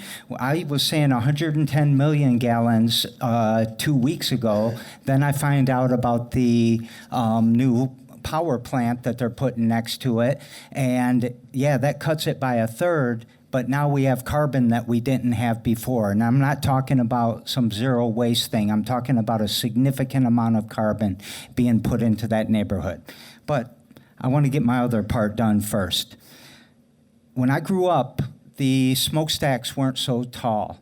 And they used to put soot onto the cars of the Morris Park neighborhood. And they used to give out car wash coupons to wash your cars without regard to asthma, and all in the name of progress. And then we put the Lansing Assembly in there somewhere, and we're real proud of Oldsmobile. My grandfather was at R.E. Olds. Other people's grandfathers were at R.E. Olds. But that squashed out a black neighborhood and black businesses when they took out Olds Avenue. Then they put 496 through, and we even made a film about it called They Even Took the Dirt. Then you look at Miller Road and the blueberry fields and the swamps and the forests that were there, and they plopped houses all over those for the next 30 years, all in the name of progress. Lansing Housing Commission, 212 scattered houses in the name of progress. But yet here we are, 50, 40 years of persistent poverty, 50 to 60% of us living check to check, coming to a city council meeting to, not saying you're begging, but beg for work. When is this going to give us the promise that we were promised? When is this going to create the prosperity? Nobody's going to move to Lansing because there's a data center here. Nobody wants to live next to industrial. They want to live next to urban core. Nobody wants to live here when it's not doing anything. You guys should have a steady flow of permanent jobs all of the time. And we can do something so much better for you to build with that space. The reason it sucks is because it used to be a gas station. You made it into a parking lot. Thank you. Next is Dylan Robran, then Jana Carlson, and then Carrie Talbot. Hello, my name is Dylan Robrand, and I am an MSU student and an East Lansing resident. Even though I do not live in Lansing, the proximity and shared resources between our two cities means the impact of this data center could go beyond city boundaries. Additionally, I have many friends and community members who live in both cities, and I'm here to voice my concerns on how this data center could impact both them and myself. If approved, this data center would not be regulated to ensure its neutral environmental impact. The only legislation guidelining the government's role in data center development says that the state should encourage data centers to use renewable energy and water resources. For us, this covers only a few of the many environmental impacts data centers have. Second, this gives the state, the tool of the public, no regulatory control over data center development and its possible impacts. Even though Deep Green swears it can regulate itself, Even though Deep Green swears it can regulate itself, countless environmental tragedies caused by private mismanagement demonstrate the lack of reinforcement on that promise. I'll conclude with a question. Shall we put the public and the environment's well-being into the unregulated hands of Deep Green? Thank you. Thank you. Next is Jana Carlson, then Carrie Talbot, and then Aaron Pangborn. Good evening, council members. My name is Jana Carlson, and I am a second-year environmental sustainability student at Michigan State, a member of the Sunrise Movement, and am against the proposition of rezoning this area for the data center. The Lansing Board of Water and Light, a municipally owned public utility, is supposed to serve and be accountable and transparent with the people of Lansing. Yet, their partnership with Deep Green to build a natural gas fuel cell power plant was not public information until January 26th. This isn't just any power plant. It's the first of its kind here. Because of this, we do not know the full environmental impact, but we do know that it will emit CO2 and methane, both of which are harmful greenhouse gases. The Board of Water and Light is pushing to label this plant as clean energy, as we heard earlier, working with senators to redefine what that means. Why? To fill the gap that the Trump administration cuts to renewable energy funding and claim progress toward their 50% clean energy by 2030 goal? But this is a dangerous greenwashing tactic. Natural gas is not clean, and this project risks undermining real clean energy development and contributing to Lansing's pollution output. Deep Green has promised community benefits such as no utility price hikes and donating $120,000 a year to charities, but none of this is contractually enforced. We cannot trust that corporations will benefit our community when their first loyalty will always be to their stakeholders above all else. Furthermore, this project also conflicts with Lansing's own laws and ordinances. The 2012 Design Lansing Comprehensive Plan promotes four main practices: sustainability, placemaking, livability, and stewardship. Similarly, Lansing zoning ordinance explicitly states on page 47 that the intent and purpose of the DT3 downtown core district is to provide primarily a vertical mix of uses with higher density residential housing and office buildings, and prohibits power plants in the downtown core district, where this data center would be located. Ignoring these rules erodes community trust and harms our city's future. The Board of Water and Light's secret deal with Deep Green and the use of Lansing as a testing ground for questionable energy infrastructure is a breach of that public trust. It distracts from the urgent need to build truly clean and renewable energy systems that serve the people and the planet rather than corporate profits. We are at a pivotal point in the climate crisis, and we must demand transparency, accountability, and real sustainability from our utilities. So I ask you, do you think that Deep Green's contribution to the Pennies for Power program is the only capital investment and only positive investment that they make to Lansing? Thank you for your time and have a good night. Thank you. Next, we have, Folks, some of you might not have been here for the announcement, but please avoid any kind of demonstrations. We don't want folks to feel like they're not being supported or that they're being harassed during their public comments. Thank you. Carrie Talbot, followed by Aaron Pangborn, and then Tim Damon. Good evening. I am not Kerry Talbot. Mr. Talbot had to leave this afternoon. So I'm Aaron Pangborn, business manager for IBEW Local 665 here in Lansing, Michigan, representing nearly 900 electricians in the area. We are in full support of the Deep Green Data Center and the rezoning of that property. Not only will it, as discussed before by several other members of labor, will create plenty of jobs for the area both during the construction project and during and afterwards. But at heart, we're all environmentalists ourselves. I've been doing this for 30 years now, and every year, every generation, we are building the newest, cleanest technology for power. Back in the day, it was coal. After that, it was gas. Now we're talking about solar and wind. What is the cleanest? Anyways, we are in full support of it. Thank you very much. Thank you. Next, we have Tim Damon, followed by Justin Cho, and then Todd McCassell. Well, good evening, and City Council members, thank you for the opportunity to be here. Lifelong Lansing resident. Again, lifelong Lansing resident, right? So I've seen this city, the ups, the downs, and kind of where we are today. And I think the one thing that's consistent with our organization since the project was announced in October last year is the support for this. And looking at things from attracting emerging industries to long-term economic growth for the city, the region, arguably even the state, and setting a precedent and a leadership example there. The significant private investment, the $120 million that's been there, long-term tax-based growth, the infrastructure modernization, as well as the regional competitiveness and technology innovation and kind of the cloud-based computing. So kind of running through that, earlier today we submitted 2 letters to the Lansing City Council, 58 businesses and labor organizations. And we look at that, that is an amazing asset for our city and for our region. We've demonstrated, all of you are aware of all those examples, but that's very unique. And you've seen it here tonight in this business labor connection and certainly support of this.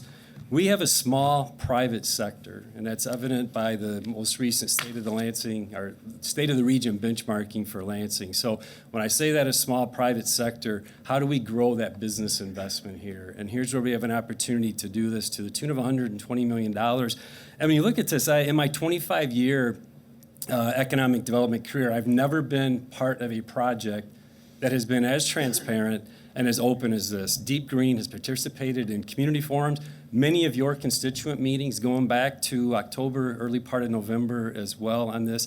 They've stayed up late back in the UK answering multiple questions, and even here this evening continuing to answer those questions. And I applaud you for that, right? You should do the due diligence and so forth. But again, when I look at that in a competitive site development and site location sector we have across the country right now, the fact that they're coming in here and asking for no local incentives is something that's really unheard of. When you look at the state passed tax incentives specifically for data centers. It's been passed by House, Senate, and signed by the governor. So those incentives are out there at the state level for data centers, whether it's here in Lansing or the one in Saline or wherever else they may be proposed in there. So again, as we assess this, we look at this as being a net win for the city of Lansing. When we look at what this means for continuing to support much needed services to your residents, and we kind of believe that a vote against the rezoning or the sale of this is really a vote against growth. It's a vote against progress, but most importantly, probably a vote against residents and what we're doing to continue to grow our city and our region. So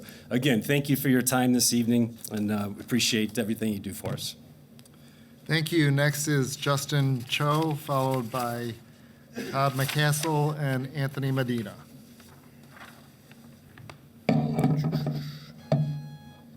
Hi, I'm Justin Chow. I'm a student at MSU. I get the sense that a lot of the council members here are kind of skeptical of Deep Green in a similar way that I am. I was at the open house presentation. I think this was kind of a trial run. That was kind of a trial run PR-wise for this. A number of things that they mentioned at the open house, they were spitballing glycol instead of water, for example. They brought up that The proposed project would be using 5% of the total capacity of the energy grid for the greater Lansing area, bringing it up to 97.5% at peak, I think. There was no mention of that here, I think because that number looks really bad on paper. The Wendy's stat as well, they were talking about how it's going to use the same amount of water as a Wendy's. That's also misleading. It's a closed system. So it actually takes all the water that it needs in and then just keeps it in the system for 5 years. And that's misleading because it doesn't reflect the actual demand on the water grid and the water system in the greater Lansing area because they'd be filling it over a much, much shorter length of time. But overall, I think the general impression that I, as a member of the public, have gotten from coming to these Deep Green events is that Deep Green is willing to say whatever they need to in order to get this project approved. And they don't actually have a lot of ideas about the specifics and the design of this project outside of general concepts. And it seems like they're assuming that once this gets built, then they'll be golden and they'll be making money forever, I guess. But the issue is that the AI market is very unstable. It hinges all on a deal between OpenAI and Oracle, and in the structure of that ownership, if OpenAI doesn't deliver on automated general intelligence by 2030, they're going to be acquired by Oracle, which will devalue OpenAI in the process, thus devaluing Oracle because of the ownership structure, which will have ripple effects not only in the AI industry, but also in the data industry because the demand for data is coming from primarily algorithmic digital tools and surveillance. So in 5 years, if this project does get built, I think we may find ourselves as in Lansing as the owners of the most expensive furnace in the world. Thank you. Thank you. Next is Todd McCassell, followed by Anthony Medina, and then Todd Smith. Good evening, City Council. Todd McCassell. I have the distinct privilege of representing roughly 1,200 carpenters in the Lansing region, one of the most highly skilled and trained carpenter workforce in the Midwest. That commitment to this community didn't happen by accident. We're part of a $65 million investment in our training centers in the last 5 years, developing a workforce that's highly qualified, highly skilled from this community to take advantage of an opportunity like this to provide those skill sets. And we urge your support for this project. These are career-changing events for our apprentices that have an opportunity to start in our programs. And part of that investment that in turn creates a career and a pension that they don't have to leave this community to realize.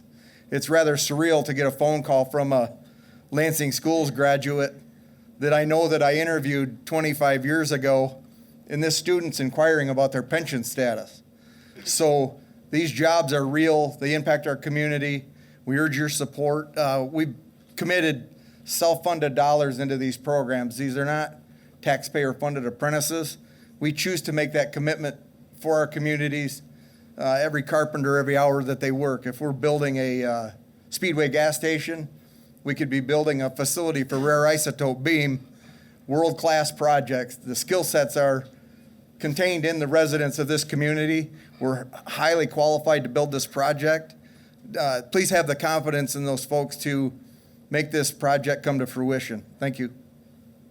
Thank you. Next is Anthony Medina, followed by Todd Smith, and then Emery Drever. Good evening, Council. Mr. Mayor, my name is Tony Medina, Lansing resident. I'm a proud member of Laborers 499, and my union supports this project. I support my union and I support my community, and I was very impressed with the council's questions that they had for the developers.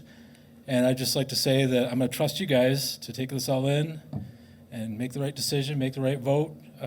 If we get the job, I'm going to bust my butt to do it right. I'm a steward, probably a steward on this project, and I'll be an environmental steward as well, and I'll give 100%. I've heard a lot of things tonight that makes me want to look deeper into things. I'll be looking for the answers you get to questions you've asked tonight. And we need the work, and we'll do it right. Thank you very much. Thank you. Next is Todd Smith, followed by Emery Drever, and then Roger Cole.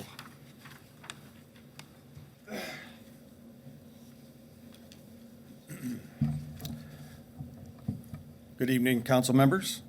My name is Todd Smith. I'm the manager of the Water Production Department for the Board of Water and Light. This includes the dye water conditioning plant that sits directly across the street from the proposed Deep Green site. I want to mention I'm a lifelong resident, day one since 1967. I'm an Everett High School grad in 1985, and I'm very invested in this city. I've worked for the Board of Water and Light for 36 years, the last 21 of that being in water production. Serving the Lansing residents clean, safe drinking water is not just my career, it's my passion. There's a great deal of misinformation out there on the water usage of Deep Green, and I want to set the record straight. First, BWL does not use surface water. That's any body of water on the ground, right? Lakes, lakes, rivers, and streams. 100% of our water is groundwater, comes from the Saginaw Aquifer, and our wells pull from this aquifer, and our wells are about 400 feet deep. It's groundwater. The source of all of our BWL water customers is this groundwater. It's not the Grand River. It's not the Red Cedar. Currently, this project expects to use 500,000 gallons annually. That's a drop in the bucket compared to the 6.6 billion, with a B, billion gallons of water that we pump to this city annually. This works out to be 0.008% of our annual pumpage. And to put that into perspective, we average 18 million gallons to the city per day. This project will use 1/2 of 1 million gallons annually. Negligible water use. More than just a provider to the project, the dye water plant stands also to benefit from Deep Green's commitment to free heat during the transition from steam to hot water. This will reduce our operating costs for not having to pay for that steam, which can result in lower increases in the future for our water customers.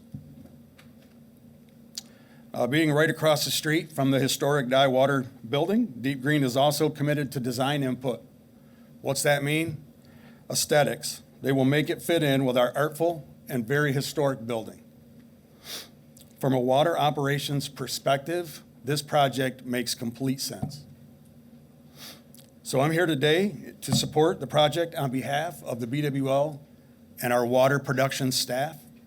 And I want everybody in the room to know that the Board of Water and Light is always committed to being good stewards for the use of our natural resources. Thank you. Thank you. Next, we have Emery, followed by Roger Cole, followed by, I apologize, Govinda Marahi. How's everybody doing? Yeah, it's great. Okay, hi, I'm Emery. My pronouns are they, them. I'm speaking from my position as a community member in Lansing who resides in the township and pays BWL rates. The transcript I submitted to all y'all of my comments is a little different than what I'm going to say just for time's sake, but I encourage you to look at the sources that I provided as they support the same points I'm going to make now. I'm expressing my strong opposition to the sale of Lot 49 and the Z2 2025 rezoning from urban core to industrial. I'm going to focus on a people-first argument relative to enforcement of ordinances and utility costs, as well as problem solving in the city. My comment invites you to reflect on how you can put the Lansing people first in your leadership of the city. I hope you'll realize that the answer is rejecting this sale and this rezoning. Industrial land, as we've talked at length tonight at public comment, is exempt from the noise ordinance. This is a huge problem due to the documented concerns of the disruptive and incessant noise that a data center may emit. While Deep Green insists that they'll do it different, I have my doubts that people with no ties to Lansing care about the negative impacts that they're going to inflict on the region when they have legal protection to be as noisy as they please. They say, and I quote, that they can do noise mitigation if they need to. Importantly, that means that Deep Green isn't going to address noise from the outset and doesn't define the benchmarks for when mitigating noise becomes a need. As someone who lives here, I have a feeling we would have a different opinion about when that is. Next, I have concerns about how the data center creates more demand for power and energy, which already increases costs for everyone in demand, here BWL customers, and may further increase costs while the provider works to source additional supply. Many Lansing residents already carry financial struggle with their BWL bills, and approving this center creates more financial harms on the people who make this city what it is. Deep Green doesn't set BWL rates, so their promise not to cause rate change is at best a platitude and at worst a misdirection to benefit their own financial interests and minimize the people's very real concerns. While I agree that 50 union construction jobs is a good thing, 50 construction jobs is better than no construction jobs, and the people here who spoke in favor of those jobs deserve access to stable employment in their community. There has to be a better way to create 50 jobs that reduces harms in the city and doesn't inflict financial and noise, among other harms, amongst the some 100,000 residents and BWL ratepayers in the area that also have a stake in this city.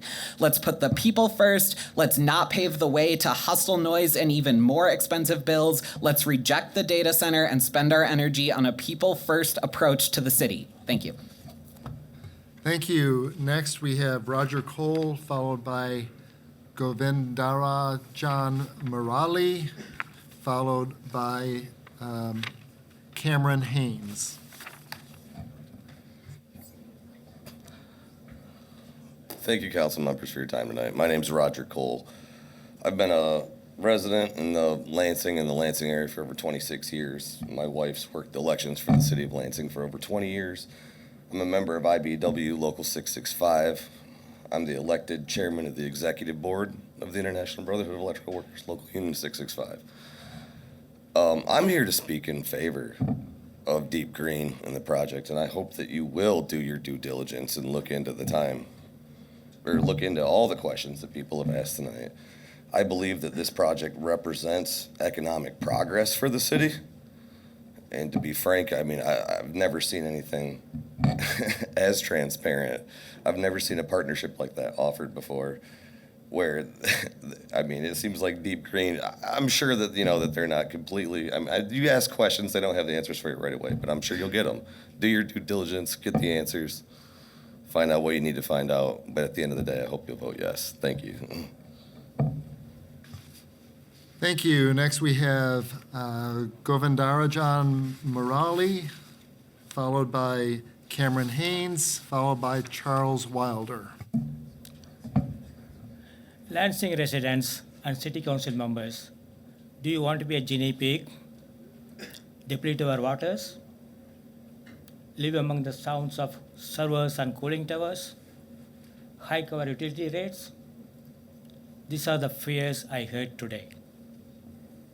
As the founder of Voices of Engam, my work is to closing the gap between people.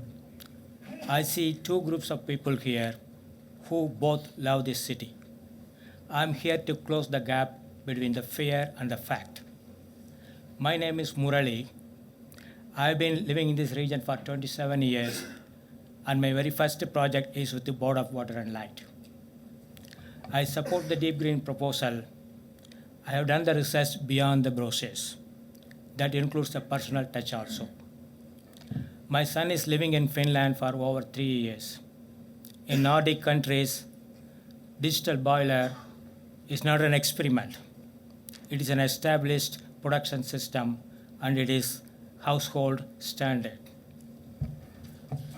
They provide reliable, carbon-neutral heat for entire neighborhoods. This is not a sunrise technology. It is a proven global model. To answer concerns raised here, we are not guinea pigs.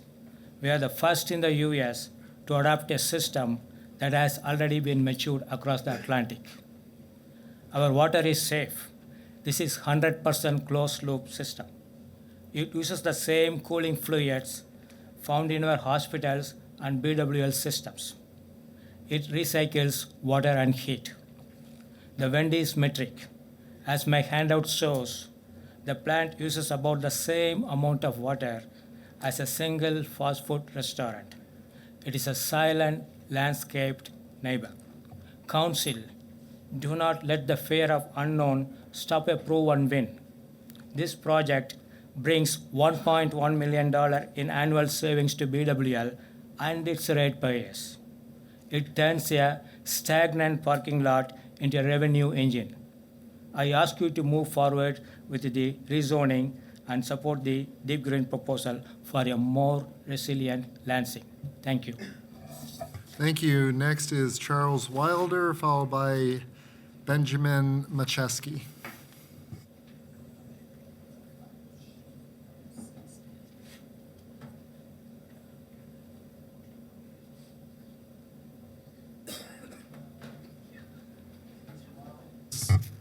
Charles Wilder here? Okay, Benjamin Macheski, followed by Michael Mercer.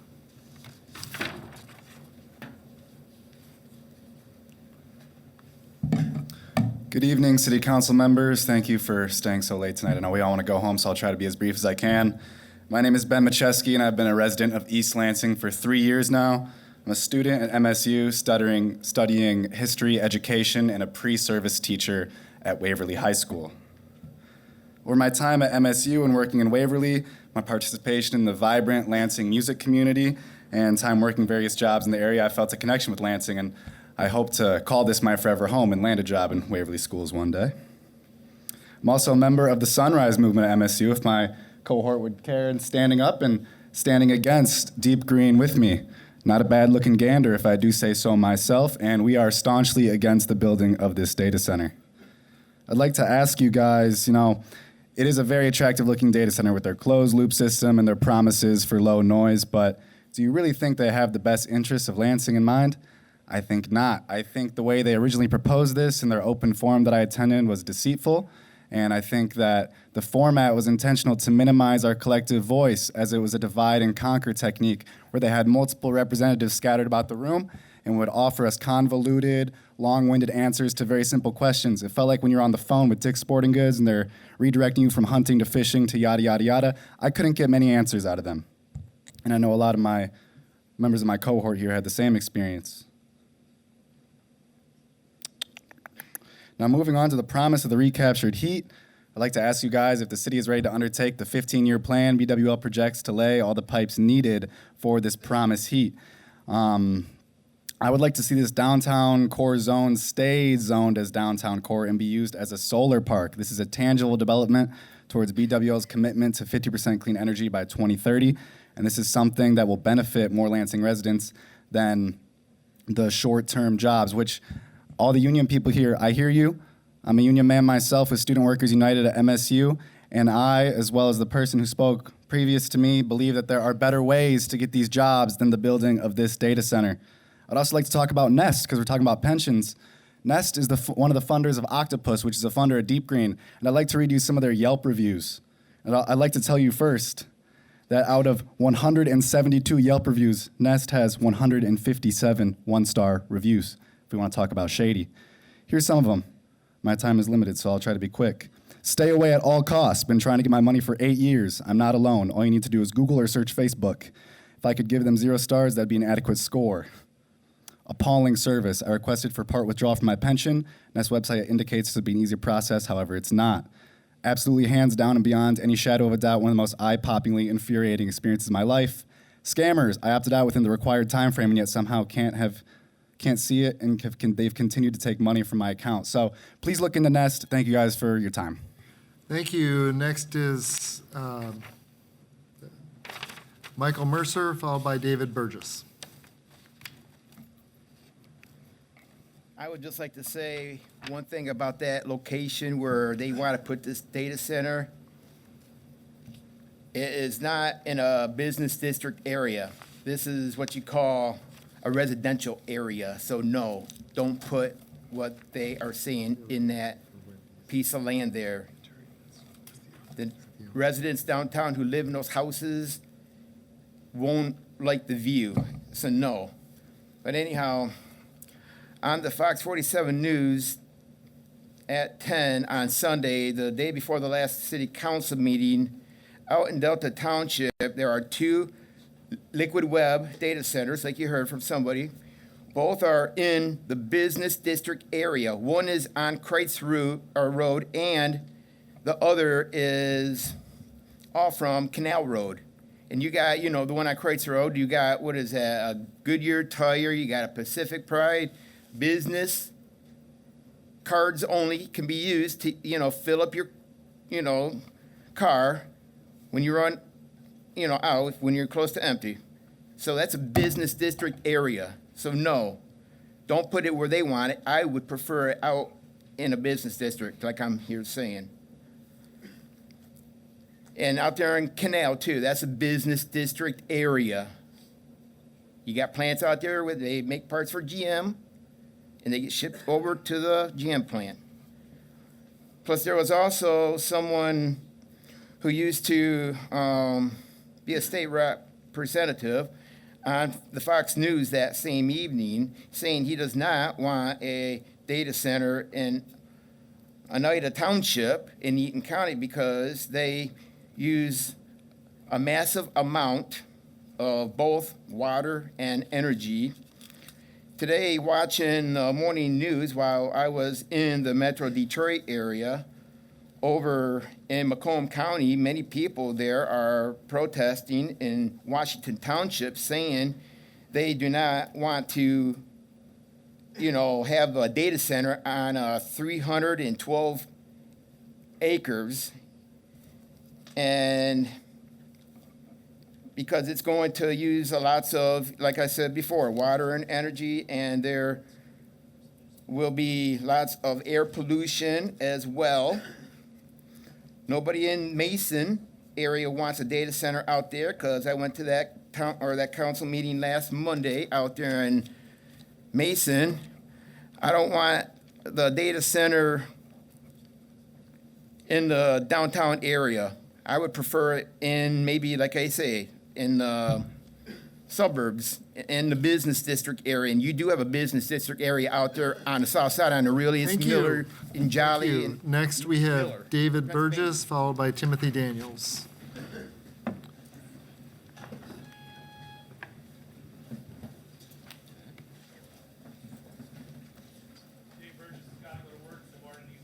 Okay, Timothy Daniels, followed by Martin Lozier. Is Timothy Daniels here? Okay.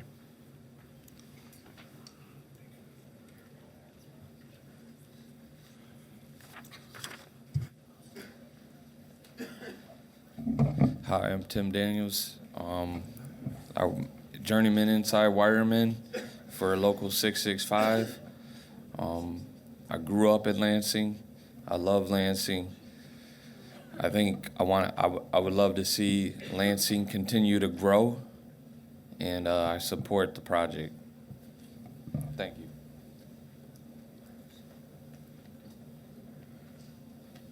Thank you. Next is Martin Lozier, followed by Carver. Is Martin Lozier here? Martin? Okay. Carver, followed by Ivan Drosty.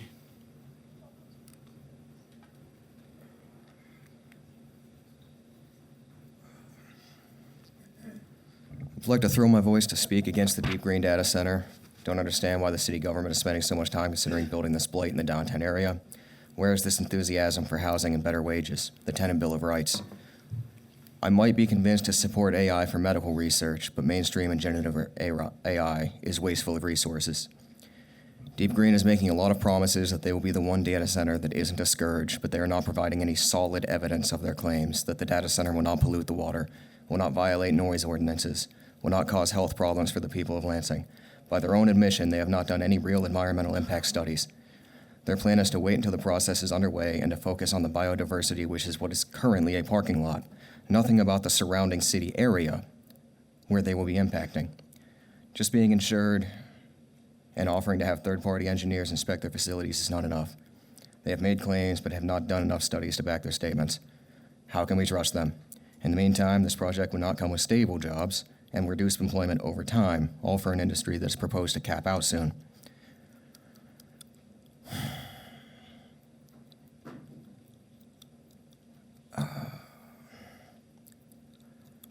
We're currently in a housing crisis. Roughly half of Lansing is below the ALIS threshold. People cannot afford their utilities. They cannot afford home repairs. They cannot afford their medical bills. Data centers are typically built in lower income areas, pollute them, and spike basic living costs. Why make it more expensive to live here with no functional benefit to the community already living here? Take time to encourage something that actually attracts more pedestrian traffic to the downtown area. It would provide the same amount of jobs. It would be preferable to see you attract sustainable business and employment by the people of Lansing, for the people of Lansing. As for union workers, I strongly support unions, but it's hard to see negative repercussions when your paycheck requires you to be blind to them. Also, why did the mayor get up and leave the room the instant a woman of color started speaking? Thank you. Next is Ivan Drosty, followed by Scott Hudson. Hey, Ivan Drosty, Ward 3. Deep Green wants to distract you by comparing their data center to all the others, so let's evaluate this proposal on its own merits. Let's put 24 megawatts in perspective. That's as much electricity draw as 20,000 typical American homes. If 20,000 homes sounds familiar, that's the figure that's frequently cited in this body as Lansing's housing deficit. PWL wants to sell as much electricity to a single customer as we would need to adequately house our population going forward. PWL spent 3 months telling the public that all 24 megawatts would come off the grid because we produce such a large surplus. Then 2 weeks ago, Dick Peffley pulled a little bait and switch and revealed the facility would eventually include a 16 megawatt natural gas fueled power plant right on site. And to top it all off, according to Deep Green's own estimates, the facility would use 500,000 gallons of water each year, over 40,000 gallons a month. Deep Green and their PR firm have spent a lot of time and money trying to greenwash this project, but I hope we're all in agreement that extracting fossil fuels, drawing a small city's worth of electricity, and using thousands of gallons of water every day is bad for the environment. Yes, even with the heat recycling.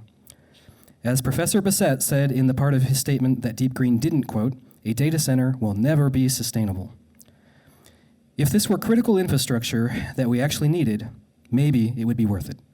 But in the face of a looming climate disaster, emitting more carbon into the atmosphere, straining the electrical grid, and depleting our waterways for a private, for-profit enterprise is irresponsible. For me, the worst aspect of this proposal is the location. Contrary to what the mayor's administration may have you believe, this lot is perfectly suitable for housing.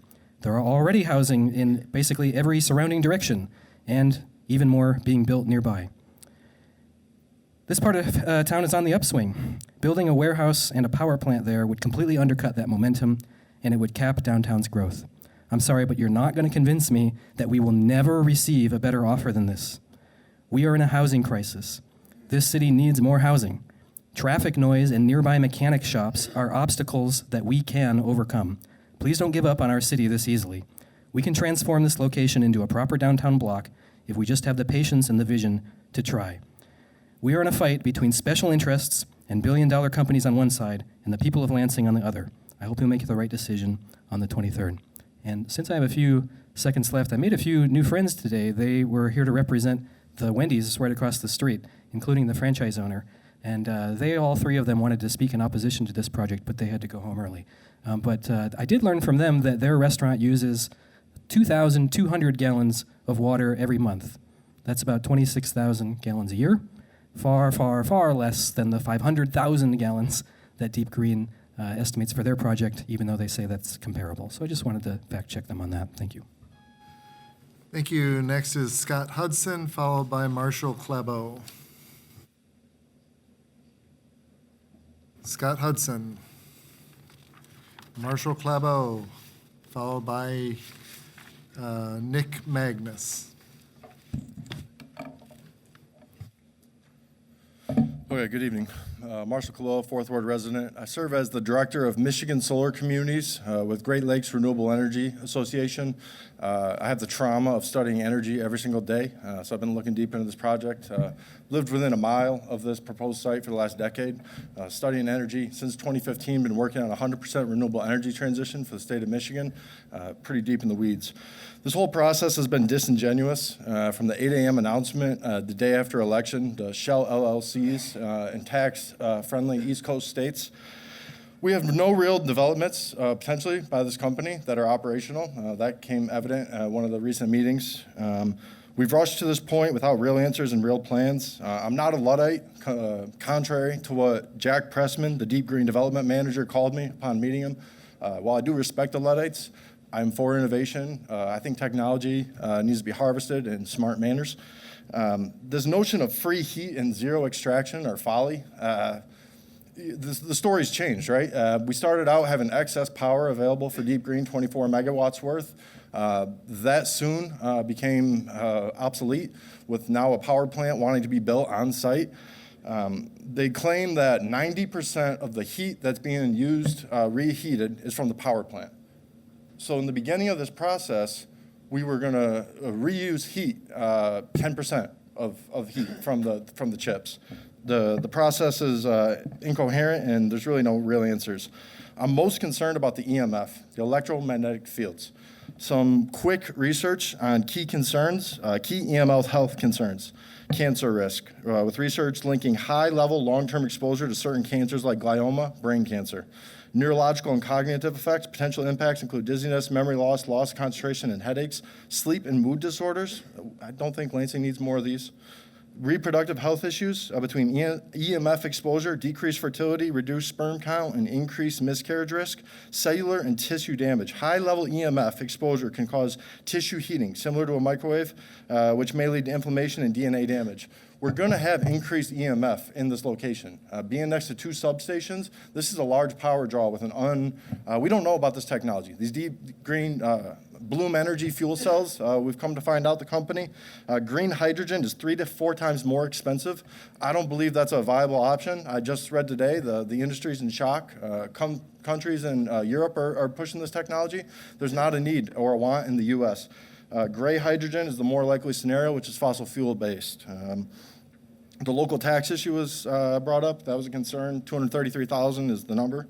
I want to set clear. I got 10 seconds. It was unfair, but Octopus Energy and Octopus Energy Generation are two subsidiaries that make up one group. The energy generation has 15% nuclear, while the other one is the second largest gas producer. Please deny the rezoning. Thank you. We have Nick Mangus, followed by Arlo Kaiser.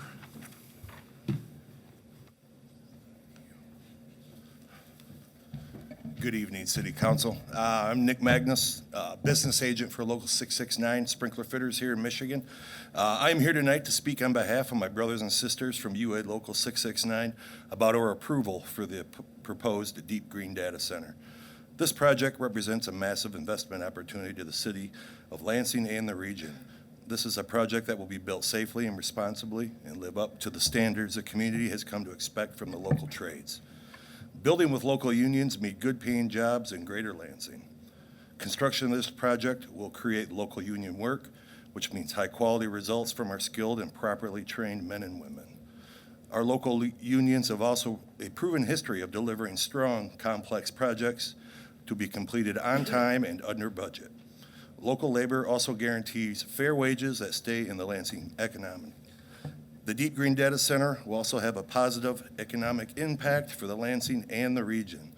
This will position Lansing as a national model for sustainable technology and clean energy innovation. Not only will it create 50-plus good-paying jobs, but it will also generate $1 million annually of new revenue through Lansing Board of Water and Light return on equity. This is a clear community and regional benefit with the approval of the Deep Green Data Center that myself, my brothers and sisters from Local 669 stand behind. Thank you. Have a good evening. Thank you. Next is Arlo Kaiser, followed by Emma Bostwick. Arlo here? Emma Bostwick. and Emma Bostwick, followed by Sedgwick Ennerock. Good evening. My name is Emma Bostwick. I'm the Vice President of Business Attraction at the Lansing Economic Area Partnership. I was one of the souls downstairs, so it's nice to finally be up here. I just wanted to share that the Lansing Economic Area Partnership, LEAP, is here to help business along every stage that they may be in, from early startups to traditional manufacturing, both existing and new. I'm also a Third Ward resident, and I also am a City of Lansing resident.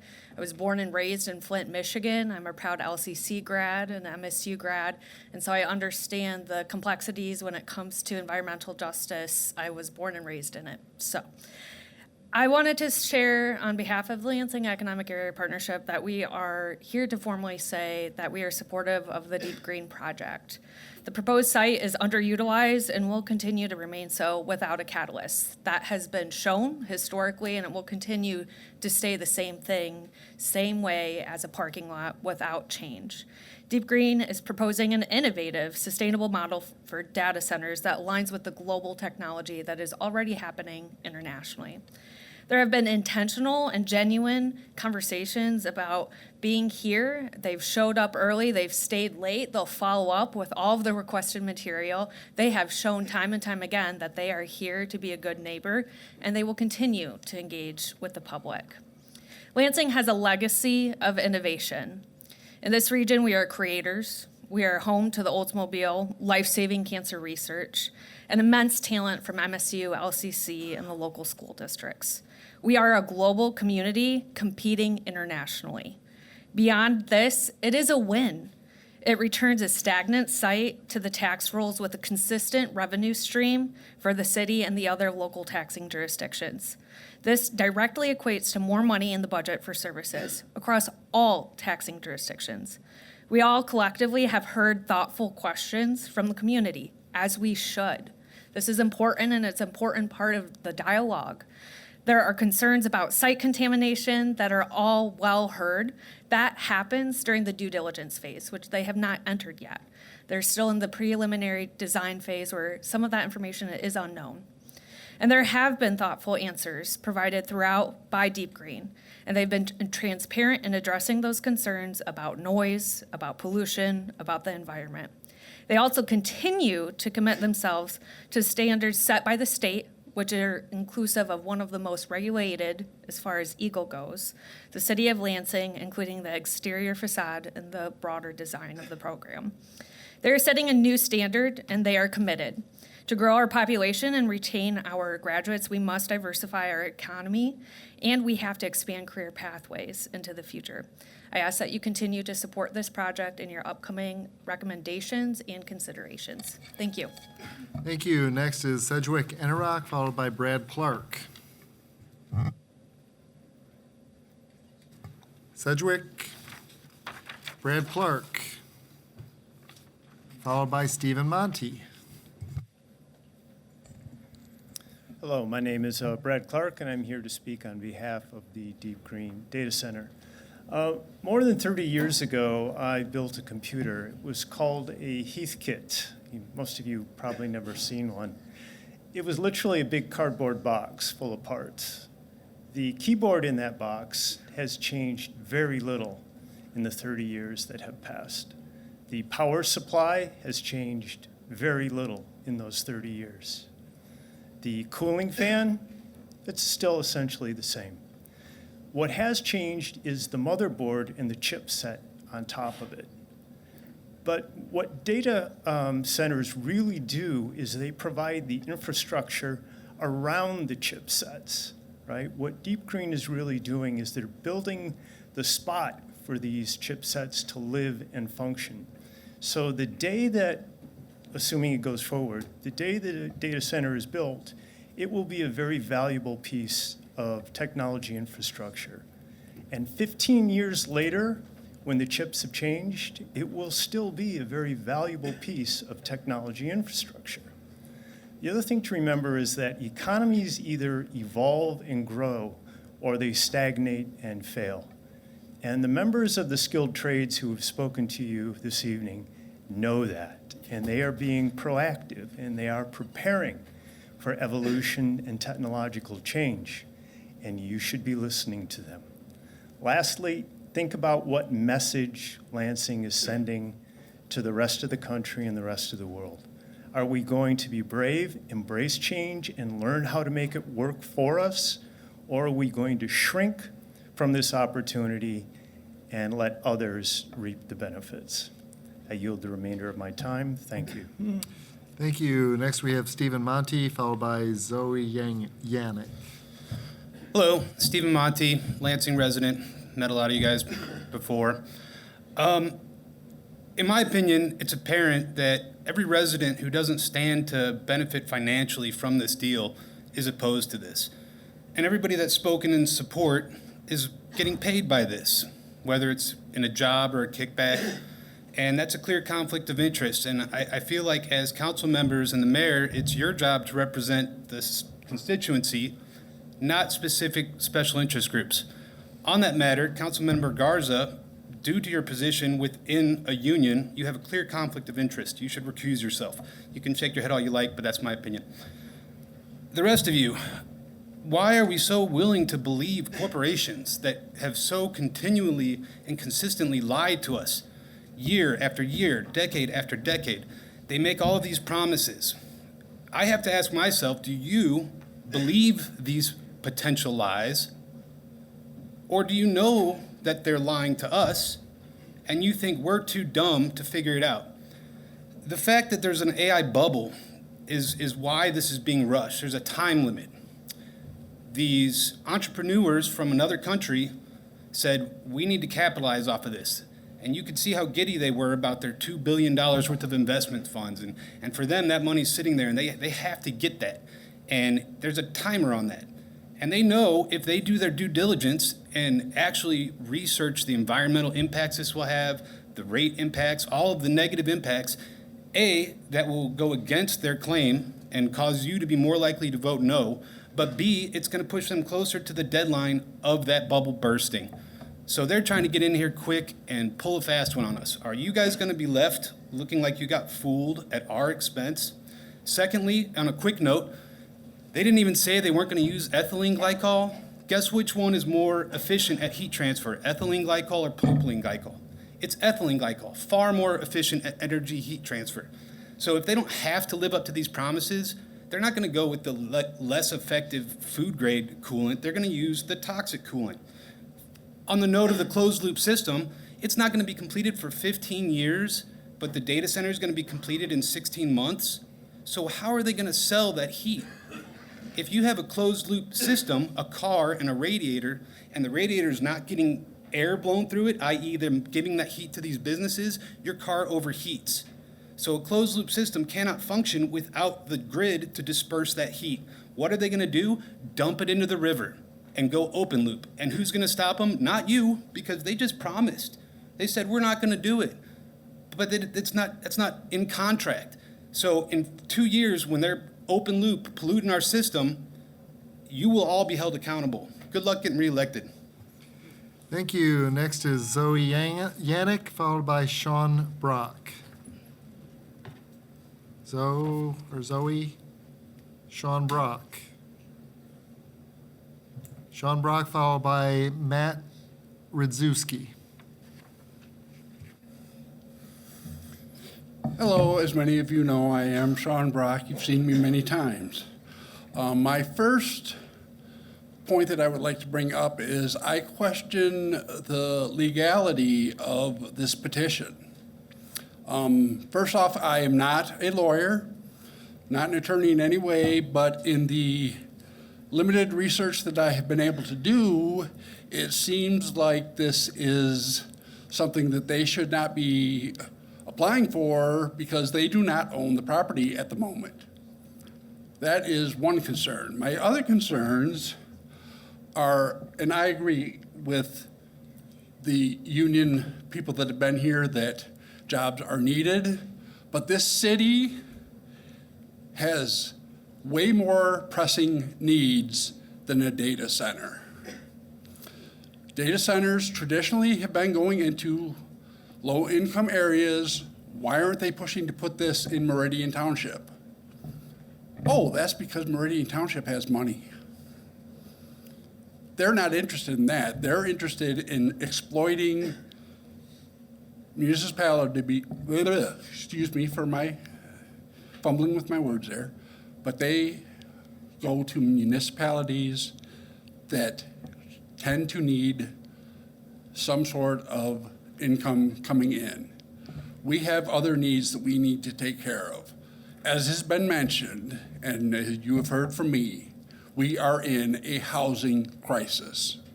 We need good paying jobs in this city. We do need unions to provide those. But this is not the way to do it. We need to look, yes, at the future. I'm not trying to say that all progress is bad. That is not what I'm saying. We need progress, but we have immediate issues. This is something that can pop in 6 months, and we're on the hook for it for 20 years.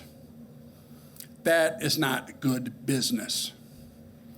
Let's look at this, let's go through our due diligence, and let's figure out if this is a viable project.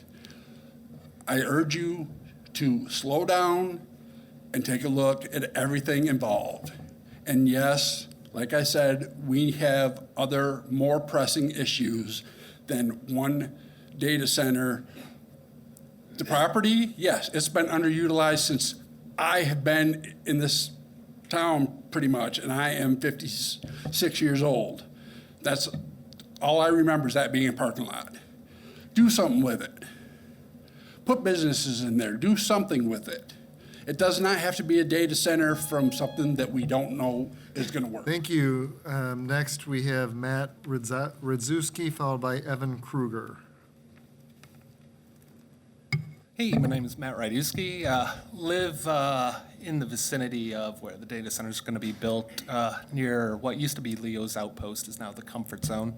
Walk my dog past that property every single day. My main concern and reason I was coming here tonight was to hear what they had to say about the noise pollution.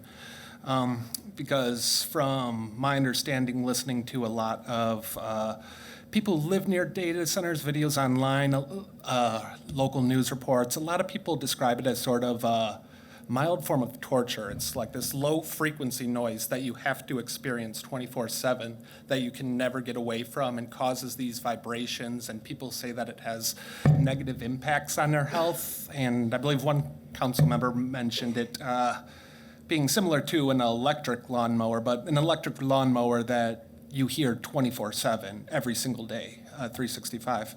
And I know Councilman Cost mentioned that there are a lot of residential people who live very close. The people who live at the apartments above the new Meyer, the stadium districts. There's houses just across the street.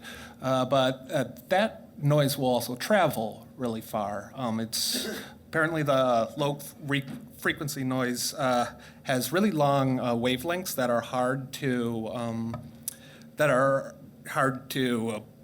stop, and they have the ability to travel long distances, making me feel like my house will be affected.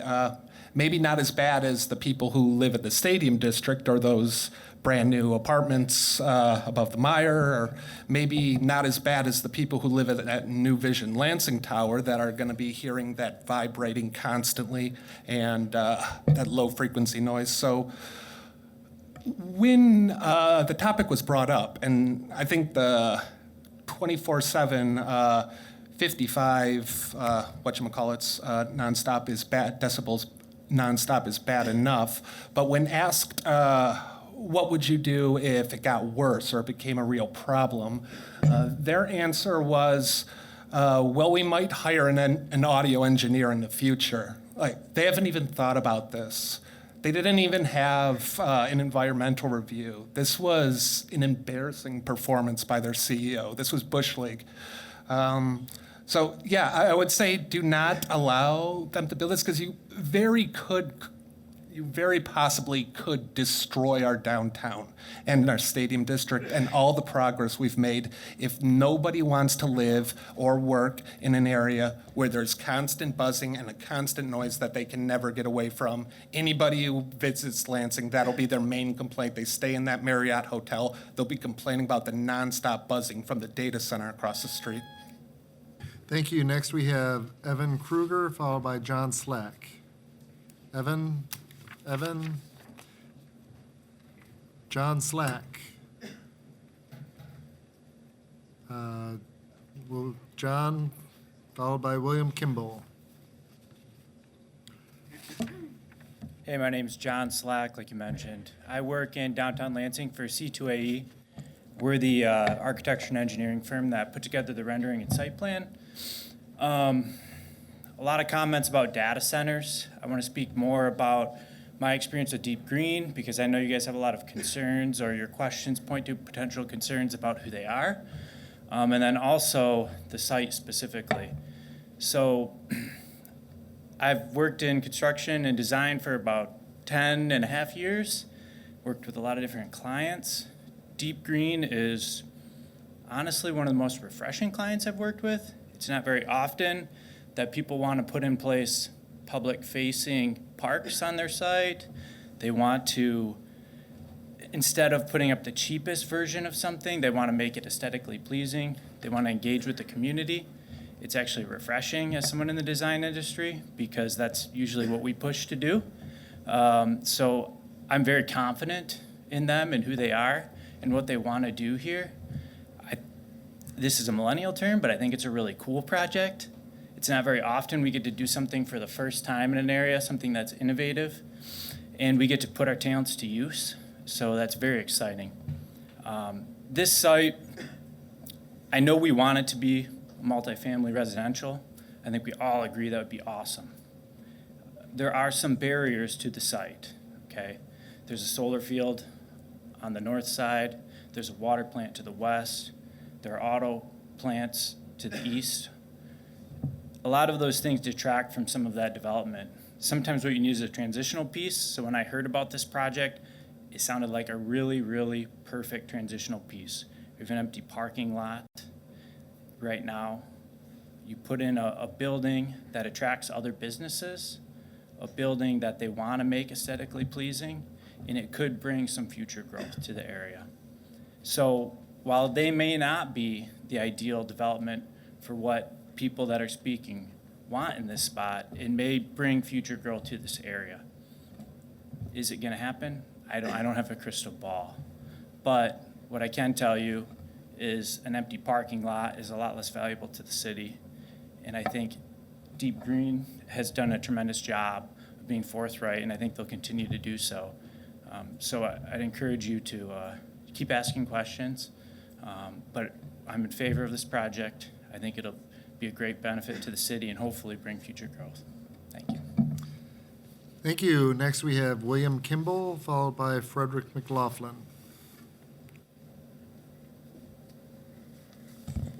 Good evening. I'm a practice engineer, so I'm a professional engineer by practice. I've been doing that for 35 years, completely here in the city of Lansing.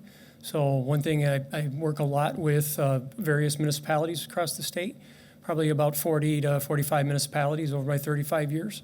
And what I do know about each municipality is they're either thriving or they're struggling. And what's the difference between a thriving community and a struggling community? It's really a balance. And what does that balance look like? A place. What you create here, this council in this city creates place, creates parks, creates trails, creates place for people to live and and raise their family and enjoy being in the city. And so, what does a place need? A place needs people, talent. A project like we're talking about is going to grow talent. You've heard it from many professionals, whether it's the talent that's going to construct it or it's the talent that's going to run it. It's talent. There's a lot of talent, I know, from my 35 years of being an engineer. There's a lot of talent that goes to school here and doesn't stay here. So this is an opportunity and a project. So again, I'm supporting this project and supporting your yes vote that would keep people here in Lansing. So I think those types of projects are rare. I think the commitments that people are asking for, some will be contractual. It's been proven tonight that they'll be contractual. And some are still not here yet. The design of this project's not complete. The design of this project will move forward once the project can move forward. Nobody's going to complete a design of a project before the property is even available. So just keep that in mind as your questions get asked, which are very good questions, but some of them cannot be answered today with the specificity that you're looking for. So the last thing is business. Business pays taxes, and that comes back to the city of Lansing, and that's how a community operates efficiently and effectively. And so the communities that I work for in the state of Michigan that thrive have talent, business, and place in balance. They pay attention to all three of those things. And this project, I've been involved in a lot of projects in the city of Lansing to help improve the environment. I worked on 25 years of the sewer separation project. Some you're going to be approving ordinances tonight, and I'm not working on that particular job, but those are helping improve the water quality in the river downtown. We've worked on projects that have brought people into downtown, the ball stadium, the General Motors plant that employs thousands and thousands of employees.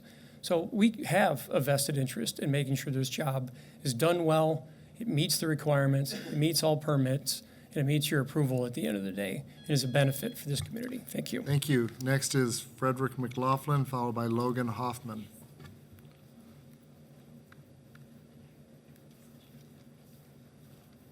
Well, it's nice to see all of you again. My name's Fred McLaughlin. I'm an architect, so I appreciate that I was preceded by an engineer. I'd like to speak to the issue of growth. In fact, at that point, I'll recommend to you, I think I've done it before, that you get a hold of a book called Strong Towns. It's written by an engineer, a fellow who's also an urban planner. And his recommendation has to do with growth.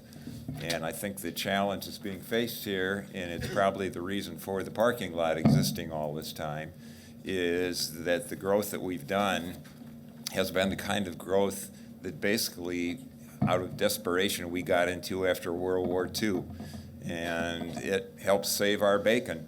But the thing that it also did is it spread out, it sprawled the community. So we have many fewer payers as a result of that sprawl paying for the infrastructure. The infrastructure has piled up over years and years and years and years, and we continue to do it. It's virtually, you can find this pattern virtually in any city in the United States. You could find it in my hometown in Vermontville. You could find it in Detroit. Detroit was sort of the precursor of the whole system. And so the challenge here is how are we going to handle this infrastructure? My guess is that our city operates probably under a constant state of insolvency. And I guess the question you'd want to ask if you want to find out whether, although you probably all know the answer, the question to ask yourself and the question we should ask you is, do you have enough money to meet your budget needs every year? So the question is, look at the city's assets, look at the liabilities, look at all the factors that affect each of those, and see what's keeping the city basically in a state of desperation, where we end up with the situations like we're coping with tonight. And I don't really see this project as having anything to do with helping with solve that issue. So please get a hold of that information, read through it. If it doesn't sit well with you, then so be it. But I think it's important to you to get a little bit more detail and on a lot bigger scale. Thank you. Thank you. Next is Logan Hoffman and then Maria Mata. Oh, I'm so excited that I made it. I work in construction. I bid for construction. I invoice for construction, and I also collect for construction. So I love construction, and I especially love refrigeration construction, which is what my job is in, commercial refrigeration. Because it is in commercial refrigeration, I'm appalled by the lack of data from Deep Green. I asked Matt, what equipment will be chilling your loop? He said, I think electric. That's not how refrigeration works. Even his website says he'll have a blast chiller, an evaporator, and a condenser. We don't know how many. We don't know what kind. We don't know what size. We don't know the decibels of each of those pieces of equipment. He can't answer because all he's provided is PR. We don't have the technical data. And I want all of you, when you have free time, I don't know if you do, to go to your nearest grocery warehouse or your grocery store and ask if you can go to the mechanical room. I want you to hear those compressors. That rack that's powering your grocery store, imagine it powering a 2.5 acre building that has to be chilled 24/7. Imagine that noise, manifold to operate that. And you're gonna hear it's a lot different than a lawnmower. Thank you. Next is Maria Mata, followed by Danny Raymond. Maria?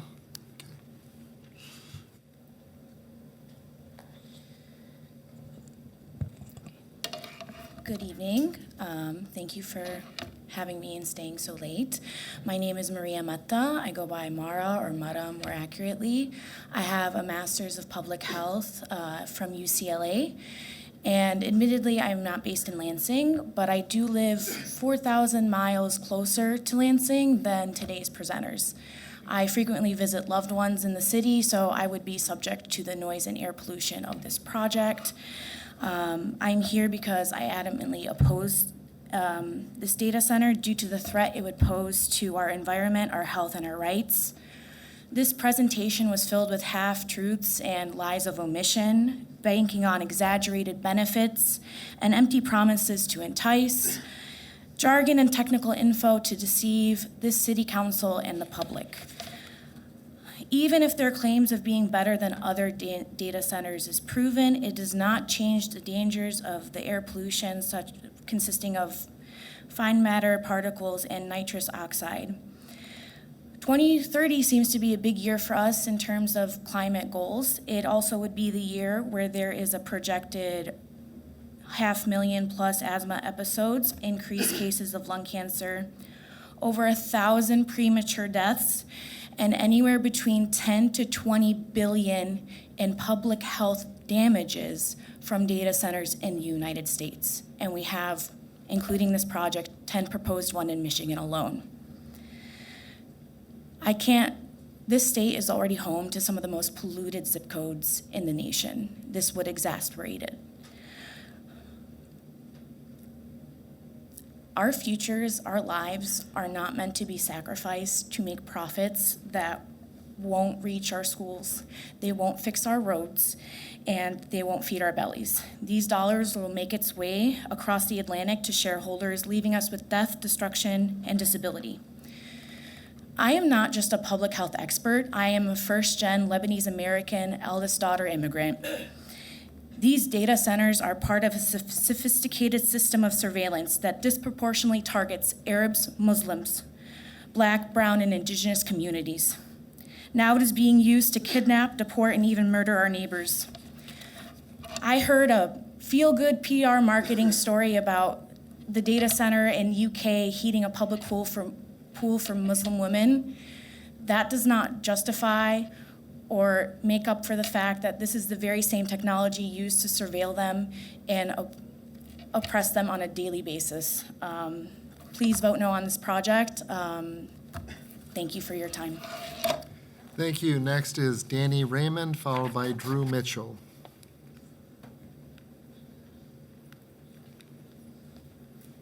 Hello, everyone. Oh, what a really long night. Thank you so much for being here and everyone who's spoken. I think everything I was going to say has been said. I work and I live about 1.5 miles from the proposed lot. I volunteer at the Allen Neighborhood Center as well, which is even closer, so it'll really affect my life. So I urge you to vote no to rezone this lot, and also to go home and watch The Simpsons, the episode Marge versus the Monorail. And it's kind of a cautionary tale.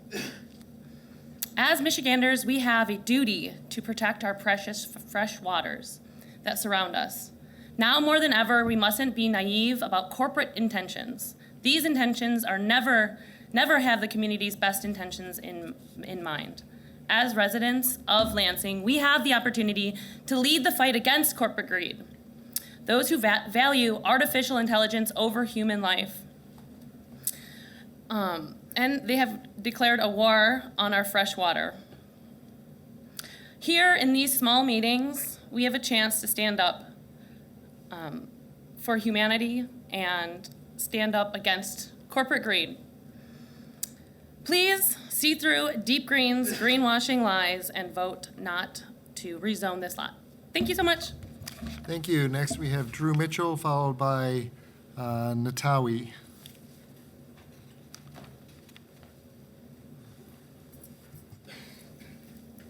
Hello, thank you all so much for being here. It's almost midnight. Almost everything I'd want to say has already been said, so I just want to thank you all for being here, and I want to express my opposition to this project.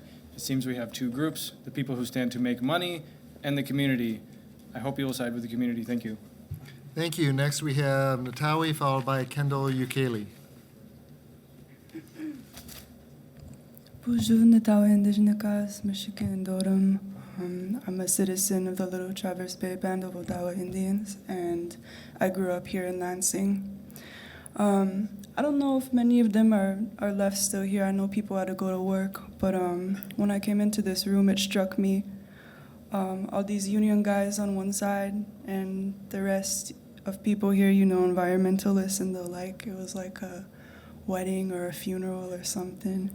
And it was kind of funny, but the division is really a shame, because it's exactly where opportunists like this, I don't know if the Deep Green people are even still here, but where opportunists like that want us people.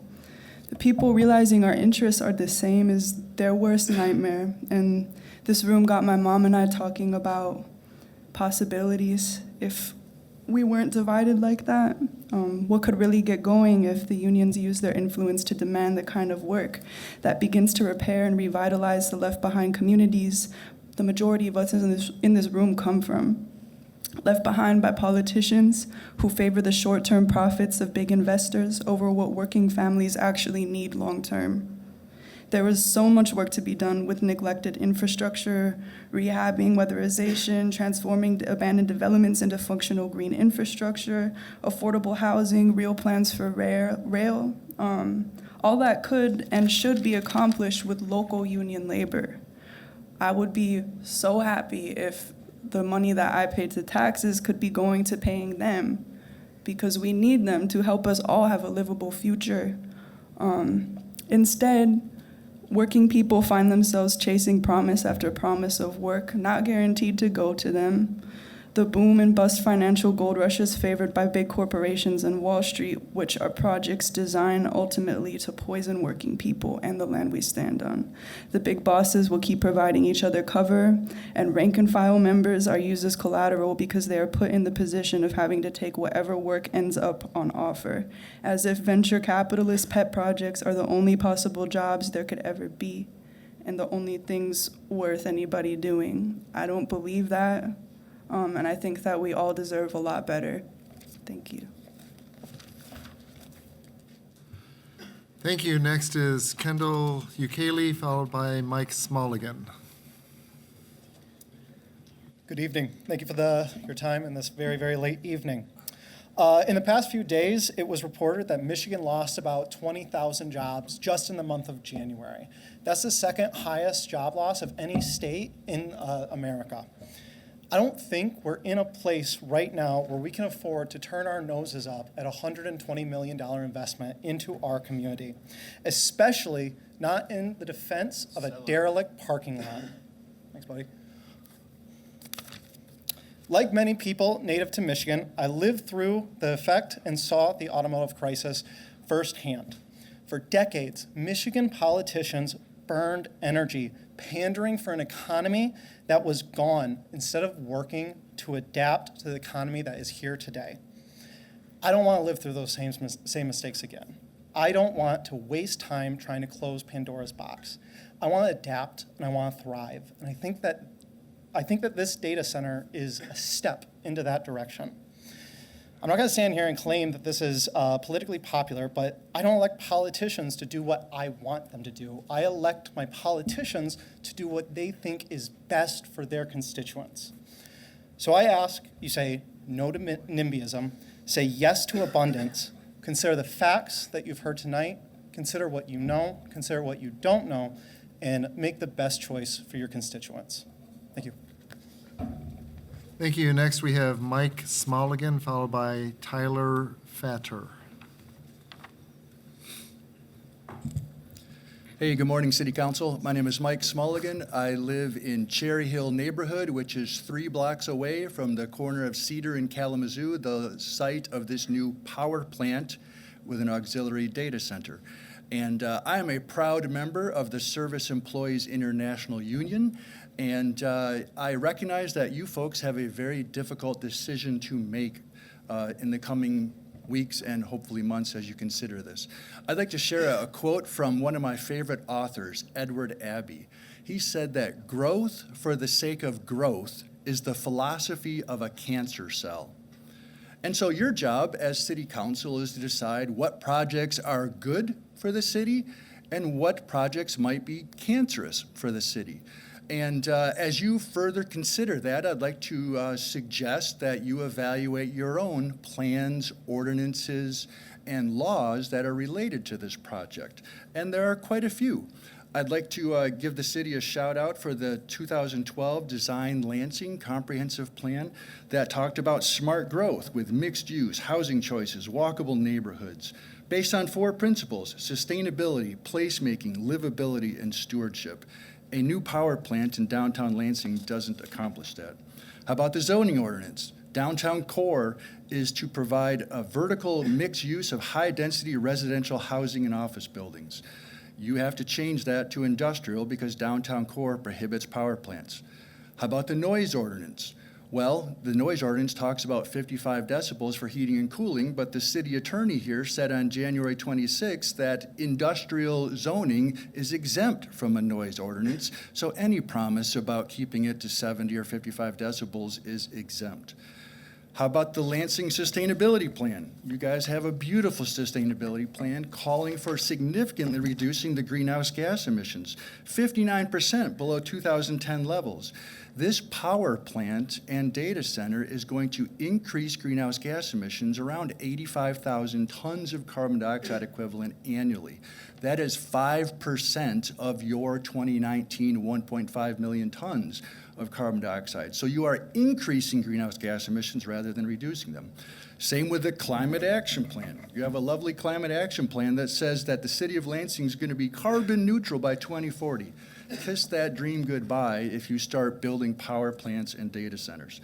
City Council Resolution 159 of 2022 declared a climate emergency, and again, reducing emissions 59% below 2010 levels. Forget about it. Board of Water and Light Integrated Resource Plan for 2020 and 2025 talk about, again, reducing greenhouse gas emissions, not increasing them. Public Act 235 says, clean energy laws, and this will completely violate that. And then finally, the Eagle permit needed for this. Do you want to, approve this before a permit? The next speaker is Tyler Fatter, followed by Oliver Stroud.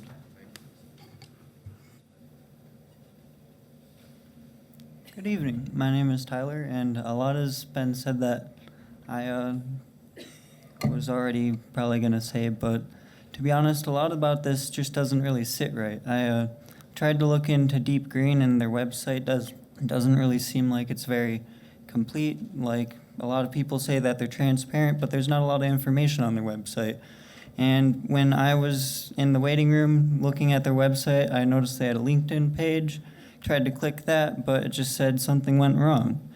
Later on, it did load, but that was just kind of weird. And then the Instagram that they had linked also wasn't showing, but that also eventually showed.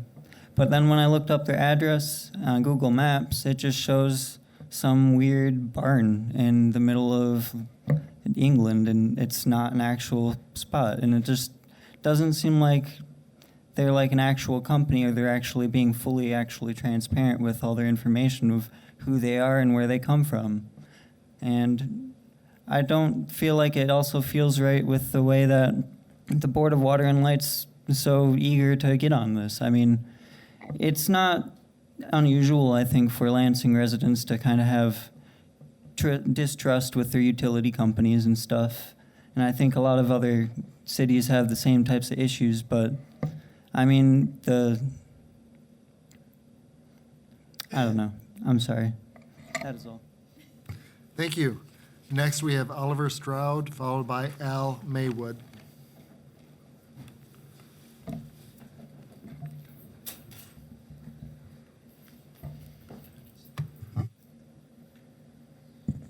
All right, first off, again, thank you for staying here so late. This is really, really amazing how late you guys are staying here.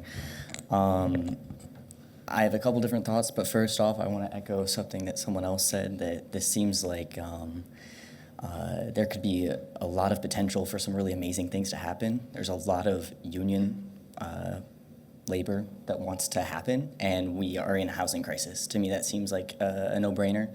Some really amazing things can happen from that, not involving something that the community doesn't want.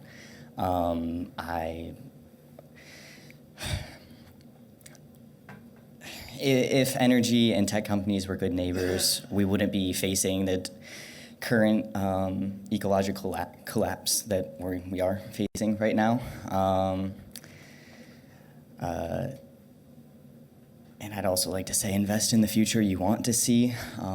Just some personal things from my life. In elementary, we took a field trip to a police station where we had all of the elementary students there and introduced their face into facial recognition software.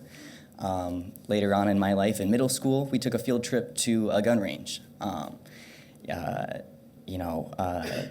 Senior year was a pandemic. All of this is to say the world isn't doing well. Lansing doesn't exactly reflect this. Not that people don't want great things to happen, but the reason I say some of the prior points is that the first time I ever had or used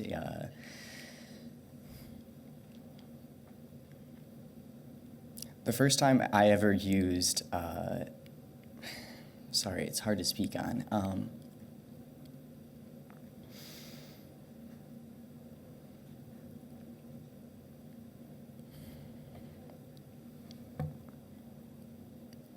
The first time I ever used technology to, the Oculus Rift was last year, where I saw AI technology that was used to destroy an entire country, Gaza. I learned about how AI is used there, how this country and our tax money is funding that, how AI is used to use parents' voices or children's voices to lure out parents to kill them. I noticed online that you guys had a broadcast of the Ukrainian-Russian war going on. AI is used in that. Facial recognition is used in that to kill people. Thank you. Thank you. Next, we have Al Maywood, and after that, we are shifting to the virtual commenters. So we'll have Mitchell, and I'm not sure if, do we know who they are? Okay, so Al Maywood followed by Gabrielle Biber. Al Maywood. Is Al Maywood still here? Okay, then Gabrielle Biber. Participating Hi, virtually. can you hear me? I think Hi, they're can on. you hear me? Okay, thank you. Yeah, thank you, council members, for hearing the public comment. Really, it's the public comment that matters here, and it should be a clear rejection.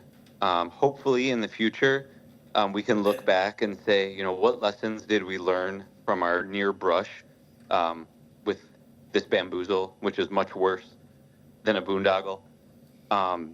Because look at the trends. The tech boom and bust cycle, the many other communities in Michigan, dozens and now scores of communities that are standing strong and showing some backbone, standing up against these opportunistic developments, it really would be a shame to be distracted by the divisions and think this is about, labor versus environmentalists or, the pros and cons of this.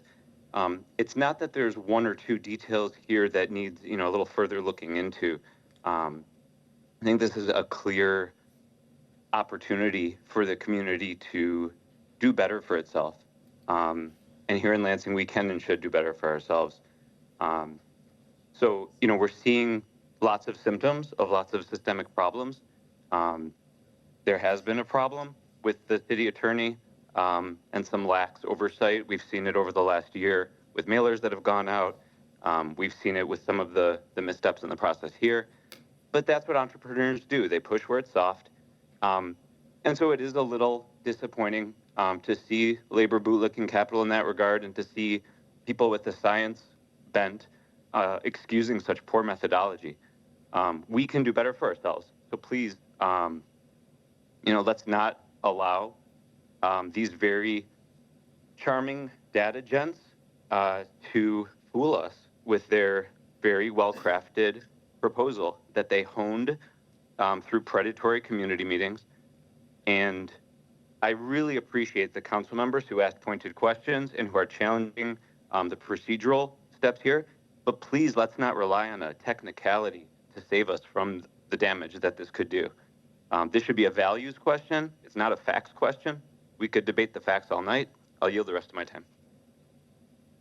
Thank you. So that was our final speaker. I would also indicate that we received a great number of written comments that have all been shared with the council members and will be made part of the public hearing record for both items 5 and 6.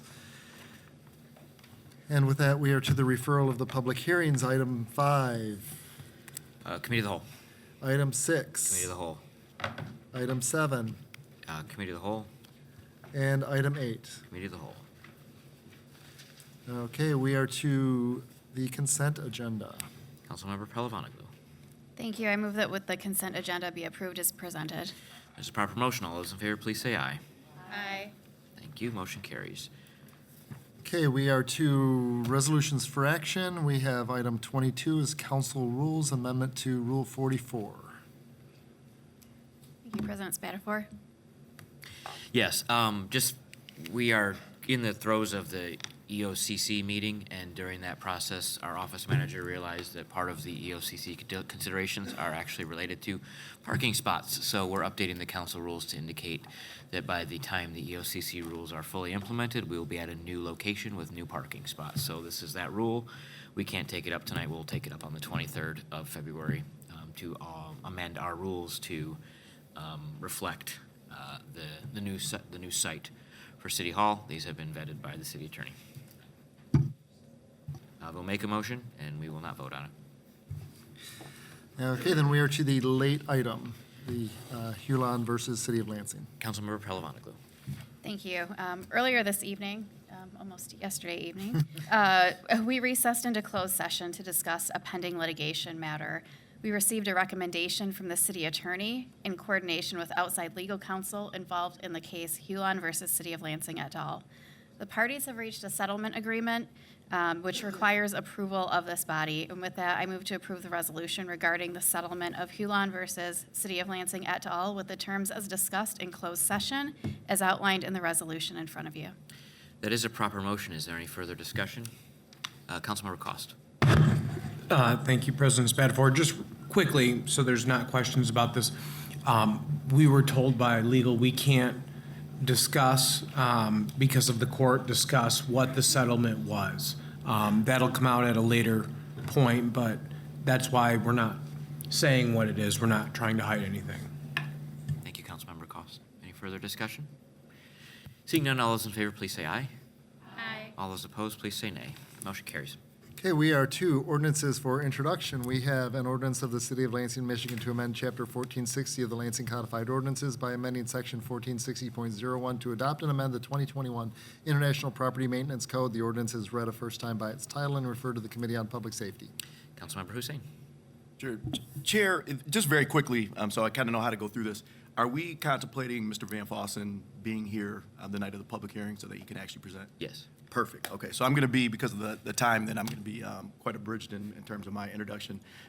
With regard to the first, what we're looking to do with all three of these introductions and settings in terms of the public hearing is establish a public hearing for February 23rd for the respective ordinances. The first deals with amending Section 1460.01 to adopt the 2021 International Property Maintenance Code. Just very quickly, the state of Michigan actually did adopt, when we're talking about the actual construction of new structures, that's actually guided by Michigan Building Code. The state did adopt the 2021 Michigan Building Code, as is my understanding, and that went into effect April of 2025, so last year, which allows for us now to move forward with the IPMC adoption and moving from 2015 to 2021. There's quite a bit of interplay between the two references and things of that nature. So that is why we are looking to adopt the 2021 IPMC. So again, I would move the setting of a public hearing for February 23rd. That is a proper motion. All those in favor, please say aye. Aye. Aye. I'm sorry, going back. Is there any discussion? All those in favor, please say aye. Aye. All those opposed, please say nay. Motion carries. Okay, we have an ordinance of the City of Lansing, Michigan to amend Chapter 1460 of the Lansing Codified Ordinances by adding Section 1460.05 to establish a unified system of notices to be posted on properties that are in violation of this chapter. The ordinance is read a first time by its title and referred to the Committee on Public Safety. Councilmember Hussein. Yep, very quickly. So this would kind of update how we notice and placard. There was a lot of conversation in committee with regard to the difference between noticing and placarding properties with regard to violations. Right now, we're on a two-tier system. Folks know that we have a pink tag and we also have a red tag. What this would do, in the department's hope or motivation here, is that there's more information provided to the public, potential tenants, different dwellings, things of that nature. This would actually move us to a four-tier system. So we would actually have a white notice, yellow notice, red placard notice, or I'm sorry, red placard and a black placard. White and yellow would basically replace the pink, and then there'd be a distinction between no rental registration and a failed rental registration. And then with regard to the red and the black, there would be a distinction, between unfit for human occupancy and basically ready for demo. And so with that being said, I would move to set the public hearing for February 23rd. There's a proper motion. Any further discussion? Seeing none, all those in favor, please say aye. Aye. All those opposed, please say nay.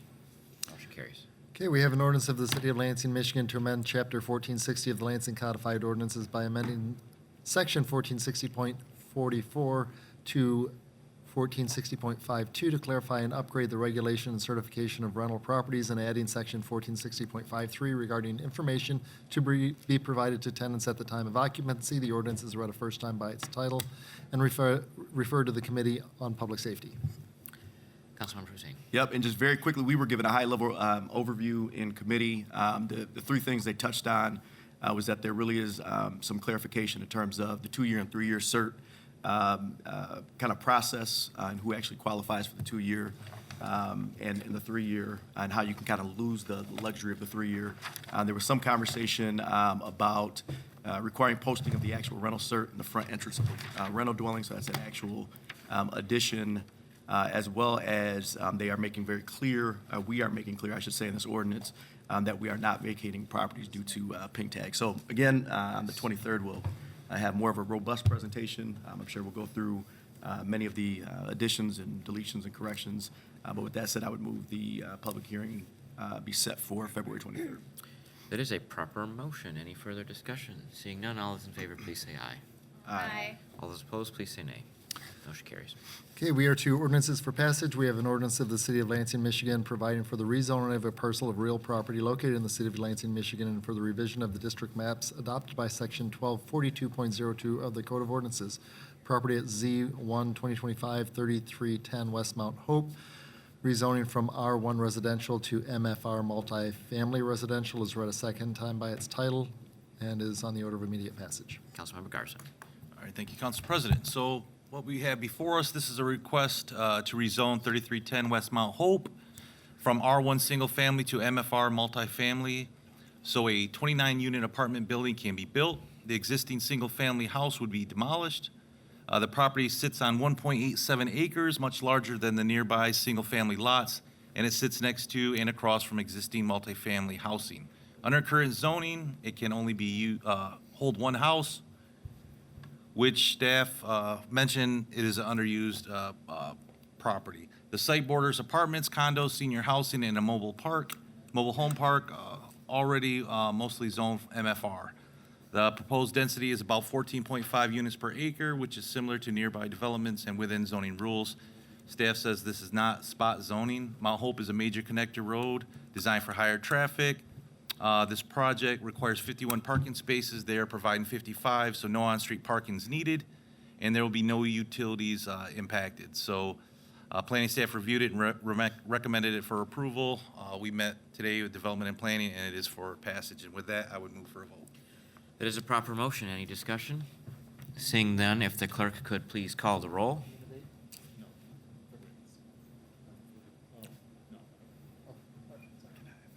Okay, on adoption of the ordinance, Councilmember Carter. Councilmember Garza. Yes. Councilmember Hussein. Yes. Councilmember Cost. Yes. Councilmember Martinez. Yes. Councilmember Navarez Martinez. Yes. Councilmember Pelivanoglu. Yes. Councilmember Spatafor. Yes. 8 yeas, 0 nays, the ordinance is adopted. Okay, and Motion with that, we are to the next ordinance, an ordinance of the City of Lansing, Michigan, providing for the rezoning of a parcel of real property located in the City of Lansing, Michigan, and for the revision of the district maps adopted by Section 1242.02 of the Code of Ordinances, property located at Z3, 2025 117 Island Avenue, rezoning from R3 residential to MXC mixed-use urban corridor, is read a second time by its title and is on the order of immediate passage. Councilmember Garza. All right, thank you, Council President. So the reason for this rezoning is to allow off-street accessory parking on the property. No other use changes are being approved as part of this action. This is not a conditional rezoning, though. There are setback restrictions, 8 foot in the front property line and a 5-foot landscaping setback on the side and rear property lines. Will be planted trees and grass as to help with the screening and residential adjacent to the site.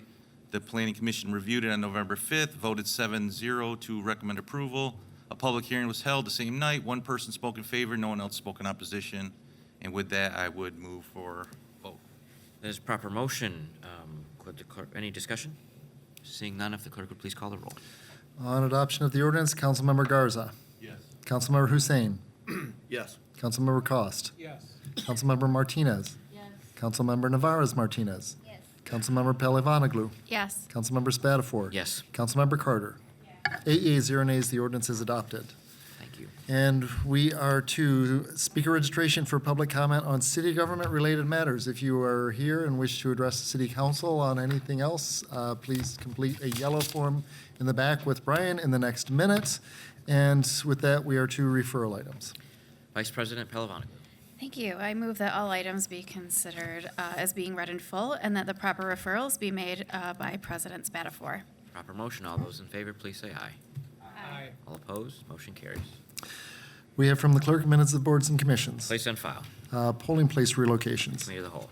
Nonprofit recognition for Capillary Literacy Coalition. City Operations. Fireworks for the Lugnuts. City Operations. From the mayor, we have 2 items on a noise special permit for the Cherry Pine Kalamazoo project. City Operations. We have a grant acceptance from the Community Economic Development Association. Ways and Means. Grant acceptance, Office of Financial Empowerment, OS Reentry. Ways and Means. LEPFA report on financial statements. Committee of the Whole. General Fund status report. Committee of the Whole. Employment vacancy factor report. Committee of the Whole.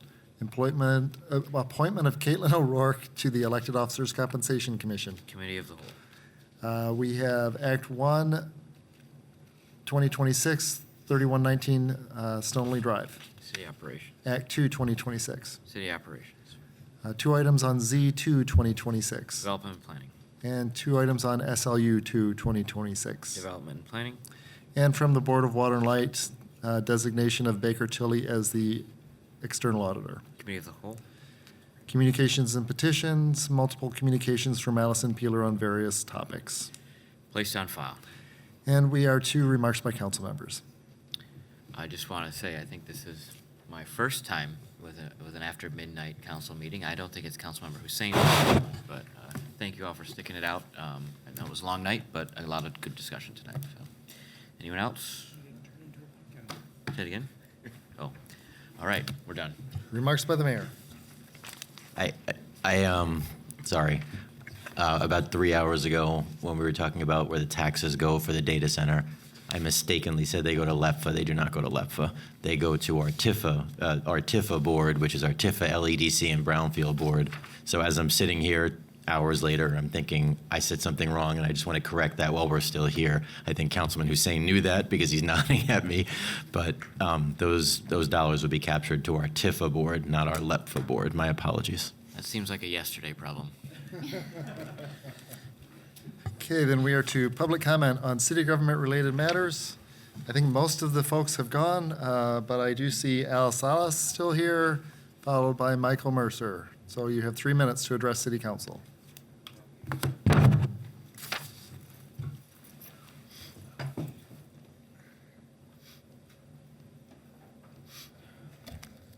Good morning. My name is Al Salas, 1026 Lafayette Lane. I want to thank City Council, Mayor Andy Shore, for having us here and for staying so late to hear every one of us voices, because you know that our voices matter, right? Yes. So I'm here because of fear and separation of immigrant families, not only here in Lansing, but all around the region. We're having parents, they're afraid to send their kids to school. We have families that are not going to work because they're afraid of what the consequences could be. Could be one of their loved ones will be separated from them.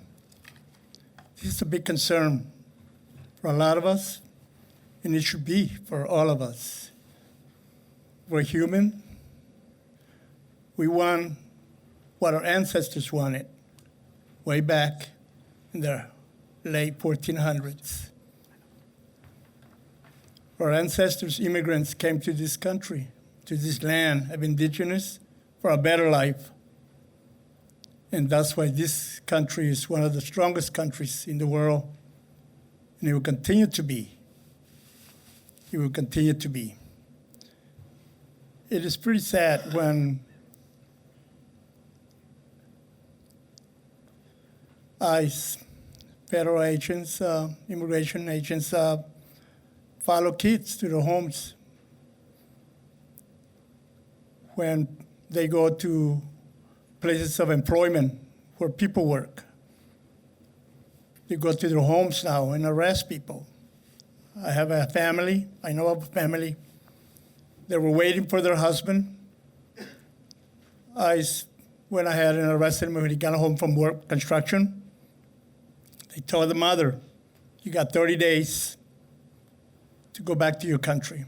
The older sibling told his mother afterwards, I don't know nobody in their old country, Mom. You brought me here when I was young. This is just one family that I know of. I want to thank City Council members, Mayor Andy Shore, staff, for giving me information that I needed to share with these families. As Cristo Rey, St. Vincent Community Centers, or nonprofit organizations, they're here to help people like them and others with food, which they need, clothes, medical, and legal assistance. Chief of Police and Delta County Sheriff, they both stated that they will not be arresting or helping ICE arrest individuals for undocumentation. They will do their job as long as the individuals don't do nothing bad, then they won't get arrested. So that was good. So there's a lot of fear. These families that think that our city department and our sheriff department will be arresting them too and turning them over to ICE. Said, no, we will not be doing that. Talked to Cristo Rey Community Center. May I have Thank just you. a couple of seconds? Thank you. Thank you. It's okay. Next is Michael Mercer, followed by David Hokanson.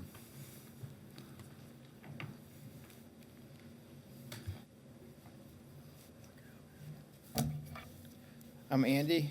I did watch last week the C-SPAN channel, and I did see you, and I believe the mayor down in Dearborn speak about these data centers that it sounded like a lot of the mayors were concerned and worried about those data centers. And I don't want to see that here in Lansing at all. Maybe out in, like I said, the business districts area and not in town. That's not to be in town. You got, like I told you, you got businesses around that area. You got the Wendy's, you got homeowners across from it. They're on the east side, but no, I don't want that. And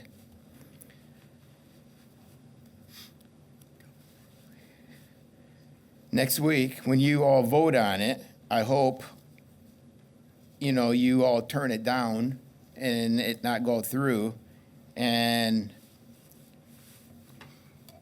really, Chris, this should go on the ballot for the people to make that, you know, decision.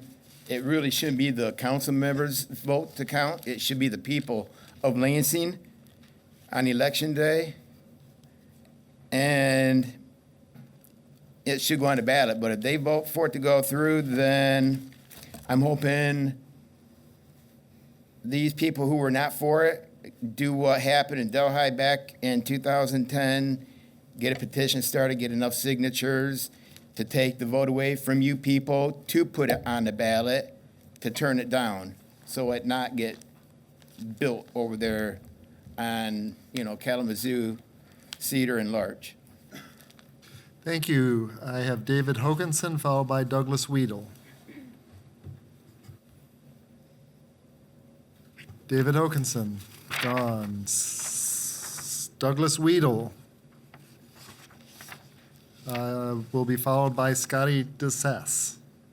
Hello, Mayor Shore. Hi, Chris. Nice to see you all these years. Nice going to high school with you, by the way. I live in Ward 4 right now, and I live in the Walter French residence. And Tuesday morning, about 9 a.m., the building, I don't know whether it's called the Rio Industrial Center or what it is these days, was emitting a large flume of yellow fumes with black pieces flying through it. At the bus stop where I stood to catch the bus, I got dizzy. I fell getting on a bus 2, driven by a CATA driver. I went down to the CMH building at 405 East Green Lawn, walked into the office, and the lady at the receptionist says, "You need to go to the doctor." I went to the ER in an ambulance. I came out, I was prescribed steroids for danger to my throat.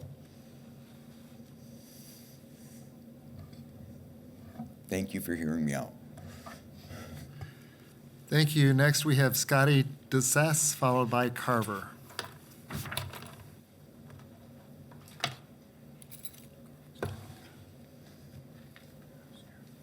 Good morning, everyone. My name is Scotty DeSess. I live at 710 Randall. I am here because an industrial trucking operation is operating directly behind my home, and it is not compatible with the residential neighborhood. I am asking you to take action and reconsider the zoning of this property. Since October, conditions have gotten worse in my neighborhood. Semi-trucks are idling constantly, using engine braking, revving their engines, and blasting their air horns just feet from my home. The noise is constant, unpredictable, and disruptive. More concerning are the health and safety risks. Diesel exhaust from idling trucks has entered my home multiple times.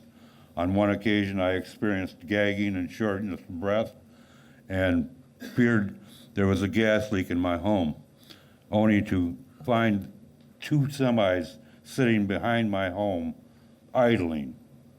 No one should feel unsafe inside their own home.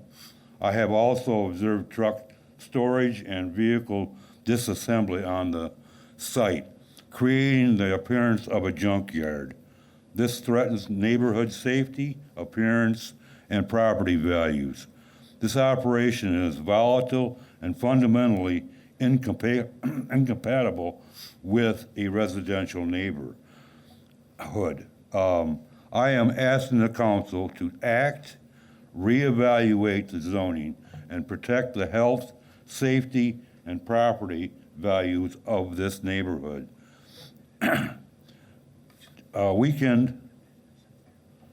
This weekend, this operation, Friday, hammering so hard that it vibrates the ground through the neighborhood. Saturday, there was a truck idling along behind the building, exhausting white and blue smoke, filling the lot. Sunday, the idling trucks vibrate your home, and you can't get away from it. It's inescapable. Only way you get away from it is to get in your car and drive away. Monday, which is today, doors were open on the building. Why open? It's not for the heat. They're trying to blow all the fumes out of the building because there's trucks idling inside there. I need you to change this. This is gonna ruin it's already taken a toll on my health. And now it's gonna take a toll on my property. Thank you. Next, we have Carver, followed by Sean Brock.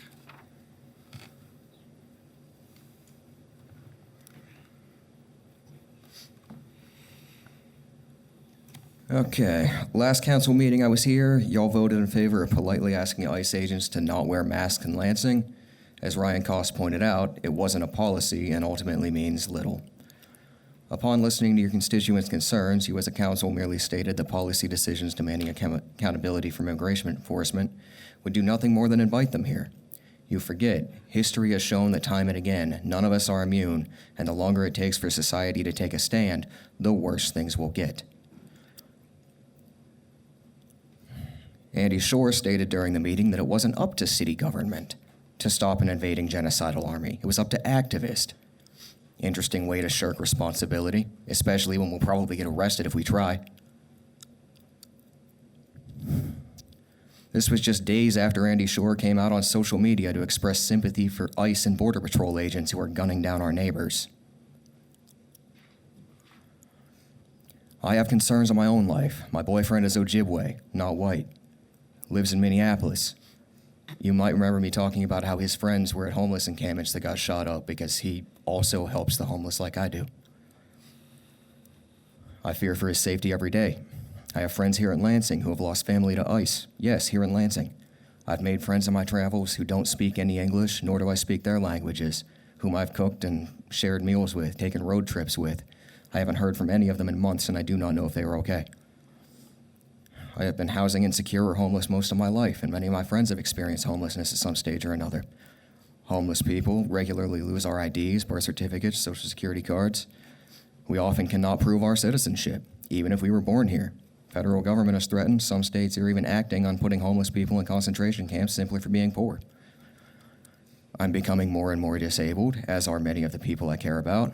Federal government has threatened and some states are acting on the early stages of reinstating institutionalization for disabled people. I've heard reports of ICE facilities taking away people's mobility devices and then leaving them to struggle. Last month when I was arrested, they took my cane, despite my obvious limp. Imagine if that had been a wheelchair. There have been reports for years of people being raped and tortured in ICE concentration camps. Thousands of children ICE has just lost track of. Wouldn't be surprised if they lost track of them because those children are being sex trafficked. Federal government is targeting anyone it deems unworthy, a power Andy Shore is also fond of playing with. They're unlawfully kidnapping us, trafficking us, maiming us, killing us. Should you not be directing the police at your disposal, prepare to protect and serve the community of Lansing by keeping us safe from an invading threat? Or there will be protected locations like hospitals and schools. Do any of you even have so much as a whistle on you right now? They weigh nothing. Thank you. Next, we have Sean Brock, followed by Darren. Hi, once again, Sean Brock. I will try to be quick. I want to get home myself. I just want to bring something up that is mostly directed towards Mayor Shore and the city attorney. We have a situation going on at the Causeway Bay with targeted rules against the members that have been put up there, the former members of the Fallen Angels encampment. They are being targeted with specific rules, causing them not to be able to have any contact with any kind of,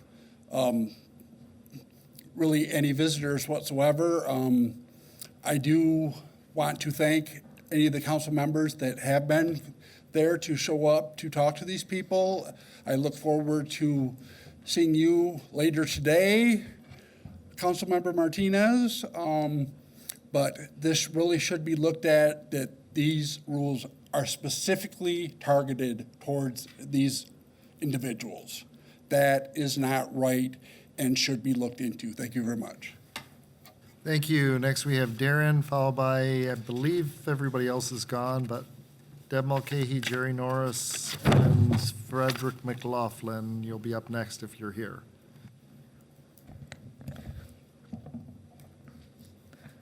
I'd like to bring up an issue I'm noticing with misogynoir. In case you do not know the term, misogyny is when women and feminine presenting individuals experience oppression on the basis of their presumed sex or gender expression. Racism is when people experience oppression on the basis of their being non-white. Misogynoir is when both occur, creating a new form of oppression only experienced and understood by Black women. Khadijah Erickson, a community member who spends 80 or more hours every week caring for the residents that you refuse to help, appears here on a regular basis. Her name is Khadijah, not Kaja. It is racist to continue to mispronounce her name. Khadijah came here last time to talk to you about a hate crime. I do not know the individual in question, but it does not matter if they were banned from the Cata station. We were in a severe code blue, and this individual was reasonably trying to get warm and not get a cold injury. The individual was complying with officers when the officers violently assaulted them. They threw the individual on the ground, knee to the neck. This could have killed the individual. Police knocked off their wig, then left their bags despite them asking officers to grab their stuff. This conversation requires more than 3 minutes, and you should have had patience. Instead, President Spatafor chose to silence Khadijah and call for her to be arrested. A Black woman was silenced and threatened for arrest for speaking out about a violent hate crime against a Black feminine presenting individual. Peter, your response to sexist and racist violence by our city police force was more sexist and racist violence with the assistance of the police force. This is not the first time Khadijah has been silenced by this body. Last year, Khadijah came to this podium to advocate for a homeless encampment, demanding accountability from the mayor. In the days after, Mayor Shore corruptly attempted to use his political power to defund the organization that Khadijah is the director for, the Mid-Michigan Tenant Resource Center, an organization that predominantly serves seniors, disabled people, Black moms, and homeless people. Mayor Shore was so vengeful towards an intelligent, educated, disabled Black woman half his age that he did not care whom he hurt in order to get to her. This would have led to more disabled homeless seniors and unhoused Black families. I'm grateful that Mayor Shore did not succeed in this effort and then endanger more lives. It comes as no shock that this city hates Black people. Last year, Lansing disarmed Malcolm X's old neighborhood, which completely disrespects his life and legacy, and then had the audacity to claim that the guns that were turned in voluntarily were all confiscated from so-called criminals. In closing, I would like to remind the council, the mayor, and the people of Lansing that Black people, especially Black women and femmes, are valued members of our diverse community. There's 3 of them in front of me, of women of color. We should be listening to women of color, especially black women. Happy February. Thank you. Deb Mulcahy, Jerry Norris, Fred McLaughlin. Okay, we are finished. Great. At 12:30 a.m. on Tuesday, February 10th, we are adjourned.